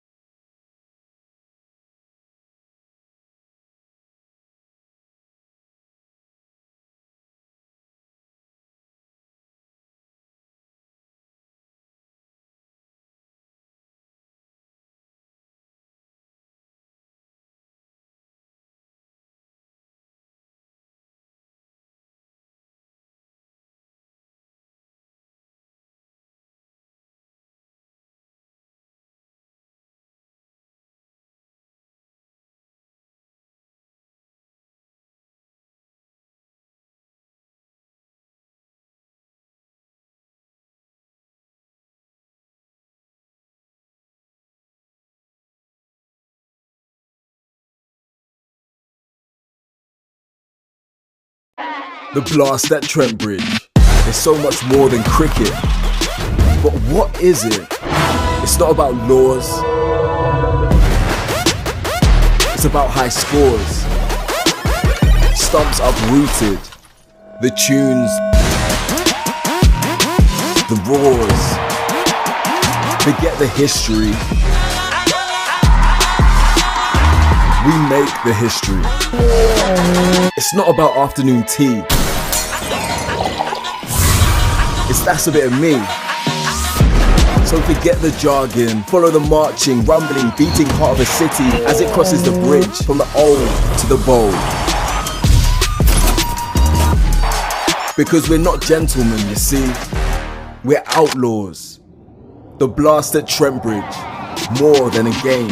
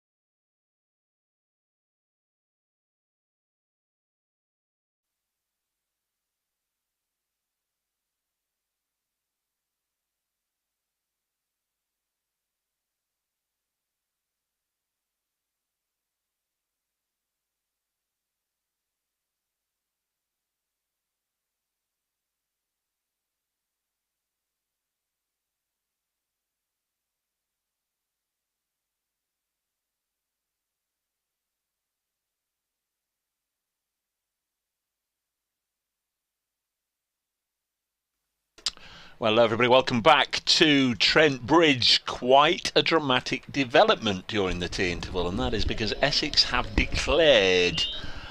Make of that what you will. 362 for 8 when they trooped off, and set Nottinghamshire a target of 219 in 39 overs. 39 overs. Just had it confirmed. So I've just done, well, the calculator's done it, 5.61. That's quite generous, I would have thought. Well, Notts are sending out Asiba Mead and Ben Slater, right-hander and a left-hander, to lay the foundations. 219. It's curious the way things panned out. I'm sure there'll be some comments, some explanations, some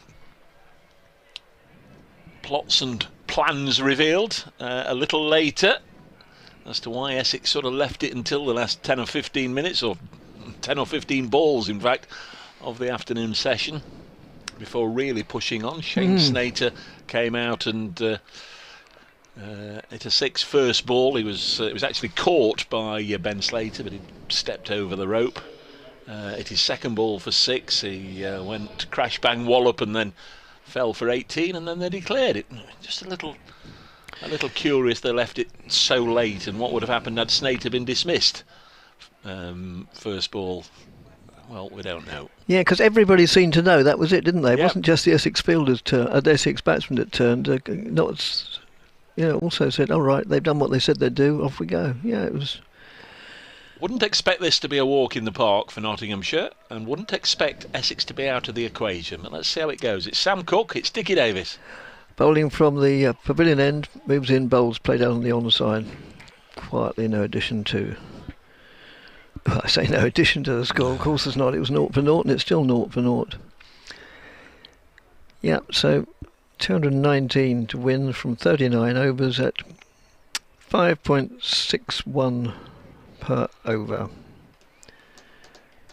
According to my calculator on the phone. As Cook moves in again, round the wicket to Hamid, who plays that totally defensively. Sort of not a format we play, is it? 39 over cricket. It's neither T20 or it's not the One Day Cup, but it's going to make for interesting. We used to, of course. Sunday afternoon league was 40 overs, wasn't it? Yeah, exactly. This could be an absolute crackerjack 2.5 hours or so for the crowd that are inside Trent Bridge, who've sat there patiently all day. Yeah, they deserve this because it hasn't been the most entertaining of days, and that's squirted off the edge down for a single down to Jamie Porter. Yeah, there is protection, Dickie, with third man and fine leg straight away. They don't want any nicks going wide of the slips and bringing up easy boundaries. There is protection either side. No. So current run rate 2 per over. It doesn't say required, so we'll have to work it out. That's if we call it bit over 5.5 and over. Cook moves in right arm over the wicket to Hamid. I think I said it was Hamid before. It was Slater, of course. It's played out on the onside, no addition to the score. Played straight to Nick Brown, almost inevitably at short mid wicket.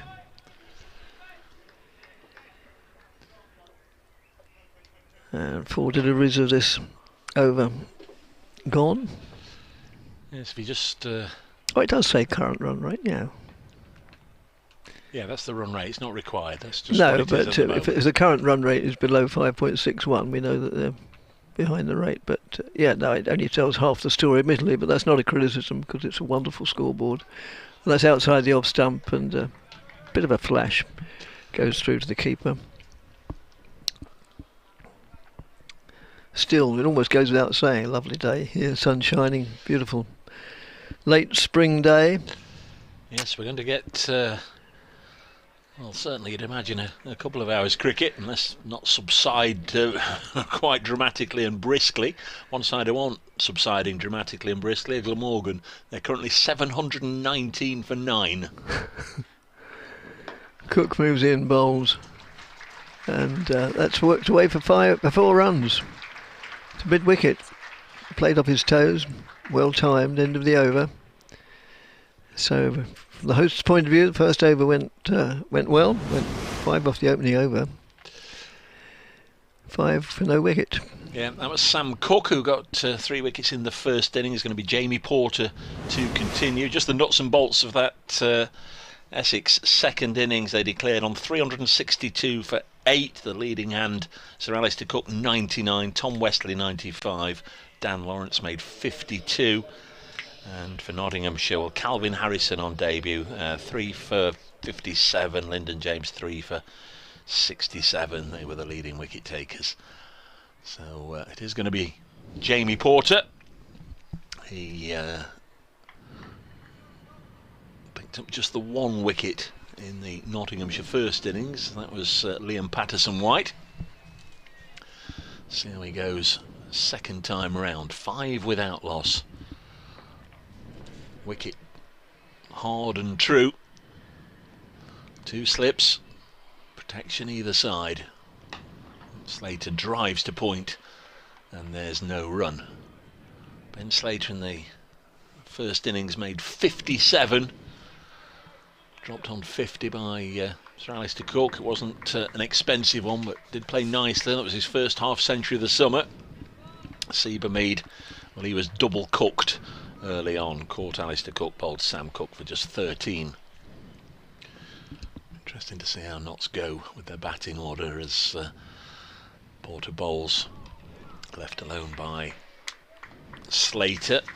No real reason why a fella who scored 177 in the first inning shouldn't come in at 3, but just wonder if they might be tempted to push Joe Clark up 1. Clark, a notoriously quick scorer when he gets in, but no issues really with Montgomery taking his normal place, or his place at the moment, with Duckett not in the side. There's been a little bit of rejigging at the top of the order. This one goes through to the keeper. 5 without loss here at Trent Bridge, the last remaining surviving Division 1 game in this round. Results in the other 3. Will there be a positive result for either side in this one? The Grumbler emails, and he says this is getting worrying. He basically says Harmer appears to be the key bowler, but oppositions now appear to be targeting him much more this season. His economy rate this year is 3.2. Porter round the wicket bowls into the pads of Ben Slater. Drops away on the leg side. They take a single, and it is a leg by. 6 without loss. Yes, if you ask Simon Harmer for his ideal surface to be bowling on, I don't think this particular one here today at Trent Bridge would figure anywhere near his top 20. It does look a road. Yeah, no, he continues saying that last year it was 2.8 per over, so it seems that players are not prepared to be tied down by him, knowing a wicket-taking ball is coming. The first innings, it was Matthew Montgomery's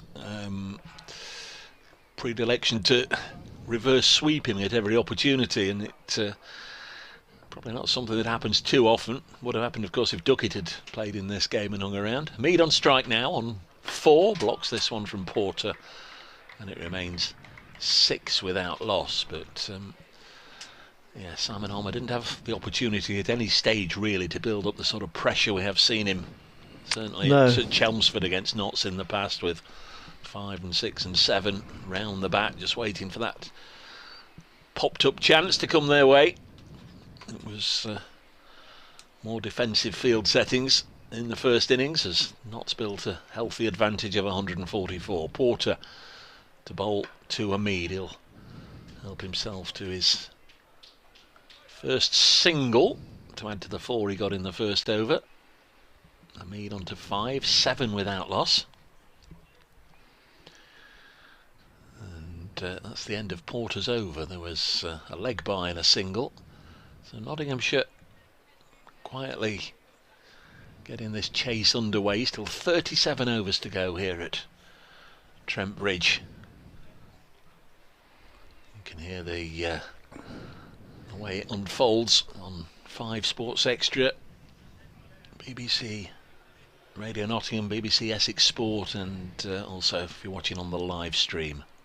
Cook to Hamid, and Hamid plays an angled bat, plays it backwards square on the offside. They go for one. They think about a second. Slater was interested, but Hamid certainly wasn't. No, chum, it's me going to the danger end. It's Bracewell doing the fielding.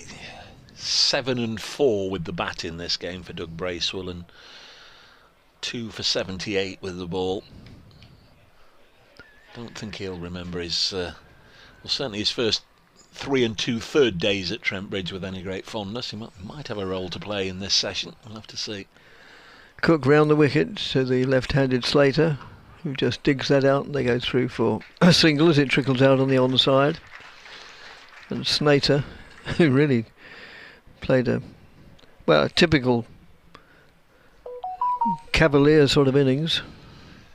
Yes, hit his first 2 balls out of the park. First one only just.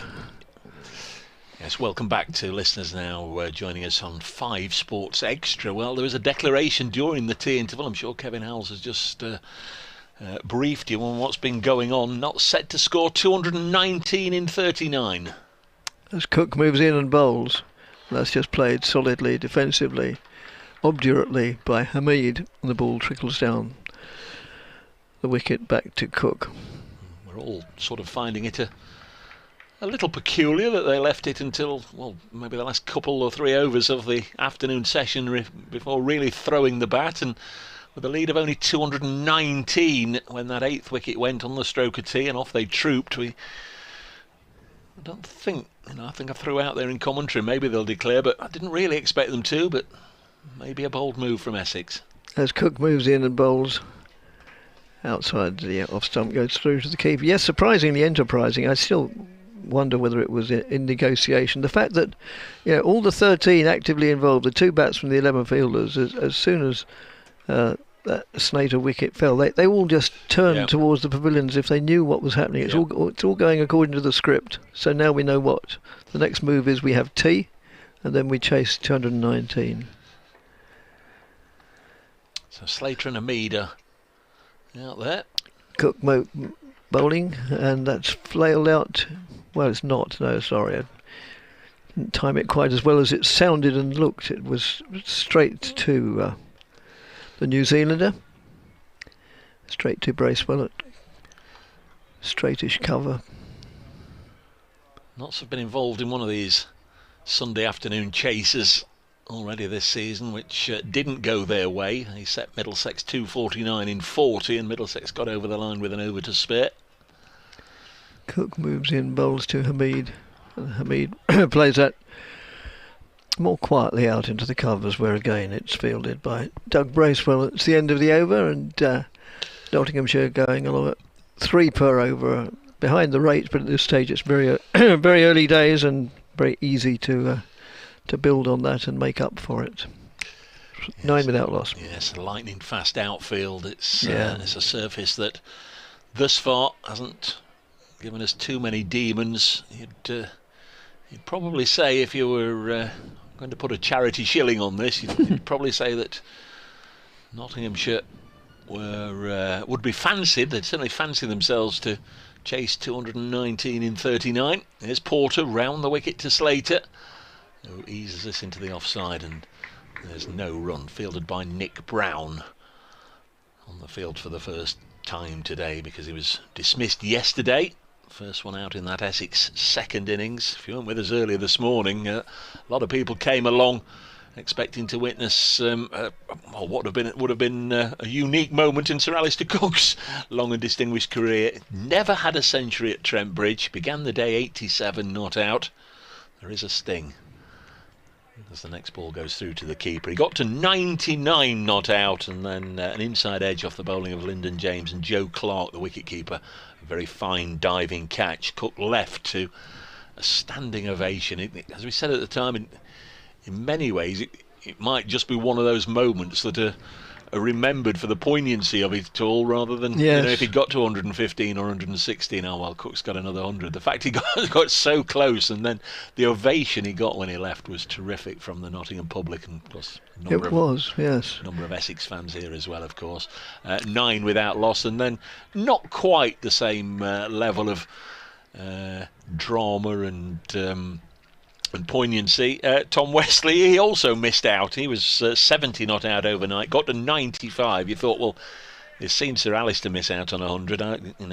I won't make the same mistake, but he too was caught behind by Joe Clark, but this time off the bowling of Stuart Broad.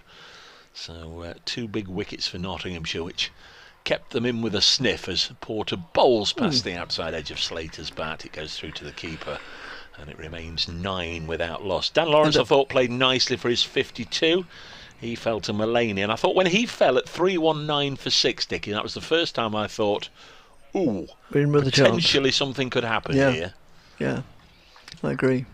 And I thought typically of Sir Alistair Cook, there he was on the verge of his first 100 ever at Nottingham, at Trent Bridge. He plays the shot, he gets an edge, he sees it's been safely held, he doesn't wait for the umpire's decision, he just walks straight off, not waiting for the umpire. Porter bowls, that's a quickish delivery from Jamie Porter, well taken by Adam Rossington. Just moving to his left. Rossington put a couple down in the Nottinghamshire first innings. He'll be eager to cling on to any snicks that come his way this second innings. Lovely skies over Trent Bridge. We've had really lovely days 3 and 4. First day was nice. Second day, we were told we were going to get rain all day. Well, we didn't. We got right the way through, all 96 overs, but under cloudy skies, a little chilly. Next ball is blocked by Slater, and that's a fine over from Porter. That's really put the brakes on. A maiden, 9 without loss. Yeah, so to elaborate on that point, I mean, nowadays most batsmen would, although they knew they got an edge, they'd wait thinking, well, maybe I'll get away with it. Maybe the umpire didn't realise, but no, Cook, that's not the way he plays the game, and not the way that used to be played. Just walked straight off to the pavilion.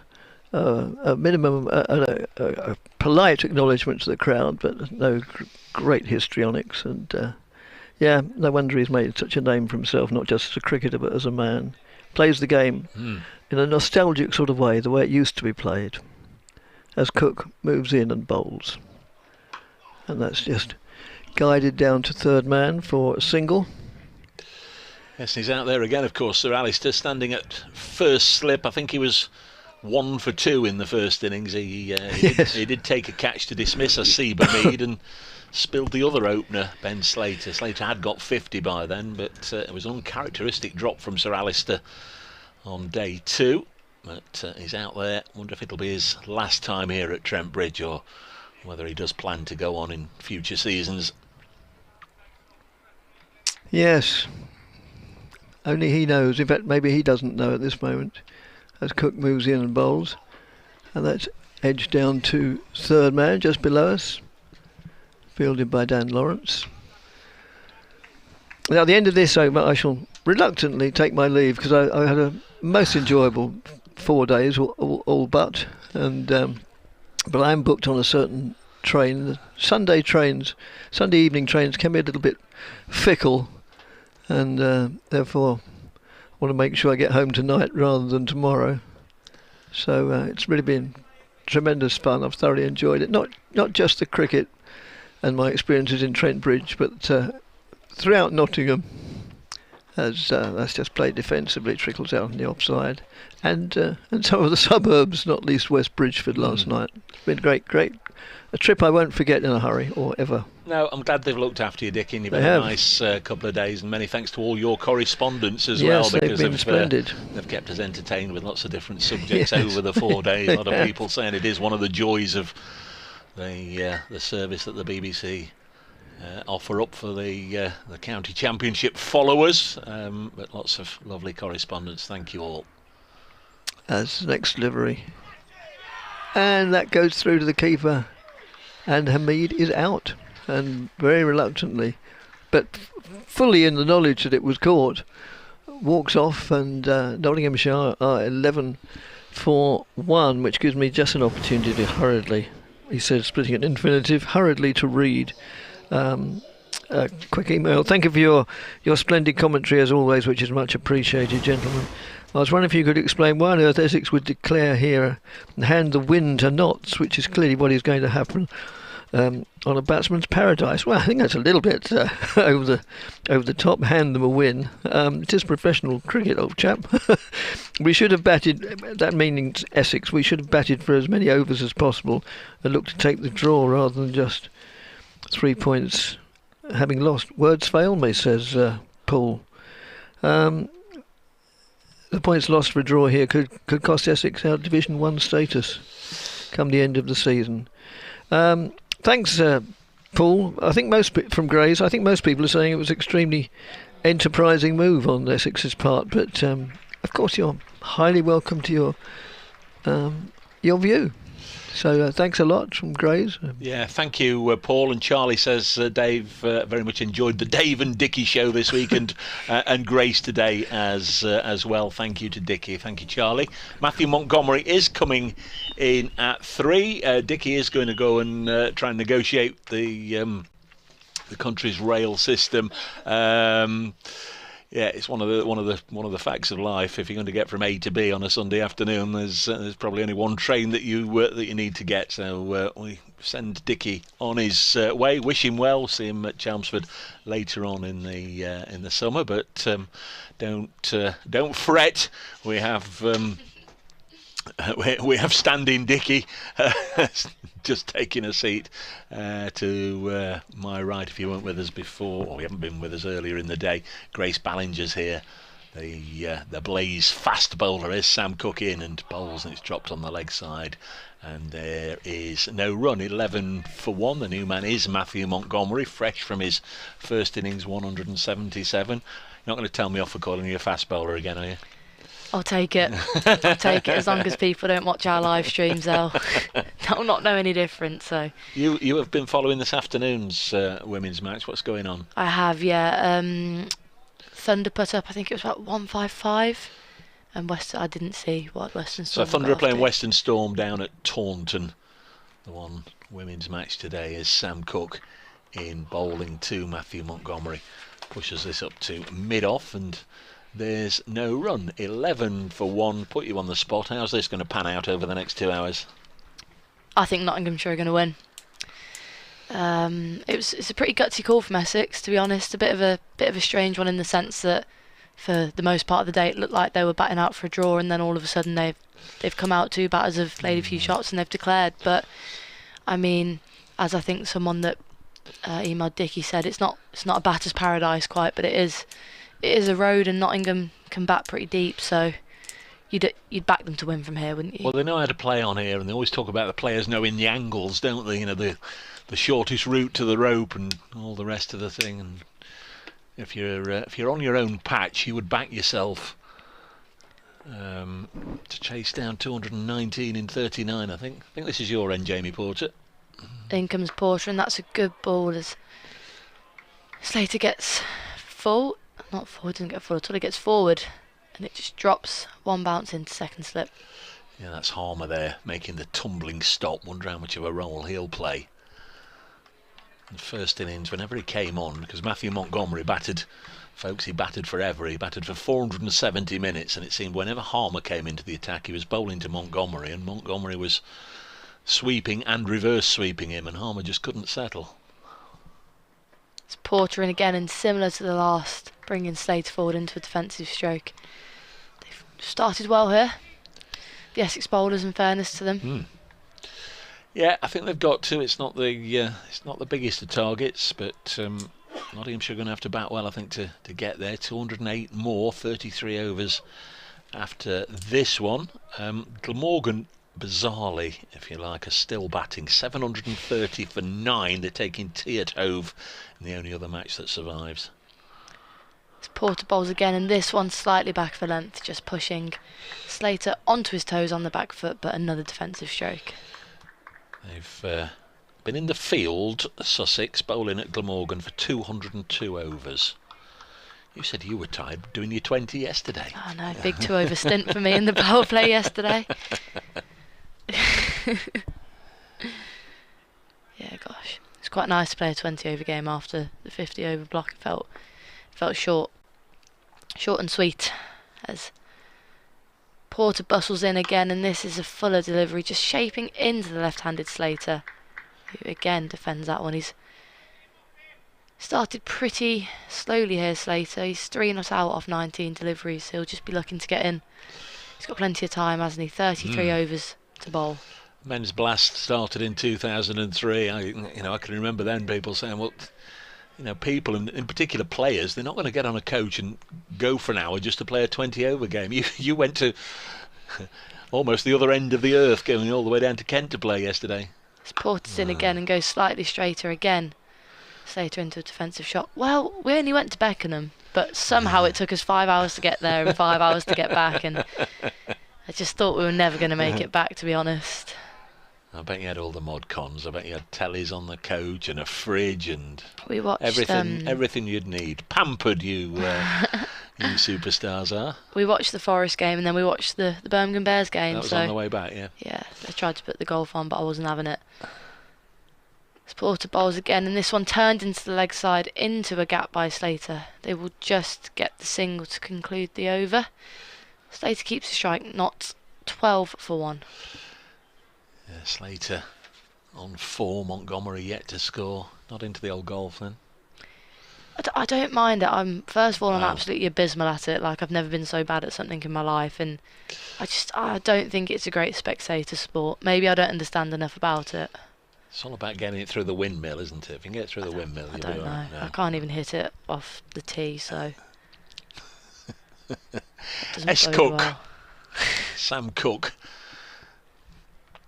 from the pavilion end. Got 3 wickets in the first innings. Already picked up a wicket here. He's got a Seabermead out twice in the game, which is a nice one to have on the CV. Skipper Westley and bowler Cook just moving Simon Harmer from second slip to gully, and he's fairly close in there as Slater on strike clips this to Snater. Slater and Snater. There's one of the pitfalls, and Snater has he's thrown the ball from mid-on to mid-off. I don't know who the fielder is there. He's got to go and run after it. It was a throw. I think he lobbed it into the sunshine, which you don't want to do you? No, it's not what you need. 12 for 1, Nottinghamshire. There's Cook into his 4th over. Bowls to Ben Slater, made 57 in Nottinghamshire's first innings. Just eases this into the offside and fielded by Nick Brown. So on the offside there are 5 fielders fairly close in, 2 catching, 3 saving 1, but there's also a fielder down at the 3rd man, and on the leg side 2 out, 1 square, 1 behind square, and a mid-on. So Cook going round the wicket to Slater. Anything sort of on the stumps, or certainly leg side, he can just drop it into acres and acres of open estate, but it is outside the off stump, so he steers it to Critchley that point, and there's no run. Nottinghamshire 12 for 1, a Mead out for 7, Joe Clark listed to come in at 4, Lyndon James 5, Stephen Mullaney 6, and Nottinghamshire's hopes, I would think, of chasing down the 219 are going to rely not solely but predominantly on the top order. I'd want somebody to make a decent contribution. A couple of 60s might well get them well on their way. If somebody can get there, this one allowed to pass through into the gloves of Rossington, and there's no run. Reckon Stuart Broad will back himself to score a few. If they get down to Stuart Broad at number 10, it could be fairly tense, couldn't it? Nah, he'll be alright. 12 for 1. Yesterday, those that weren't with us, weren't following, it was a little surreal, really. There was a Premier League football match between Nottingham Forest and Arsenal going on behind us, and Stuart Broad, who's a big Forest fan, out on the field as Slater pushes this up to mid-off, and he was almost reacting to every roar and cheer, every one of the pre-match songs. He was conducting the crowd here with their songs. When the fireworks went off, it was unbelievable, the noise that was coming from behind us. And Wesley and Alistair Cook were batting at the time. You just wonder how they maintained their concentration, because they had about a good 5 minutes of non-stop fireworks, or firecrackers they were, going off very loud overhead. 12 for 1. Next ball left alone by Slater. Good start this by Cook and Porter. Cook 4 overs 1 for 9. Porter 3 overs none for 2. Notts in pursuit of 219, a 12 for 1 after 7. What's the required run rate here? Is it about sixes? It was 5.61 at the start, but yeah, it's already going to be about 6, isn't it? I'll leave that side of things to you, Grace, if you don't mind. You're still technically a student, aren't you? So I'm an English student, not a maths student. Very, very different. Let's have a look. 207. 207, 32 overs remain. Pretty much 6.5 and over. Yeah. There's plenty of time to sort that out, but you don't want it just to start spiralling all of a sudden, and then a couple of wickets go down as well on top of that. No, you don't want it getting to 8s too early, do you, really? Anything below 8 and over, I think they'll be fairly confident. It's going to be Porter to continue. We'll see, presumably, Sam Cook and Jamie Porter, and then the seam options, Doug Bracewell, the Kiwi international, Shane Snater, and of course the spin of Simon Harmer, always hovering in the background as a threat. Be seeing Matthew Montgomery's first ball against Porter, as he's in, right arm over, and just wraps Matthew Montgomery on the pad, but a half appeal as it goes down leg side. Wouldn't have hit 2 sets, as they say. Don't know who it was who was doing the appealing, but must have been square onto the wicket rather than having a good view of it. Not close at all. 2 mid-wickets in play for Matthew Montgomery. Well, there can't be too many secrets between Matthew Montgomery's batting and the Essex side, because he batted for, getting on for 8 hours in the first innings. Porter in again and just slightly back for length. Good line, and Matthew Montgomery can do little except defend it into the leg side. It's a monumental effort. Dismissed for 177. It's a little peculiar that he's had 2 first-class hundreds now. 178 against Durham and 177 against Essex. So that's his weak spot, getting into the 170s. Nervy 170s, as they say. That's a good ball. Just bringing Montgomery forward. Just hit their lines and lengths brilliantly here. The Essex opening pair. Yet to get off the mark this time around. Was dropped on 0 and 4 by wicketkeeper Rossington at the start of his innings. Start of day 2 of this match. Right back on day 1 at 10:30, Stephen Mullaney, the Notts skipper, won the toss and opted to bowl first. Took Notts all day to bowl Essex out for 298. Porter in again, and this one driven, foolish ball, but driven to mid-on. No run taken. Tom Wesley giving the ball a shine. Notts came back strongly on the second day. They built up a first innings lead of 144, but Essex wiped out that deficit for the loss of only Nick Brown. And we went into this the final day with Cook and Wesley at the crease, and you pretty much heard all the rest. Porter's in again, and this one driven nicely by Montgomery, but cannot get past one of the only 2 fielders on that offside ring, backward point. Just wonder when frustration might come into this for Montgomery and Slater, because at the moment they're picking out the fielders, Grace. They are, and it's been a lot of dot balls which will be building pressure in this run chase. Still 207 more runs, seems a long way off at the moment. Just 2 runs from Porter's 3.5 overs. Yep. As he bowls in another good length ball, and again defended into the leg side. Another maiden over for Porter. Not still 12 for 1. Yeah, ripple of applause, a smattering of applause. Has been quite a number of Essex followers who've been here for the duration of the match, but maybe like Dickie, they've had to adjourn the one train leaving Nottingham that could get them back into Essex this evening. Might be full of happy cricket fans or anxious cricket fans making their way to Nottingham train station right now. 12 for 1, Slater with 4 runs to his name. Matthew Montgomery yet to score. And Essex throwing down the gauntlet during the tea interval. Can you score 219 in 39? Sam Cook,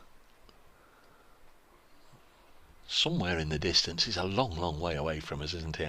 Down towards the pavilion fence. Here he comes round the wicket and bowls, and it's just guided down into the gully by Slater. That's why they put Harmer there. Cook, although very much part and parcel of the Essex family, did call this Trent Bridge ground his home last August. Of course, he was a member of the 100 winning Trent Rockets, so a little bit of Trent Bridge experience for Sam Cook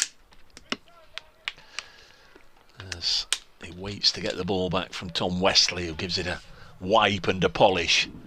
Love to hear from you at Brace Cricket on the old Twittery thing, or at Grace Ballinger too. If you'd like to send Grace a message, we'll give you a shout, as this one is steered to point. Critchley again coming in doing the fielding, and there's no run. I wonder if we'll see Matt Critchley bowling at any stage, because he's a leg spinner like Calvin Harrison, who managed to pick up his first 3 county championship wickets today. I thought he bowled nicely, Harrison, and he did. Usually when there's a leggy involved, there's something happening. Shane Snater certainly walloped him for a couple of sixes, but Harrison with the last laugh, getting rid of Snater, one of his 3 victims. It's not been a run for hours and hours. Cook round the wicket bowls, and he's hit Slater. He's asking him here. We've got to try and adjudicate looking through the stumps and through Ben Slater, who's at our end of the ground. We're almost behind him. Didn't seem right, but the reaction of Cook seemed to be disappointment that it wasn't given, but it wasn't given. 12 for 1. It's a light aircraft passes overhead. Just been pointed to a monitor. Oh yeah, that would have gone down. Mr. Cook would have gone well down. Sam Cook turns halfway through the 9th over of the innings. Not still, 12 for 1. He bowls very nearly chopped. It has been, he's bowled him. It's taken a bail off, and then the ball ballooned up over the top of keeper Rossington and away for 4. But Slater has been bowled by a full pitch delivery by Sam Cook, and he has to go for 4. And Essex have winkled out both openers inside the first 9 overs. Nottinghamshire 12 for 2. Slater bowled by Cook for 4. Yeah, it looked like a pretty good ball, that, didn't it? We'll just wait to see the replay. Looked pretty surprised, Ben Slater, when he turned around and saw the bails had been taken off. So, as you say, the ball raced away to the boundary. Daniel Lawrence has had to go and retrieve it from past the rope, I think, but Ben Slater, who looked very good for 57 in the first innings, is gone, and Notts now in a difficult position at 12 for 2. Let's watch this replay. Did just literally take the top of the off stump. Strange, wasn't it? I thought he played it down into the ground, and hence the reason it bounced high over Rossington, but it wasn't. It was on the way up, clipped the bail, and that made it fly even higher. There's Joe Clark. We know what a free-scoring white ball cricketer Joe Clark is. He's found a little bit of red ball form over the last 3 matches for Nottinghamshire. Played nicely in the first innings. Another one who got 57 for Nottinghamshire first time around. Then tossed his wicket away a little bit, danced down the track to the leg spin of Critchley, and hit the ball to deepish mid-off. But that was the only blemish on what otherwise was a really positive innings. He's played, as I say, a couple of very good innings a couple of weeks ago in a defensive rearguard action, batted for 2.5 hours for 40 odd against Lancashire to help save the game, and then last weekend the top scorer in the match at Wantage Road against Northants, his 70 odd, the standout innings by anybody on either side. So he's come into this game a little bit of form, and as I say, made 57 and looked $1 million before just taking on the leg spinner early into Critchley's spell. 12 for 2. Likes to see the board moving quickly, does Joe Clark. He's also one who seems to notice everything that's going on, and straight away he's taken guard and looked up, and he's asking for a balcony door to be shut in the pavilion. And now he bobs and crouches as Cook comes in to bowl to him, squared up. He pushes it up to mid-off. Cook, 4.5 overs, 2 for 9. Got 5 wickets in the match, and he's bowled nicely, and he's had the support of Porter at the other end. Yeah, I've always quite liked Sam Cook. I think he's done pretty well, hasn't he, over the last couple of years. Kind of made a name for himself in white ball cricket over the last couple of years, as you say, down here at Trent Bridge as well. But he's certainly bowled well today, and he's looked aggressive for pretty much every delivery he's bowled, to be honest. Pete says this isn't going swimmingly then, is it, Dave? No, you'd say that, Pete. Next ball worked away by Clark, again up to mid-off, and there should be good applause here for Sam Cook because he's bowling nicely, and a smattering certainly from what's been an appreciative crowd. All stood and applauded Sir Alistair Cook as he made his way off this morning, out for 99. I think they understood just sort of everything that meant, that moment. It was a big moment in the morning's play. Cook out for 99. This could be a big moment, Grace. You've got a bit of twirly-whirly stuff to describe. See if Matthew Montgomery likes it as much as he did in the first innings.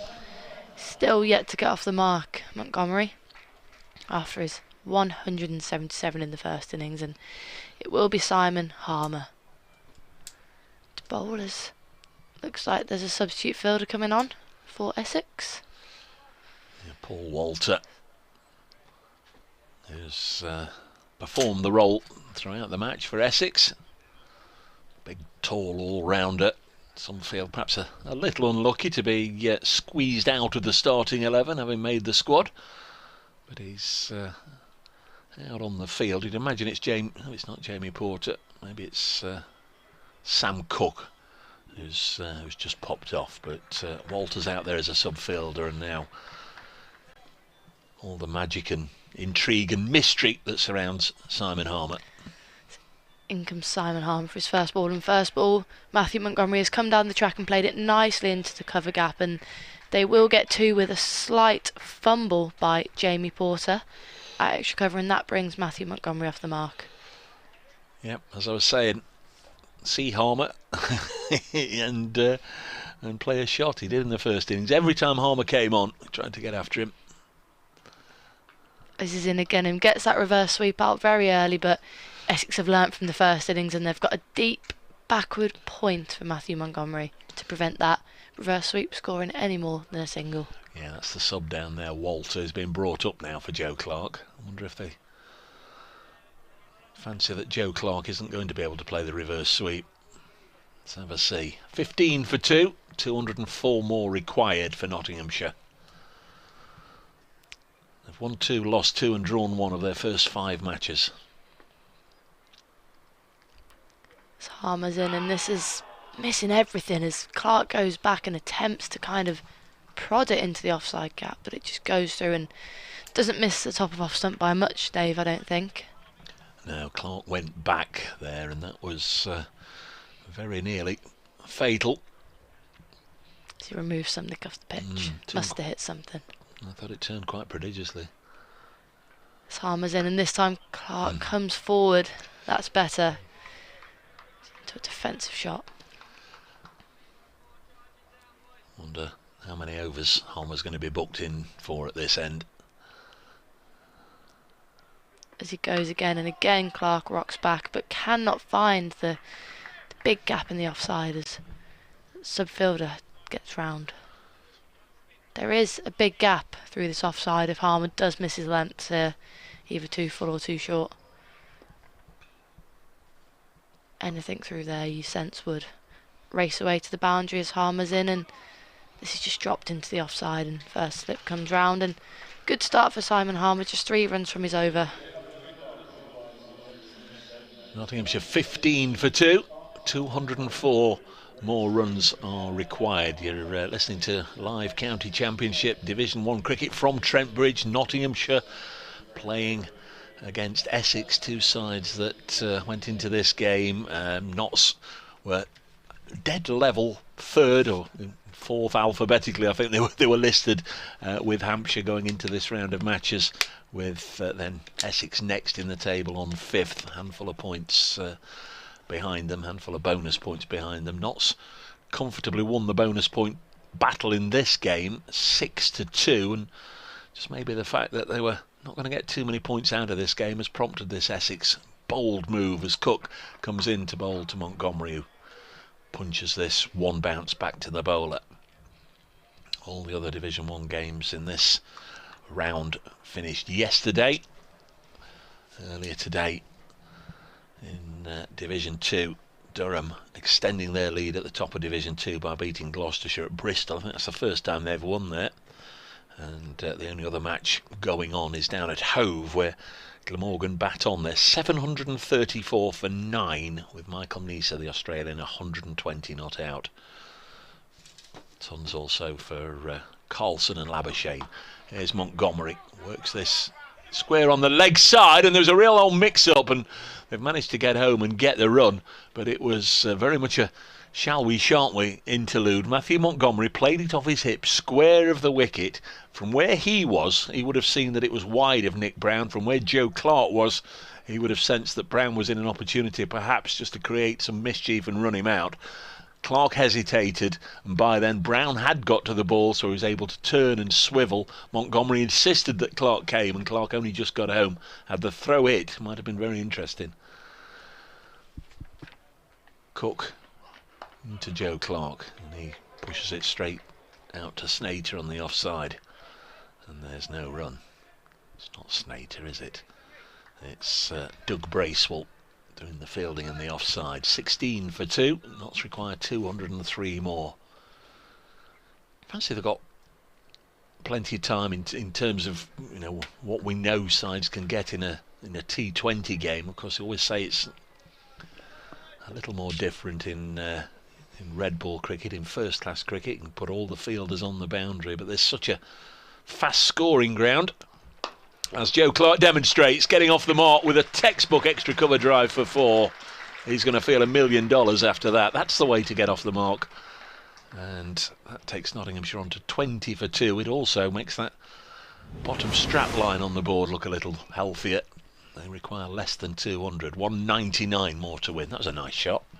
It was, yeah, just well timed through that offside gap, and as you say, if they do get a ball that's slightly too full, it is so easy to capitalise, as Clark has done there.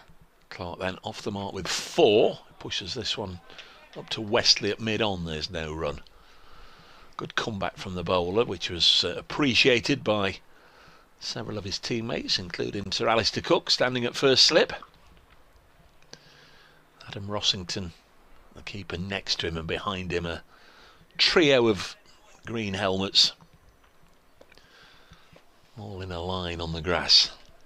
Mead out for 7, Slater out for 4, both to Cook, who comes in to bowl to Clark, pushes this back to the bowler. That's the end of the 11th over. The equation here in Nottingham is 219 to win from 39 overs. Nottinghamshire 20 for 2 after 11. But Joe Clark and Matthew Montgomery both open their account. They're both 4 not out. And Nottinghamshire and their supporters will dearly be hoping that at least one of these can go on and put a substantial score on the board just to anchor this run chase. Still going to be Harmer, Grace. Absolutely. Just sense Harmer's bowling could go either way here, don't you? Montgomery got hold of him in the first innings, but he's taken so many wickets in the past, and spins look dangerous today, I think. Breeze is picking up a little bit. It's by no means gusty, but it's been fairly still all day. We can see the Nottinghamshire flag above the pavilion rippling away there, and just see Harmer with his shirt outside his flannels, the shirt billowing. In comes Harmer, and this first ball's outside off and punched to that deep point by Matthew Montgomery. He gets a single off the first ball of the over. Yeah, won't be tied down, Montgomery. Someone else seems to be warming up. Mid-wicket. Who is that in there, Dave? Can you see? That's Snater. Harmer's in again, and Clark uses his feet and it races past mid-on, and that will be another boundary for Joe Clark. That's 2 in 2 balls. Nice shot down the ground just to the onside of straight. Not sure whether it would have been a full toss anyway. It just seemed to be a little higher than normal, but that was exaggerated by the fact that Joe Clark used his feet quickly out of the traps and punched it away before it could bounce straight down the ground for 4. Yeah, he's moved pretty proactively after that play and miss early on. Probably made him think a bit, and he seemed to have rectified his movement as Harmer's in again, and this time Clark gets forward nicely into a defensive shot. If, big if, bold letters underlined, if Nottinghamshire were to get home from here without Ben Duckett in the side, I think they'd consider it a huge achievement. Harmer's in again, and again Clark using his feet, and this time it goes past the mid-off fielder and it will race away for another 4. Well, if Joe Clark keeps doing that and executing it as well as he has done those 2, then it'll be a walk in the park. But of course that won't happen. Things will change. Simon Harmer will alter his length or just vary his speed maybe a little bit, but it just seemed to be floated up, and Clark quickly again out of the traps to punch it straight for 4. So Harmer goes again and does rectify his length. This is a good delivery, just pushing Clark back to turn it into the leg side, but mid-wicket gets round. After a few quiet overs, a couple of boundaries here, gets the board moving again. 29 for 2. So Harmer in, and again Clark getting forward and smothering the ball. End of the over then, a good one for Nottinghamshire. 29 for 2. 190 more required. 27 overs remaining. Of course, there's the possibility of 1 or 2 more, but it's unlikely. That never really seems to happen. What will happen is we will get all the way down to 16 overs remaining. Then the umpires will signal we are now entering the last hour of the match, and in that last hour there must be at least 16 overs if they can, or if they want to, if they can hustle round and bowl 17 or 18 or 19 or whatever, then so be it. But there must be at least 16 overs in the final hour. So we know we're going to get 27 overs, and we have got a bowling change. It is going to be the former Netherlands international Shane Snater. He's going to bowl from the pavilion end, predominantly bowled from the Radcliffe Road end in the first innings. Can't remember him bowling from the far end at all. We'll look at his figures in a second. Comes in wide of the off stump. Rossington standing up. It's a good take to the medium fast right armour by Rossington. Yes, in the first innings, Snater 22 overs, 6 maidens, none for 62. But what that doesn't tell you is he came on to bowl, and his second ball, Matthew Montgomery, who was on naught, nicked it to Adam Rossington, the keeper, who was stood back then and spilled it. And in Snater's next over, he nicked another one, and this time Rossington didn't have to move anywhere near as far, and in the gloves and out the gloves. So on Norton 4, Snater missed out on getting Montgomery's wicket, and he went on to get 177. Snater into Rossington, who's decided to stand up now, and Montgomery pushes it calmly and pleasantly into the offside, fielded by Harmer. It's not what you want when you drop a catch, is it? The batter then going on to get 177. No. I mean, there is a saying which I'll get completely round my neck, isn't it? To drop somebody once is careless. Or you don't mean to drop somebody once, but to do it twice is careless. To do it 3 times is unforgivable, or something. Something along those lines. I don't know. Next ball on its way, and blocked by M&M. Matthew Montgomery. We did have a discussion earlier in the match, Grace, which you'll be pleased you missed, about alliterative cricket names, because we had Dickie Davis commentating with Hasib Mead, Matthew Montgomery, and there was I'm sure there was another one in this game. Shane Snater. We're all involved in a little passage of play with Dickie Davis commentating. 29 for 2. The next ball on its way is pushed into the offside, and there's no run. An alliterative's dream it was. Sounds very exciting, Dave. Gutted I missed it. All right. 29 for 2. That's the voice of Grace Ballinger, the Blaze. Well, Trundler. That's more like it. Got a wicket. Who did you get? Was it Tash Farrant you got yesterday? Yeah, Tash Farrant. Next ball on its way now and driven up to mid-on. There's no run. Did you have specific plans for her? No, not particularly. I didn't know she was going to be batting 3, to be honest. We weren't sure who would be slotting in there. We weren't sure if Alice Capsey would be playing. But no, I like bowling at left-handers. So, normally do alright, and came into fruition. Did her for speed? I think she just missed a straight one, to be honest. You always say that. Happens to You the get best all of your us. wickets that way. Next ball is just defended by Montgomery. This is good, accurate stuff from Snater. Begins with a maiden. 29 for 2 Nottinghamshire after those 2 Joe Clark boundaries in the previous over. A little bit of calmness is restored by Snater. His first over is a maiden. That's 29 for 2, so 190 required from 26 overs, and Nottinghamshire have 8 wickets in hand, or to put it another way, Essex 8 wickets away from victory. There's always 2 sides to these situations, and Essex may feel, certainly if Harmer can get amongst them, that they can still go on and win this game, and of course they can. Joe Clark then to face Harmer's first ball of his 3rd over, and this is smothered by Joe Clark coming forward. He's not been enticed as of yet to drive through that big gap on the offside, just a point and a mid-off.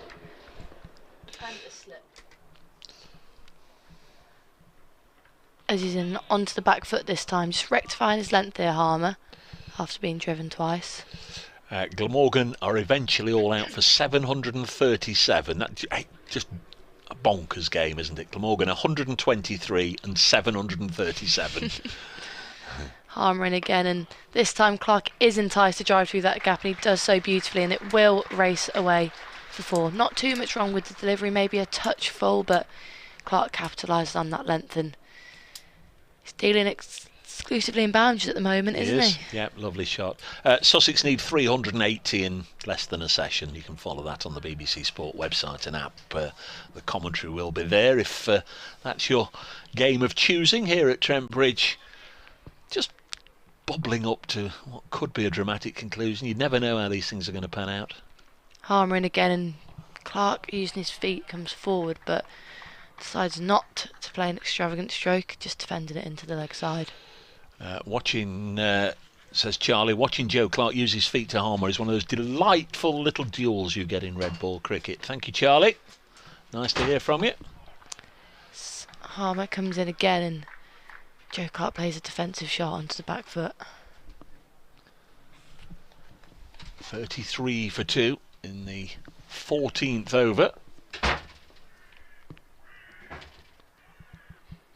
Harmer bowls, and that's a much better length, just brings Clark slightly onto the back foot into a defensive shot. End of the over, Nottingham's 33 for 2. They require 186 with 25 overs to bowl. Glorious conditions out there.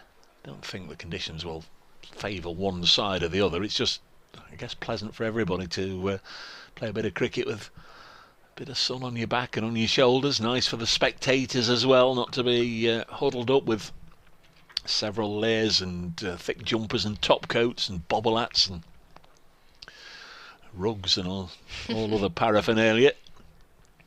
Just very, very pleasant indeed. Although, as I said in the last over, the breeze just rippling the flags a little bit now. Snater from the pavilion end bowls to Montgomery. He gets behind it and eases it out as far as Harmer.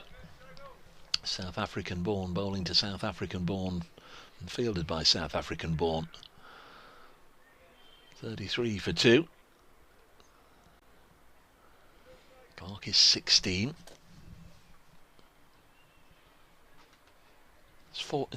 That is 4 boundaries, isn't it, Grace? It is, yeah. As far as I'm aware. Could be mistaken though, off and on. Comes in again, Snater, and Montgomery happy to defend. Just to mend that, I sort of, something was niggling away there that Shane Snater wasn't South African born, and I'm right, born in Harare, Zimbabwe, but he did, or he has represented the Netherlands. Of course, Essex cricket and Netherlands cricket for many years twinned together thanks to Ryan Ten-Doeschate, as punched through the offside by Montgomery. Gets the board moving again. The ball crisply struck, clatters into the metal railing in front of the William Clark stand, square of the wicket on the offside. In fact, it's just gone under the railing, and a spectator offers to fetch it, but Jamie Porter says, "You're all right, I'll get it. I'll get it." So the spectator goes back to his seat in the second row of the stand over there on the Bridgeford Road side of the ground. Ball was going sort of in that little gap between those two stands till it hit the railing. There's Snater, 37 for 2. Bowls to Montgomery. Well, he can go and fetch another one. This time perhaps that spectator can get it. In fact, there's a couple of kids, a couple of youngsters. Been lovely to see them on the ground today. They can go and get it. In fact, they can't because it's not gone all the way onto the concourse bit, and will have to be fielded and fetched over there. Nice looking shot. 41 for 2, back-to-back boundaries to Montgomery, who has moved on to 13. It's fair to say he's not had a bad game so far, Matthew Montgomery. Snater bowls, and this time with an open face, run down on an angle of 45 down to Porter. 42 for 2. Knots require a Montgomery. They require a 177 more to win, and that's what Monty got in the first innings. Young Monty, as they call him, obviously.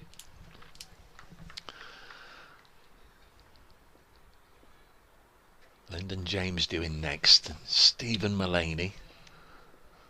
Liam Patterson-White, the left-hander. Next ball is defended.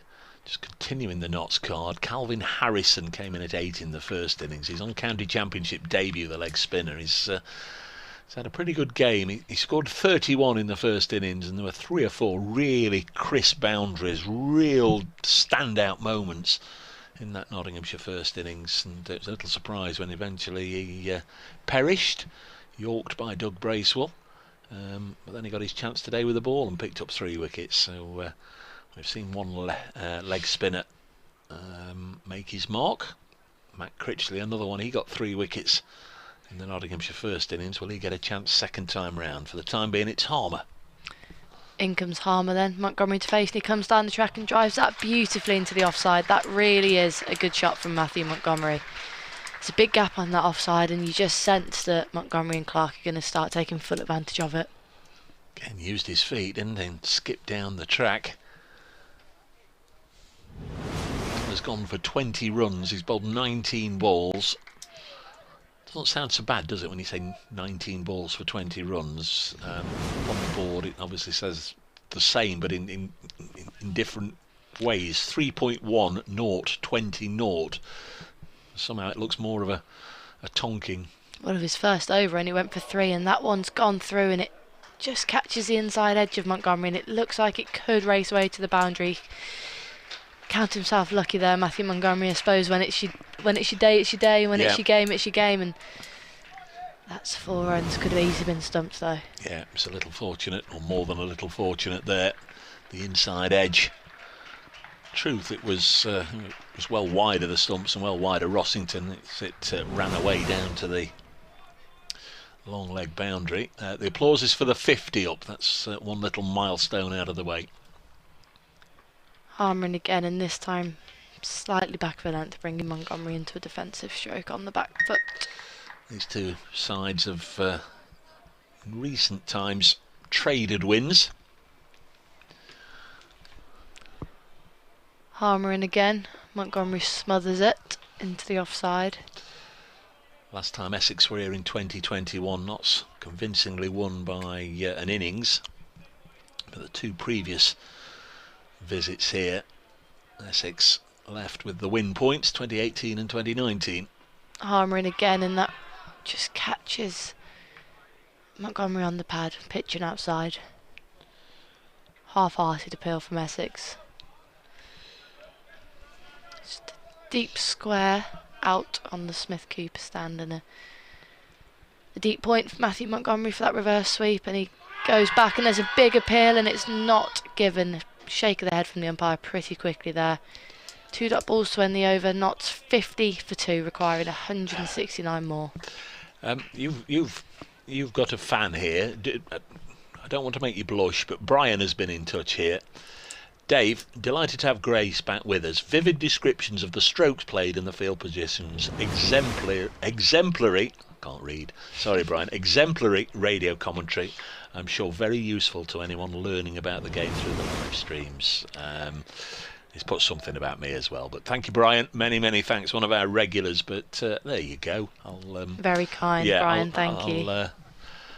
Is that a member of the Ballinger household? Oh, no, it's not. One of our regulars. Thank you, Brian. So there you go.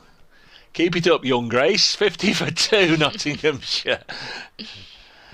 As Shane Snater is in. Bowls worked to leg by Clark, who's on 16. Yeah, many thanks for all the correspondence and comments that we've had through the course of the 4 days. As always, we sort of do it for the listeners, for the viewers as well. The commentary goes out on the live stream. I know a lot of you like to watch the pictures, and certainly can't blame you for that. It's nice to be able to see what's going on as well as just hear a little bit of description. Snater bowls to Clark, works it on the leg side. Chris Simpson says, is Grace going to bring us home, do you think, Dave? Well, no pressure, Grace. Chris, a Nottinghamshire follower. 50 for 2. There's a bit of a way to go yet, folks. Let's just keep a lid on this for a while. Essex very much in this as well, I fancy, as Snater bowls to Clark, nudges this up to mid-on. The partnership 38 from 47, 48 deliveries. 50 for 2, Nottinghamshire, with Clark and Montgomery together, having lost Seba Mead for 7, that was in the 5th over, and Ben Slater for 4 in the 9th. Unusual one, Slater's, bowled by Cook. Touch on that in a second. Snater bowls, and Clark again, just playing defensively in the V, works it up to Wesley at mid-on. It's the sponsors' colours, so we're very grateful for all of county cricket's sponsors. But the sponsors' logos and colours are blue and green, so as a consequence the stumps are blue and the bails are green, and those bails are very, very difficult to pick out from distance. This one is a little wider, the off stump, and Clark, I think he'll fancy, could well have got that away through the covers, but instead just cloths it up to mid-off, and there's no run. And when Sam Cook bowled Ben Slater, it just seemed as if the ball had taken off and it ballooned over Adam Rossington and away and down and over the rope here, but it's very hard to pick out the fact that it had just clipped off a bail. That's 50 for 2. Snater in again, bowls, and Clark defends, and Shane Snater's been bang on the money here. His figures don't necessarily reflect it. 3 overs, none for 9, 2 of which were maidens. 3 overs, 2 maidens, none for 9. But as in the first innings, he's making them play, he's applying pressure, and doing a good job for Essex, who will still feel, I think, that another wicket or 2 here, and they could be banging business this Sunday afternoon in Nottingham. I agree, Dave, and I think Clark and Montgomery have done a pretty good job at releasing the pressure at 12 for 2. You sense 1 or 2 more quick wickets could have seen Notts in a pretty difficult position, but they're batting well thus far, and that is Harmer in, and again Montgomery comes down the track, but this time straight into the hands of the fielder at mid-off and dot ball. Bit more correspondence. Mark Muggerseth, Notts, come on, you can do it. Harmer's in, and this time Montgomery staying in the crease, playing a defensive shot. Snookered. There you are. Mr. or Mrs. or Miss Snookered says Grace is excellent on comms. Sign her up, Dave. Sign here, Grace. Harmer's in, and this one on the back foot, and it's a massive appeal, and it's almost a celebration appeal as Montgomery's given almost instantly, and he takes a look at the umpire and begrudgingly walks off. That was a pretty confident appeal from Simon Harmer and a massive wicket there. Huge moment. Matthew Montgomery out for 22, batted for 50 minutes, 33 balls, 4 fours. Simon Harmer's got him, and as Grace said, he ran away in celebration. Immediately it's turned sharply into the pads, and Montgomery had gone deep into his crease, covered up, and really had nowhere to go, did he? It looked a good shout. I'm sure if I was at the other end, and should I review it, mate? I'd probably say why not, but you have to feel that that was there or thereabouts, and Montgomery's gone. So as I said, Essex very much in this. At 50 for 3, here's Lyndon James, 6'5" all-rounder. Lyndon James made 28 in the first innings, caught behind off Sam Cook, bowled very nicely in the Essex second innings. I thought he got Nick Brown out yesterday. Sir Alistair Cook for 99 this morning. That's a nice scalp to have, and then bowled Matt Critchley as well for his third wicket. Lyndon not yet delivered the big scores this season that we saw him make last year. 3 big hundreds last year. This time around he's got starts many times, but he has a best of 41 at Lords against Middlesex. So 20s, 30s and 40s don't necessarily get the job done when you're one of the key men. He's better than that, and an opportunity to show that here, but not going to be easy to begin with, because as he comes out he's going to face Simon Harmer. There's still 3 balls left in this over, and he's, I think, going to be absolutely surrounded by Essex fielders. Looks that way, doesn't it, as the Essex fielders signal for 1 or 2 more helmets to be brought onto the pitch. Matt Critchley goes to retrieve from the 12thers. He hands his floppy hat to the umpire and gets involved round the bat. Slip, leg slip. And 2 city fielders in front of the bat. 1 on the offside, 1 on the leg side. For Lyndon James' first ball of the innings. Harmer in. And it just pushes him back, and he does well to get some bat on that, because if it would have hit him on the pad it would have been out. And it's a good defensive shot. Just sense that Harmer started to get his length right here after being too full early doors. So Harmer's in again, and this time James uses his feet and tries to turn it into the leg side, but mid-wicket gets round nicely to prevent a run being taken. Shane Snater busy in there. Yeah, the fact there's so many fielders round the bat, of course, does mean that if you can play a positive shot, there aren't so many fielders out there stopping it going to the boundary, I suppose. In comes Harmer then and pushes him back, and it's a massive appeal, but it's not given. A shake of the head of the umpire. 50 for 3, Nottinghamshire at the end of the 18th over, still requiring 169 more. Wicket maiden for Simon Harmer. 5 overs, 1 for 24 to Harmer. He's won so many matches for Essex over the years, certainly with last day performances, spinning sides out. Can't do it on his own, of course, and they've got control at both ends at the moment with Shane Snater, 3 overs, 2 of which were maidens. Doug Bracewell has just come across. Just saying there, I thought Snater had sort of tied down one end, but he's going to make way for Doug Bracewell, the New Zealand international. Played international cricket for his country in all 3 formats. He's had a relatively quiet game, certainly a disappointing game with the bat. A couple of wickets in the first innings, didn't overly impress, but with the bat, 7 in the first innings and just 4 today. It's going to bowl from the pavilion end here at Trent Bridge. 21 overs remain. Nottinghamshire still require a further 169.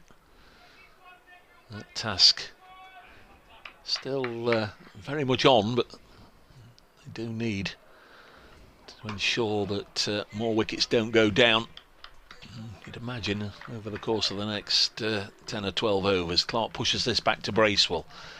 May well be that Joe Clark is seen as huge scalp here by both sides. If not to lose him, especially with so many runs still required, their hopes of victory will certainly go down another notch or two. If Essex can get him, they'll fancy they can work their way through the Nottinghamshire lower order. Bracewell bowls, Clark again pushes it back to the Kiwi. Mulaney in next, and Liam Patterson-White, Calvin Harrison. Then the question mark, because Brett Hutton hasn't been on the field all day. We're not entirely sure the reason for his absence. But lots will certainly be hoping that, if necessary, he can bat. Stuart Broad and Dane Patterson.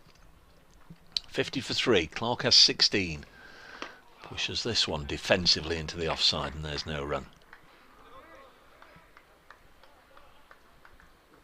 Paul Walter, subfielder, still on in the covers. One or two of the Essex players have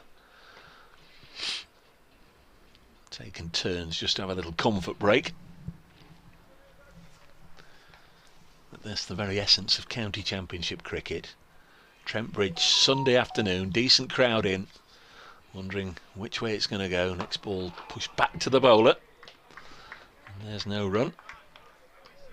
And this is good from Bracewell to start with. 4 dots, just keeping Joe Clark quiet.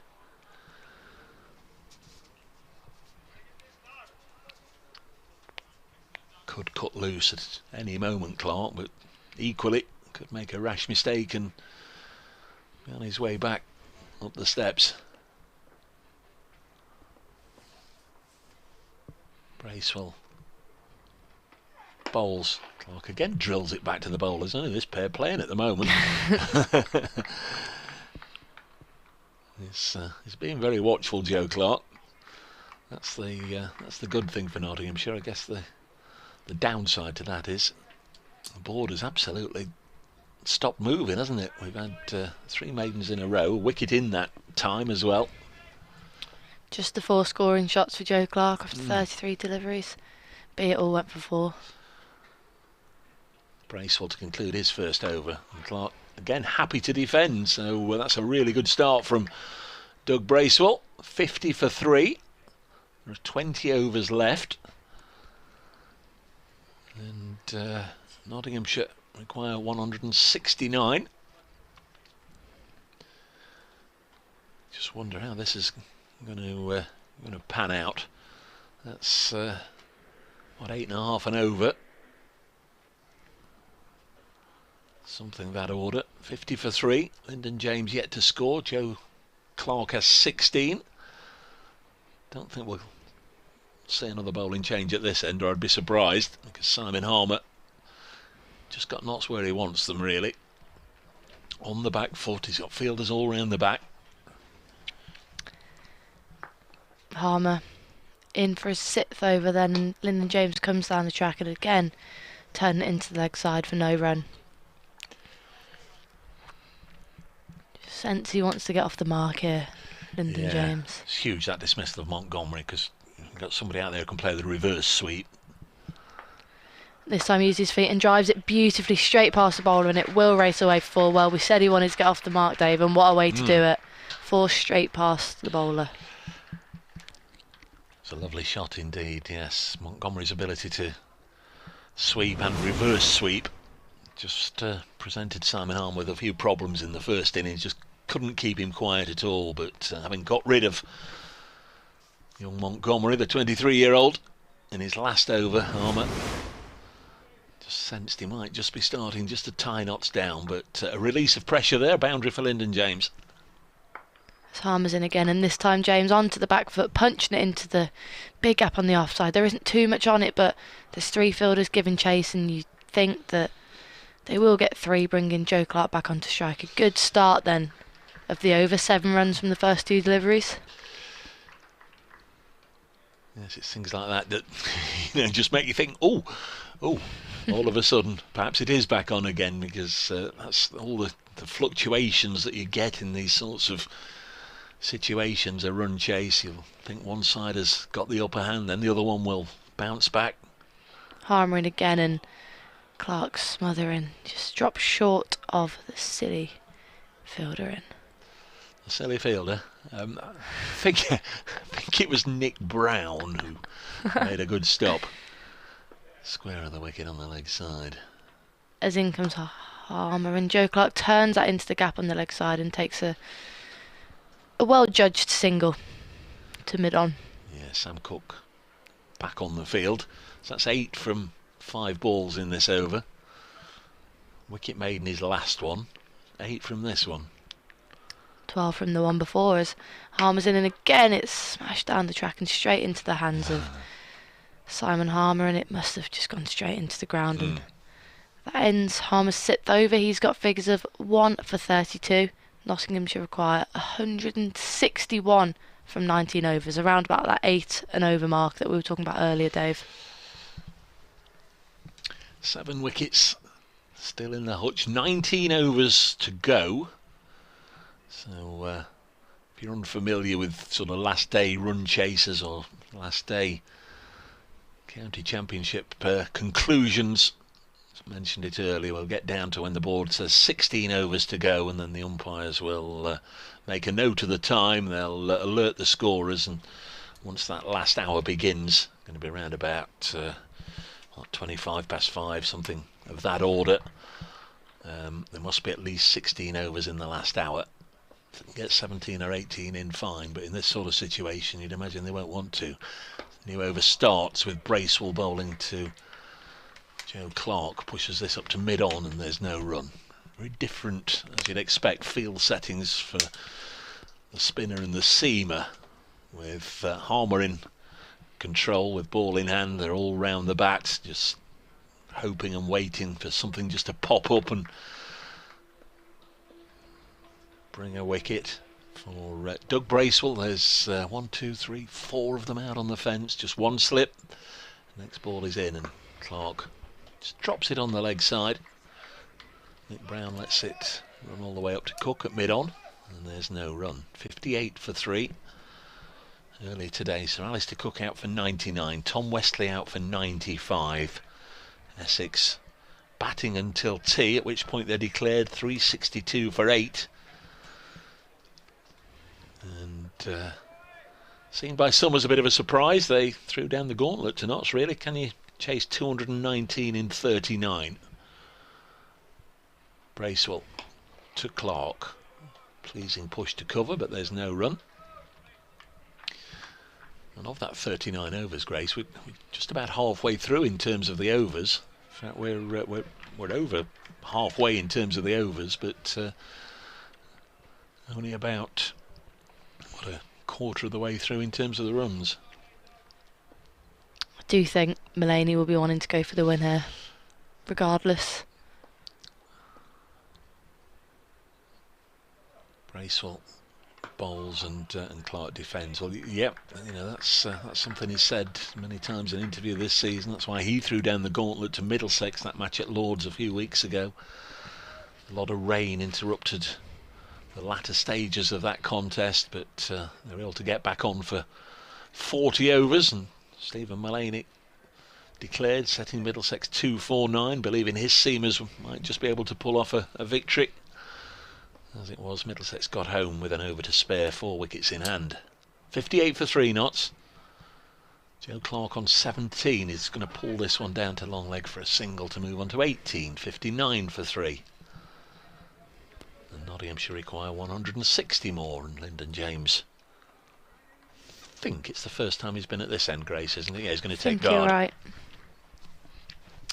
Our umpires are Tom Lungley, former Derbyshire seamer, and Steve O'Shaughnessy, former all-rounder who played for Lancashire and Worcestershire back in the day. In fact, earlier in the match we were talking about it's 40 years since Steve O'Shaughnessy hit a century in 35 minutes in a county championship game, but was to help set up a declaration. Bouncer over the head of the 6'5" tall Lyndon James. This goes through to Adam Rossington to end Bracewell's second over. Just that one Joe Clark single from it. 59 for 3.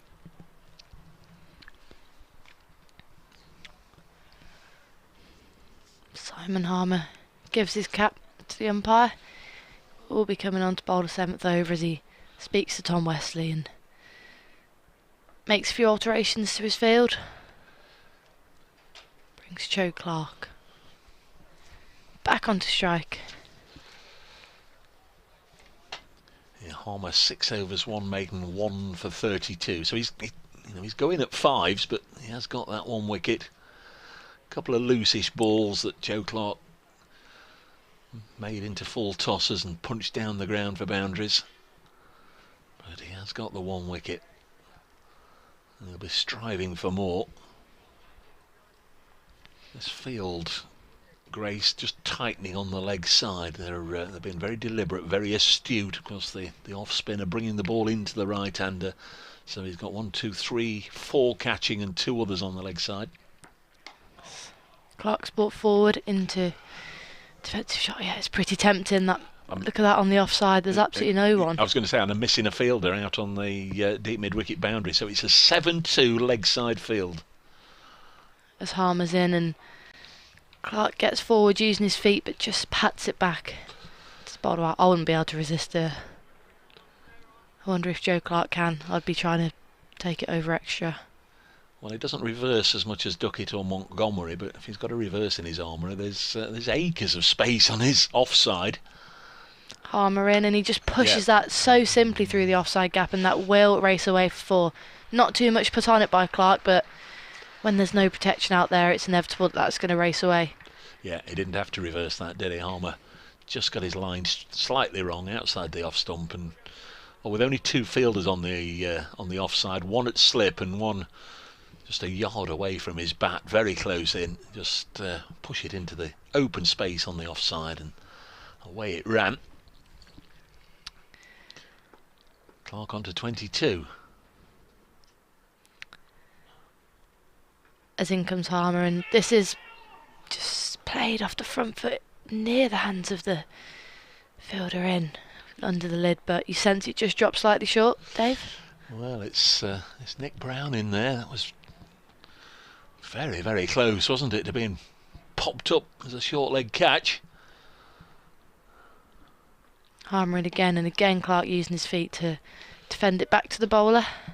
Instinct was it was hand, ball and ground all arriving at the same point at the same time, but he might just have been able to scoop it up. Couldn't.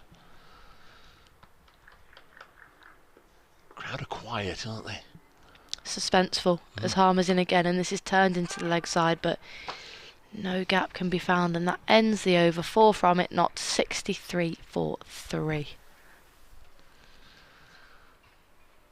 So that boundary from that over, Lyndon James has 7, Joe Clark 22. This pair have added 13 from 27 balls since Montgomery was dismissed on 22. It's 50 for 3 at that stage. Going to be Dougie Bracewell once again from the pavilion end here at Trent Bridge. Bowling to Lyndon James, who's not faced too many deliveries from this end. What are Essex going to do with the field? They just had the 1 slip for Joe Clark. Sir Alistair Cook, who's pretty much fielded at slip throughout both Nottinghamshire innings. He has got company. In fact, Harmer's dropped in at he drops in at second slip, and then either bowler or skipper says, we don't need you there. Out you come, Simon. Oh. Here, there, where do you want me? He's still walking about, now he's in the gully. Yeah. There's a leg slip, there's a short leg, so pressure on Lyndon James. This one is into the thigh, drops down on the leg side, and there's no run. 63 for 3. Been an engrossing contest, but wickets have been in relatively short supply over days 2 and 3. And just wondered what today might bring. Notts had to work really hard to get Essex 8 down by tea. And at that point the declaration came. Not sure what's happened here. Joe Clark's come all the way down to have a word with Lyndon James. And Essex are tinkering with the field again. There might be quite a lot of this, Grace. More chatting than actual cricket. But Essex's over 8 is good. They're +5, so you can't really deny them the opportunity just to carefully think and plan and plot their strategies.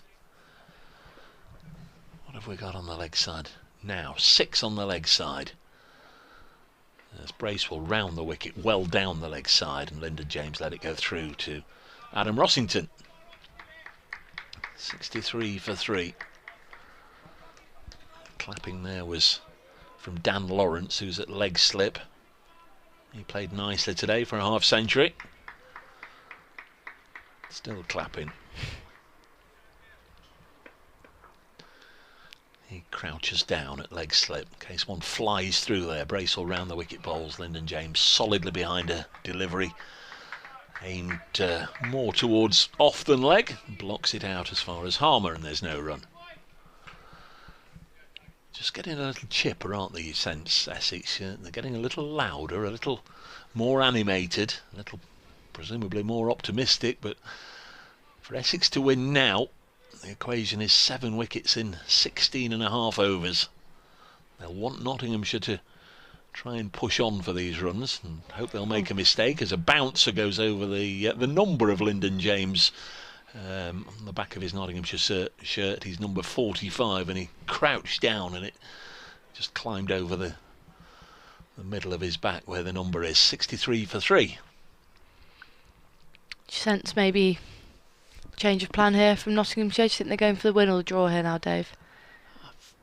You'd imagine they're still in a situation where 150 odd in 16 is still eminently gettable. Down the leg side now then, Adam Rossington's not been able to take this. Be interesting to have a look at the keeper's reaction. A run is going to go on the total. Let's have a little look. Is a run going to go to Lyndon James? Now then, Grace, is that going to go down as a drop because it was down the leg side and Lyndon James has been credited with a run to move from 7 to 8 and Rossington got a glove to it? Are you a harsh taskmaster? Is that a drop? Yep. He's got a whole glove to it, hasn't he? Yep. I think it has to be, unfortunately. I actually thought it was off the body, but the umpire, obviously better placed, has given Lyndon James the run. Down the leg side, deflected. Rossington dived, got the glove to it, couldn't hang on. Next ball on its way. Clark will push this for runs. Might go all the way. It's very fast out there towards that Bridgeford Road side of the ground. The fielder's closing in on it. Porter, he slides right by the rope, and I think Porter clattered into the advertising boards. There's 1 or 2 shouts down there. A million miles away from it at the far end of the ground, but it looked good from here, and I don't think the umpire's unduly bothered. And it will be 3 to Joe Clark, so he moves to 25. 67 for 3 runs at the end of that over, but also we suspect an opportunity that Essex have let go begging. And now then, with 16 overs left, we'll have a look at the scoreboard. The digital number on the scoreboard says 17:29, so 5:30 as near as you like. So at least 16 overs will have to be bowled in the next hour, or these 16 overs will need to be bowled. There, just on the monitors in front of us, saw a replay of that. Simon Harmer's in, and Clark uses his feet and takes a single to Sam Cook at mid-on, bringing Lyndon James back onto strike. So it was 67. I'll make a note of that just to see what happens in the last hour. 67 for 3 with 16 overs remaining. Need 151 more. Harmer remains aggressive with his field as this is back for length, and Lyndon James, I feel, as he missed out there as he came charging forward, but it ended up being delivery which could have easily been punished. Bit of width through the offside. It's just over 9 and over, isn't it? So at some point, if Nottinghamshire are going to get over the line, they do need a... Oh, and that's just not quite caught hold of by James. He's attempted to hit it through that big gap on the offside, but hasn't quite got hold of it. They do need a big over or two just to get them going again, a real increase in tempo. You sense something's going to happen either way here, don't you? This next couple of overs, both teams going to look to be positive as Harmer's in again, and this time James rocks onto the back foot and hits that behind square at the wicket, and they will get probably just a couple as Clark turns around, and yes, just 2 runs taken. Yes, obviously if they can just keep pushing it away for runs off Simon Harmer, getting it onto the offside, he's then going to have to rethink his plans, change his field setting, maybe move 1 or 2 away to protect the single, and that might help Nottinghamshire a little bit. As Harmer bowls, James rocks back and just defends it. 149 required, 15.1 overs to bowl then. You've been in this scenario, you've wandered out towards the lower end of the order, fielders all around you. It's not nice, is it? It's not. Harmer's in again, and it's bowled Lyndon James. He attempts to hit it into the offside gap, but it just clips the top of the off stump, and another low score for Lyndon James. He goes for 10, Nottinghamshire in the spotter bother now at 70 for 4. Yeah, that's the end of the 24th over, so 15 overs remain. Essex will feel they've got the upper hand here. Can they get 6 more wickets?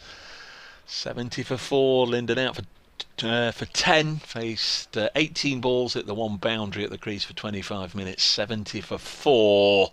That will bring Stephen Mullaney to the crease. Half an hour of Mullaney madness can get Nottinghamshire back on course. A quick in and out for Stephen Mullaney, and Essex will be halfway there towards getting the 10 wickets they need. Dramatic finish bubbling up here at Trent Bridge. Stephen Mullaney is the new man on his way out to the middle to join Joe Clark, and I guess from Clark's perspective he'll welcome at least the Nottinghamshire captain being out there. It's one thing sort of being out there in the middle and making all the decisions and whatever, but it's nice just to have the skipper there as well, just to say we're doing this and we're doing that and we're trying to get to this point at that time, and all the other equations. I'm sure Clark will go down and have a word with the new arrival. What's the end of the over, so Clark's going to be on strike, and it'll be Bracewell to bowl to Joe Clark in a moment. 70 for 4.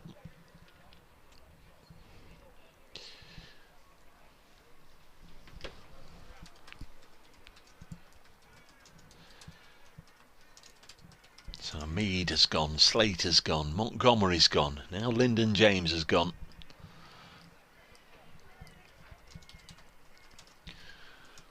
That's 70 for 4. 15 overs left, 148 more runs are required. Again, as you'd expect, quite an attacking field.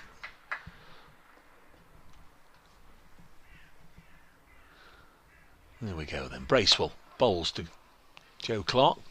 Seemed almost happy to let him have that single there, Grace. The field was set back on the leg side. He just dropped it into space. Nobody seemed overly in a hurry to get to the ball and try and deter him from taking the single. So Clark goes down the other end. He's on to 27, 71 for 4. Stephen Mullaney will face his first ball. Run rate just shy of 10 and over now, Dave. I guess singles probably aren't going to hurt Essex too much at this point. Probably take that to get Stephen Mullaney on strike, the new batter. So Bracewell into his 4th over, none for 6. Bowls to Mullaney, defends it down almost at his feet on the leg side. There's no run. Talk about blast games. You'd say the likes of Clark and Mullaney wouldn't think twice about a run chase of this magnitude. 148 required from best part of 15 overs. Still one or two very capable players to come. But Essex have winkled out 4 of the top order. Next ball defended again by Stephen Mullaney. And Tom Wesley will do the fielding at mid-on. You're listening to the last knockings, the last hour of this Division 1 game in the County Championship between Nottinghamshire and Essex here at Trent Bridge. Two sides who were 4th and 5th in the table. Nottinghamshire actually were joint 3rd going into this round of games. Exact same number of points as 3rd place Hampshire, and Mullaney's away, steering this into the offside. They'll come back for 2. Nice bit of running. The match has been drawn down at Hove, by the way. We told you earlier, Glamorgan all out for 737, and Sussex just started their 2nd innings, and after 1 over, 1 for none, they realised it was futile going on any longer, so this is the last game running in this round of matches here at Trent Bridge. Notts are 73 for 4. Stephen Mullaney, the Notts captain, ducks underneath a bouncer from Doug Bracewell, which goes through to Adam Rossington. Could be hugely significant for both these sides if they could, from here, pull off a victory and go into the little mini break, if you like, of Division 1 with a win. Nottinghamshire, before this one, played 5, won 2, lost 2 and a draw, 57 points. Essex similarly played 5, they'd won 1, lost 1 and drawn 3, 4 points behind Notts. In the middle of the table, down the leg side, and it's defended down into the ground, and Harmer at leg slip fields.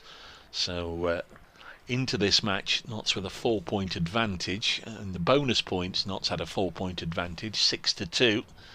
So Essex have rolled the dice. They're trying to get the win that'll get them a little bit of upward momentum, take them past Nottinghamshire and into the thick of things, around about the top 3 positions.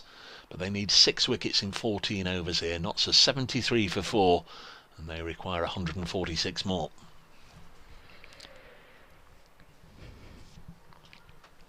Be no surprise to see Simon Harmer to continue into his 9th over. Can he buy just 1 or 2 more wickets here? This is into Clark, and he turns that into the leg side. There'll be not likely to be many singles in that leg side, with 7 there, 3, 4 pretty close to the bat. As Harmer's in, that's full, and Clark fails to get that away. You sense that was the one to capitalise on, but he almost yorks himself there, Joe Clark, as Harmer's already at the back end of his mark, and this time Clark's forward and defends. John Pearce, I hope Notts are batting for the draw, Dave. Should never have been sucked into going for this, but it is Division 1 cricket. Thanks, John. In comes Harmer, and again Clark defensively forward. I think they should go for the win from here. Well, certainly 219 in 39. You'd take it on, wouldn't you? You'd have a go, see what happens from here. As Harmer's in again, and again Clark plays defensively. He's just gone down a gear here, Joe Clark, just maybe absorbing a bit of pressure, keeping wickets in the shed. As Harmer's in again, and another dot ball, maiden over for Simon Harmer. Notts still 73 for 4. Yeah, they're sort of giving themselves a huge challenge if they don't start to pick up a sizable number of runs in the next over or 2. 13 overs remain, 146 more runs to win. So even I can work out that's over 10. In fact, it's over 11, isn't it? 73 for 4. Mullaney has 2. Clark 27. I think we'll have an idea now with Mullaney on strike as to whether he's just looking to leave or go after it. Matt Critchley's going to come into the attack, so a trial by spin at both ends. Charlie says sorry to be negative, time to shut up shop, he says. 73 for 4. Thank you, Charlie. Matt Critchley into the attack. Of course, the thing with the leg spinner, as we saw with Critchley in the first innings, we saw a little bit with Calvin Harrison, there's always the one delivery, or very often there's the one delivery. I won't say always, but very often there's the one delivery. Your eyes light up and think, oh, well, that's one I can slap away for plenty of runs, and sometimes it goes straight up in the air. The leg spinner's art is a strange old one. First ball elicits a huge number of oohs and ahs. Turned a little bit, but away from Stephen Mullaney, who had nothing to do with it. This pair have faced each other many times. Critchley has played against Notts for Derbyshire across all the competitions for a good number of years. As Mullaney works this next delivery up to mid-off, and there's no run. No stranger to these parts, Matt Critchley, though very much now part and parcel of the Essex squad, and very popular player as well. Change to the field setting. Got Harmer, who's come up from backward point to second slip. So 5 round the back. Mullaney pushes it in front of him, where Snater will field, and Snater inches closer and closer. He shadows across the wicket. There are 2 slips. There's a leg slip. There's a short leg. Critchley from the back of the hand. That one seemed to really go. Proper conventional leg spinner that bit and gripped and turned. Bit of bounce as well away from Stephen Mullaney and into the gloves of Rossington. And they're calling for a helmet because Shane Snater, who was 2 paces away from Stephen Mullaney, has now been told to get in there even closer. Get closer. Get in there. He used to say back in the day when you used to whiten the pads and everything, get in there and sniff the whitener. Frighten a poor youngster to death almost, encouraging him to get so close. Next one's eased into the offside. I was very often that youngster.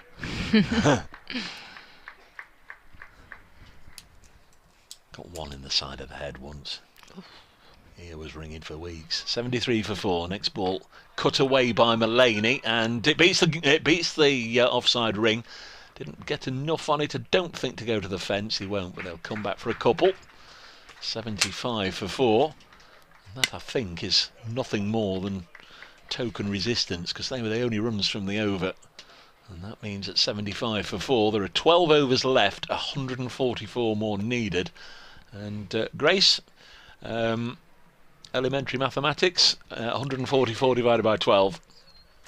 Oh. 12. Yes, you're right. Yeah, I did think it was 12. But I don't think they're going to go for it now. I think the intent's been gone the other way. It's looking like it, isn't it? It's very much looking like it. That's a shame. It's going to be Harmer. I don't see too many people regularly taking 12 and over off Simon Harmer. Joe Clark, how are you going to play this? I think he'll want to get Notts to the draw points. Sorry. And that's edged by Joe Clark into the offside gap, and he races away for 2. Apologies, long couple of days. Says bit of deliberation between bowler, captain, and is that Daniel Lawrence? Yeah. Again, it's a predominantly leg side field, just a couple on the offside, but a slip and a man right in front of the bat. In fact, they're bringing another one over now. Bringing Bracewell over to sort of a silly mid-on position, but there's still plenty of space out on the offside. As Harmer's in again, and Clark's smothering the ball on the offside, getting forward and playing it straight into the ground. Textbook defensive stroke, as Dickie was talking about earlier. Harmer in again, and this one's straighter, and Clark opens up and just plays that again into the ground. If it is a draw, Notts would take 11 points from the contest. Essex would take 7, so Notts would move further away from this week's opposition. Harmer bowls, and Clark uses his feet and somehow manages to get it into the gap and races away to 4 at the Smith Cooper stand. Ends up going square. I don't think that's quite where Clark intended to to go, but moves him on to 33, not out. If it is a draw, Notts would go to 68 points. That's going to take them into 4th spot, one clear of Somerset, who are on 67. Essex would stay 6th on 60 points from 6 games. Harmer in, and this one's slightly back of a length, and Clark again into a full face of the bat. Defensive stroke. We're into blast action at the end of the week. He bowls, and this one just fielded very smartly by Doug Bracewell, the overseas, and it's the end of another over, 11 remaining. Notts 81 for 4. Yes, big few weeks of T20 blast cricket coming up. Nottinghamshire start their programme here at Trent Bridge against local rivals Derbyshire on Friday, and then quickly follow that up by a trip to Old Trafford on Saturday to face Lancashire, and then up to Durham on the Monday, the bank holiday Monday. Just looking for Essex. Of course, they don't play for another week or so in the blast. They've got a forthcoming first-class match against Ireland, who are warming up for the England Test match. Here's Critchley. His first over went for 2. He bowls to Stephen Mullaney, who drives into the offside. It's nicely stopped by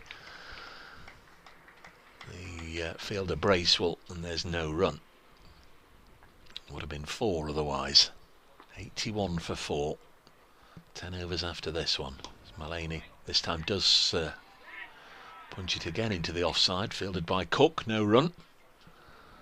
So that's twice Mullaney has worked it into the offside. There are only 2 fielders there who could potentially stop the ball, and each has done so, denying him 8 runs. Next one tossed up. This time he has got it. Slight misfield from Cook. He should come back for 2. So that could have been 10 from the first 3 balls. In the end, it's just a couple. 83 for 4. Dived over that one, didn't he, Cook? Yeah, went down in instalments. Happens to the best of us. I've done a few of those this season. Happens to everybody. 83 for 4. Next ball tossed up, and Mullaney again pushes it into the offside, and this time Cook does make a diving attempted stop. He parries it actually into the path of Bracewell, and there's no run. I think if you misfield out there, you're sort of running out of excuses, aren't you? Because it's like a carpet. It is like a bowling green out there.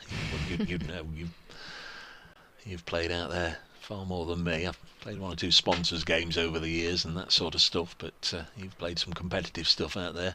Critchley bowls a top spinner that Mullaney gets a stride in and blocks it at his feet, and there's no run. 83 for 4. Mullaney remains on 6. Notts have lost to Mead for 7, Slater 4, Montgomery 22, and James 10. Next ball spins away from Mullaney into the gloves of Rossington, and we've got 10 overs left, 60 deliveries left. Essex needs 6 wickets in 60 deliveries. Nottinghamshire, I think we can safely say, aren't going to get 136 runs in 60 deliveries. Had they got Alex Hales and Chris Gale, say, out there going at 100 miles an hour, they might take on 136 from 60 deliveries, but they haven't. And with all due respect to Joe Clark and Stephen Mullaney, who are 2 others that might, under different circumstances, look to try and have a go, this is, I think, from now on, just going to be about making sure that nobody else needs to go out and bat. Another change in field is just a slight change in angle for the leg side fielders, as Harmer is in once again to bowl, and this is another full delivery just defended into the offside region. T's gone early, one of our regulars. Thank you, T. It says thanks, Dave, Dickie, Grace, and all the team there shaking hands at 6:15, I reckon. That's another ball, much like the last, by Harmer, and again bringing Clark forward quite comfortably into a defensive shot. Yes, Essex will know it only takes 6 deliveries to get 6 wickets. They'll want to hang on for a bit. Harmer again just pushing his length back, and Clark twists that into the leg side. Now there's a lot of you just listening to the audio commentary, but many of you have shared in over the 4 days, and particularly today, watching the live stream, watching the pictures. Many thanks to the production crew and to our camera operators today, Stan, Jody and Charlie. Terrific work out there, folks. Hammering again, this time round the wicket and just trying anything here, but Clark comes forward comfortably. Great powers of concentration needed, I think, to run the old cameras, stand there with a camera these 2.5 hour sessions. Absolutely. Hammering again, right arm round, and this one just slightly down leg side, back of a length, turned into the leg side, but Clark does so defensively. In fact, producer Kirsty's taken a turn on the camera on the gantry in front of us. 83 for 4. Back over the wicket now, Simon Harmer, and pushes Clark onto the back foot off a defensive stroke. And at the end of the over, Nottinghamshire at 83 for 4. I'm gonna say goodbye to Dave.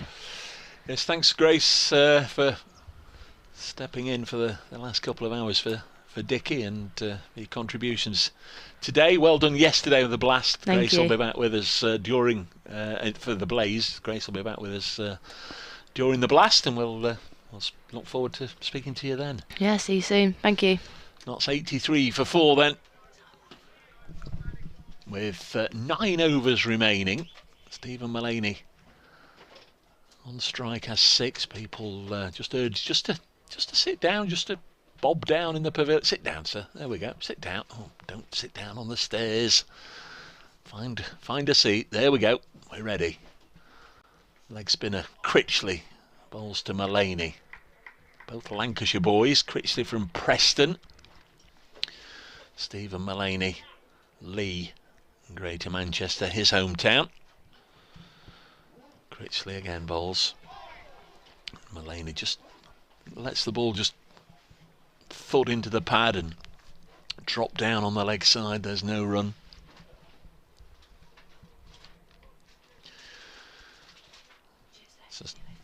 Suspect both sides would have fancied their chances at tea. This goes through to the keeper, Rossington. Essex certainly, when they had Notts 50 for 3 and then 70 for 4, 2 wickets for Harmer, would have thought they could just run through the lower order. But Mullaney's held them up. Joe Clark's played nicely. That's a good stop from Cook as he's forced out into the offside by Stephen Mullaney. But it is now, I think, just all about trying to get to that finishing line, get to the point where Tom Westley accepts or offers his hand to Stephen Mullaney. The offside field has just dropped back. 2 fielders dispatched out. 2 balls left in the over. Mullaney, undeterred, gets a stride in, blocks it down in front of him, and there's no run. And Matt Critchley has got to come up with a little bit of cunning with 1 ball left in the over. Mullaney, 6 not out. The Nottinghamshire captain picked up a wicket this afternoon, that of Dan Lawrence. Blocks this one, and there's no run.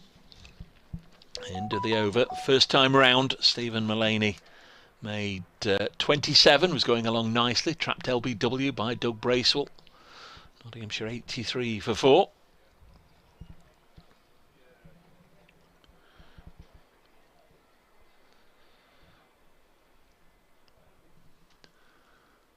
Joe Clark has 33. Played really nicely here. Joe Clark once again. It's going to be Simon Harmer. An unbroken spell so far of 11 overs, bowling to Clark. Again, predominantly leg side field, and that means there's no protection over there on the offside through extra cover, and this is drilled away for 4 runs by Joe Clark. Moves on to 37. Made some very solid contributions for Nottinghamshire this season.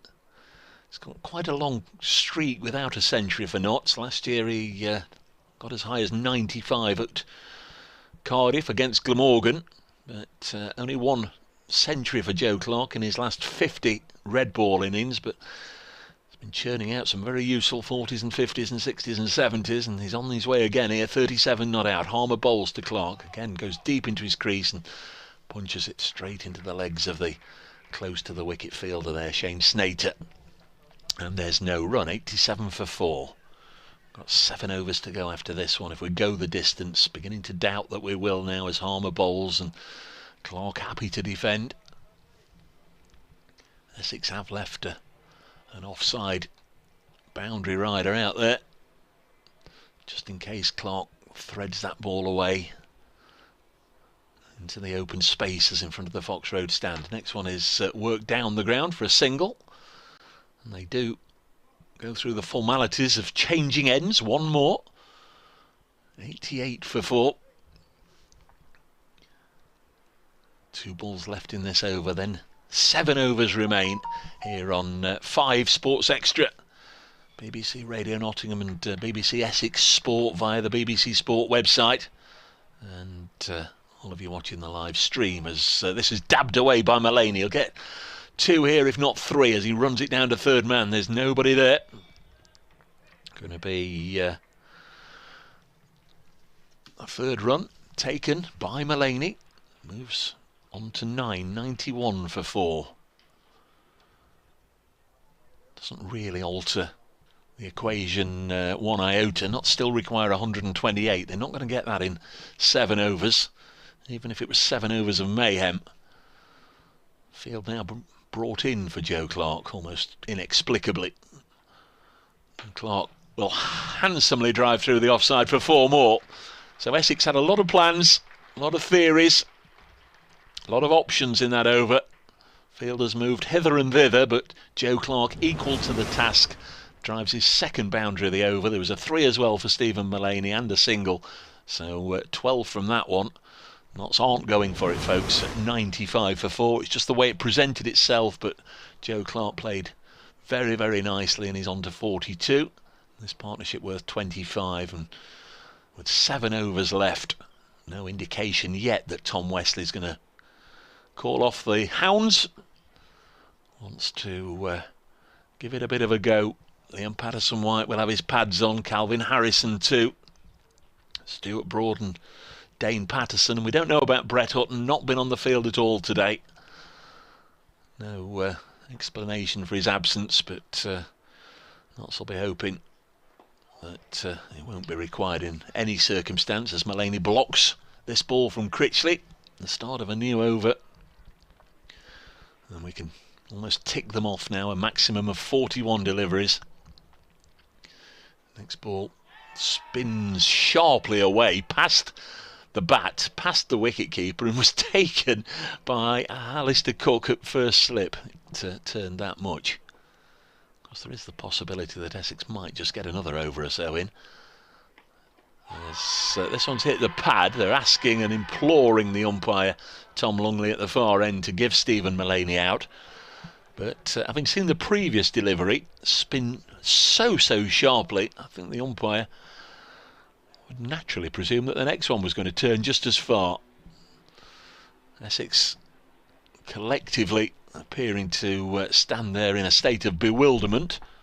Stephen Mullaney gets his nut down and taps away at the crease. Next ball from Critchley, and Mullaney kicks this one away. It pitched outside leg. Yes, there is, of course, the possibility we would perhaps squeeze another over in. We've got exactly half an hour until the final hour would be completed. Mullaney again happy to go deep into his crease and block Critchley out with spin at both ends. They are absolutely racing through their overs, apart from the odd interlude when they've got to go and fetch the ball back from the boundary. 95 for 4 here on 5 Sports Extra. Many thanks for Kevin Howells whipping us through the games and around the grounds through the course of the last 4 days as we bring you the County Championship action, the best of the County Championship action on 5 Sports Extra as Mullaney takes a single and will keep the strike at the end of the over. 96 for 4. I mean, a round which has seen all the other Division 1 games produce a positive result inside 3 days. This one going the distance, but it does seem as if it's going to end in parity, in stalemate. as a draw. Or have we gone early on that call? Because Simon Harmer still with ball in hand. He's bowled 12 overs unchanged from this end, 2 for 57. He's going to be bowling to Mullaney, who's on 10. Mullaney, again, just almost playing French cricket, went right back onto his stumps, got the bat in front and played it carefully down into the ground. 5 overs after this one, but we'd go on until a minute before half past by my watch, which is 28 minutes away. This one spits a little bit as it produces a puff of dust into the gloves of Rossington, and it's still 96 for 4. Clear blue skies over Trent Bridge. Glorious, glorious day it's been. Harmer wearing the sunnies. Bowls, and he's got Mullaney in front. Has he? No, not out. Mullaney just got himself outside the line. It kept low. Felt a bit for Mullaney in the first innings where he was undone by one that scuttled along the ground, and Doug Bracewell able to celebrate an LBW decision. That one was somewhat similar, but just outside the line as it thudded into the pad. The next ball, again outside the line, he's padded that away. 96 for 4.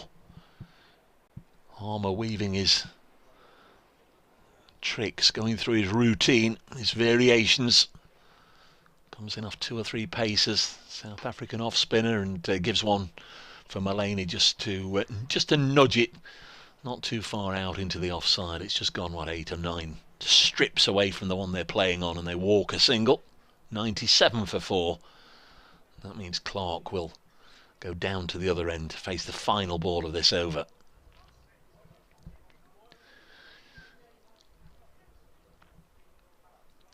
Tight-knit field around Joe Clark. Harmer bowls. Clark happy to block it, and more Essex frustration.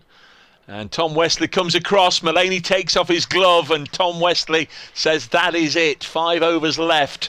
He's happy to shake Stephen Mullaney's hand, and Nottinghamshire 97 for 4. There was intent there. You felt there'd be the intent there from the home side at the start of this prospective chase of 219 from 39 overs, but losing Hamid and Slater inside the first 9 overs with only 12 on the board. Then Montgomery and James followed relatively quickly. Harmer into the attack, getting those last 2 wickets.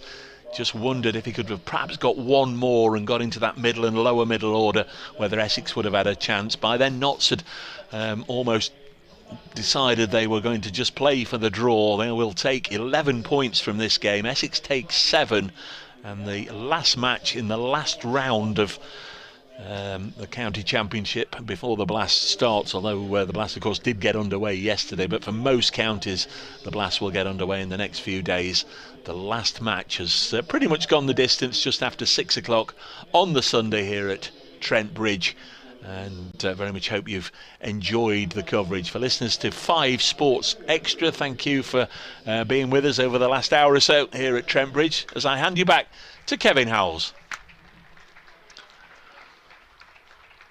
And for all our other lovely listeners, whether you've been with us on the BBC Sport website and app, whether you've been with us on the live stream, very much enjoyed your company over the day, over the course of the 4 days. Again, a huge thank you to everybody involved in getting us on air and keeping us on air. Everybody back at BBC Radio Nottingham and at Salford, and here in the ground, producer Kirsty alongside Aaron, who pretty much look after everything, including me, and the camera crew today, Stan, Jody and Charlie. But we do it for you folks out there. I know there's been an awful lot of really good feedback sent the way of Dickie and Grace and myself, and we really do appreciate it. Thanks to all the corresponders, all the listeners, all the viewers for being there. And well, the county championship will be back in the middle of June. Notts facing Warwickshire here. I look forward to bringing you that one, but before then, some Blast action cricket for Notts. I know it's 3 games in 4 days next weekend. Essex in action at Chelmsford against Ireland. I'm sure the BBC Essex team will look after you folks there. That's it from Trent Bridge. Been quite a long day. We wondered how it would pan out, but I can tell you officially, because it says on the scoreboard, Match drawn. Nottinghamshire 97 for 4, having been set to score 219 from 39. As ever, really appreciate you being there. From myself, Dave Bracegirdle, from all the rest of the team and the crew, a very good night from Nottingham.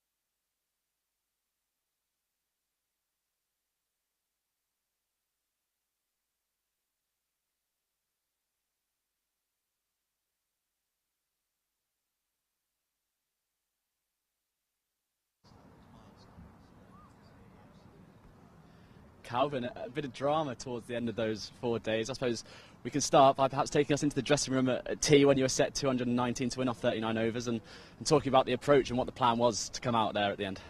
Yeah, I think with most of those sort of situations, you kind of want to get yourself in and see how the first sort of 5, 10, 15 overs kind of plays out, and then towards the back end you can start to make a plan depending on how it shapes up. So that was the thought, given what was it, 210 or so, but then I probably didn't quite start the way we would have liked in terms of a chase. But the guys did well to get through a bit tough looking spell out there. So yeah, job well done in the end to get through. Yeah, it's a bit of pressure. A few wickets did go down. How well did Joe Clark especially do to sort of dig in? And he had a sort of positive mindset as well, which seemed to help. Yeah, that's the thing. I think particularly with someone like Simon Harmer there, who was obviously bowling, creating a lot of pressure, to take the positive approach, just to put it back on the bowler, whoever it is. But he played beautifully, and we needed someone obviously to play a knock like that and soak up some of the pressure, and he did that very nicely. And obviously congratulations are in order for yourself, a first-class debut for Nottinghamshire. Perhaps take us back a few days now and sort of tell us what your feelings and emotions were when you knew that was going to happen. Yeah, no, I was very, very happy, obviously, to make the debut this week. It's obviously been a very, very tough side to get into. We've got a very strong squad, so to get the call for this game was very proud for me. Very happy with sort of how it sort of played out, and hopefully put a good stand for. And on a similar vein, taking those wickets today, it was the first one. I'm sure you're very, very happy, and take 2 more in quick fashion is a great start. For sure, it was nice to get on the board with a couple of wickets there. So nice to get a bit of rhythm and a few overs under the belt, and a little knock as well. So good for the confidence for the future, I think, and hopefully we can carry on a bit of good form into the rest of the season. On a slightly different note, we've seen you out here in the field in the red ball cricket because of your slip catching, and we saw that again today. Can you just, I suppose, touch on how much value and emphasis you place upon that yourself and as a team? Because the slip catching this season has been excellent. You took a brilliant one as well in the first innings to get rid of Alistair Cook. Thanks. Yeah, it's obviously it's a big part of the 4-day game, having a solid slip cord, and we've got some very good catches in here. Obviously with the likes of Duckett and Hutton. Obviously no Duckett this week. Montgomery as well, who's taken some great catches in there. So it's it's something we work very hard on in training and in the warm-ups here pre-game. So when they hold, it's very, very beneficial for us. General thoughts on the draw with Essex? Obviously they're a good side. They came here in a little bit of form. So how do you view sort of the overall result? Yeah, I think decent result in the end. That was with a big sort of first innings scores. It was unsure how it was going to really play out on a good batting wicket. Quite tough. Obviously not many chances sort of created up until the last sort of day here. So I think all in all it was a decent result for us, and we picked up some good bonus points as well. So I think it's done us pretty well on the table. How do you and the whole dressing room view that first 6 games of first-class cricket as well, now that that's over and we're looking forward to the T20 block? Yeah, I think we're in a very good position at the moment, sort of going into the next phase. We'd set out to obviously win as many as we can, but sort of get up into that top half of the table, and we've done a good job to pick up some crucial points in this first half, and hopefully we can carry that on when the next phase comes. And in less than a week's time you'll be hopefully out here, or the team will certainly be out here to play Derbyshire Falcons. How much are you looking forward to that T20 cricket? Yeah, looking forward to it now. Different sort of game with the white ball pinging around, but we'll start sort of proper prep up obviously during this week, and very excited to get back out with the crowds out here and get the atmosphere going again for the 2020s. Thank you very much. The blast at Trent Bridge is so much more than cricket. But what is it? It's not about laws. It's about high scores. Stumps uprooted. The tunes. The roars. Forget the history. We make the history. It's not about afternoon tea. That's a bit of me. So forget the jargon, follow the marching, rumbling, beating heart of a city as it crosses the bridge from the old to the bold. Because we're not gentlemen, you see. We're outlaws. The blast at Trent Bridge, more than a game.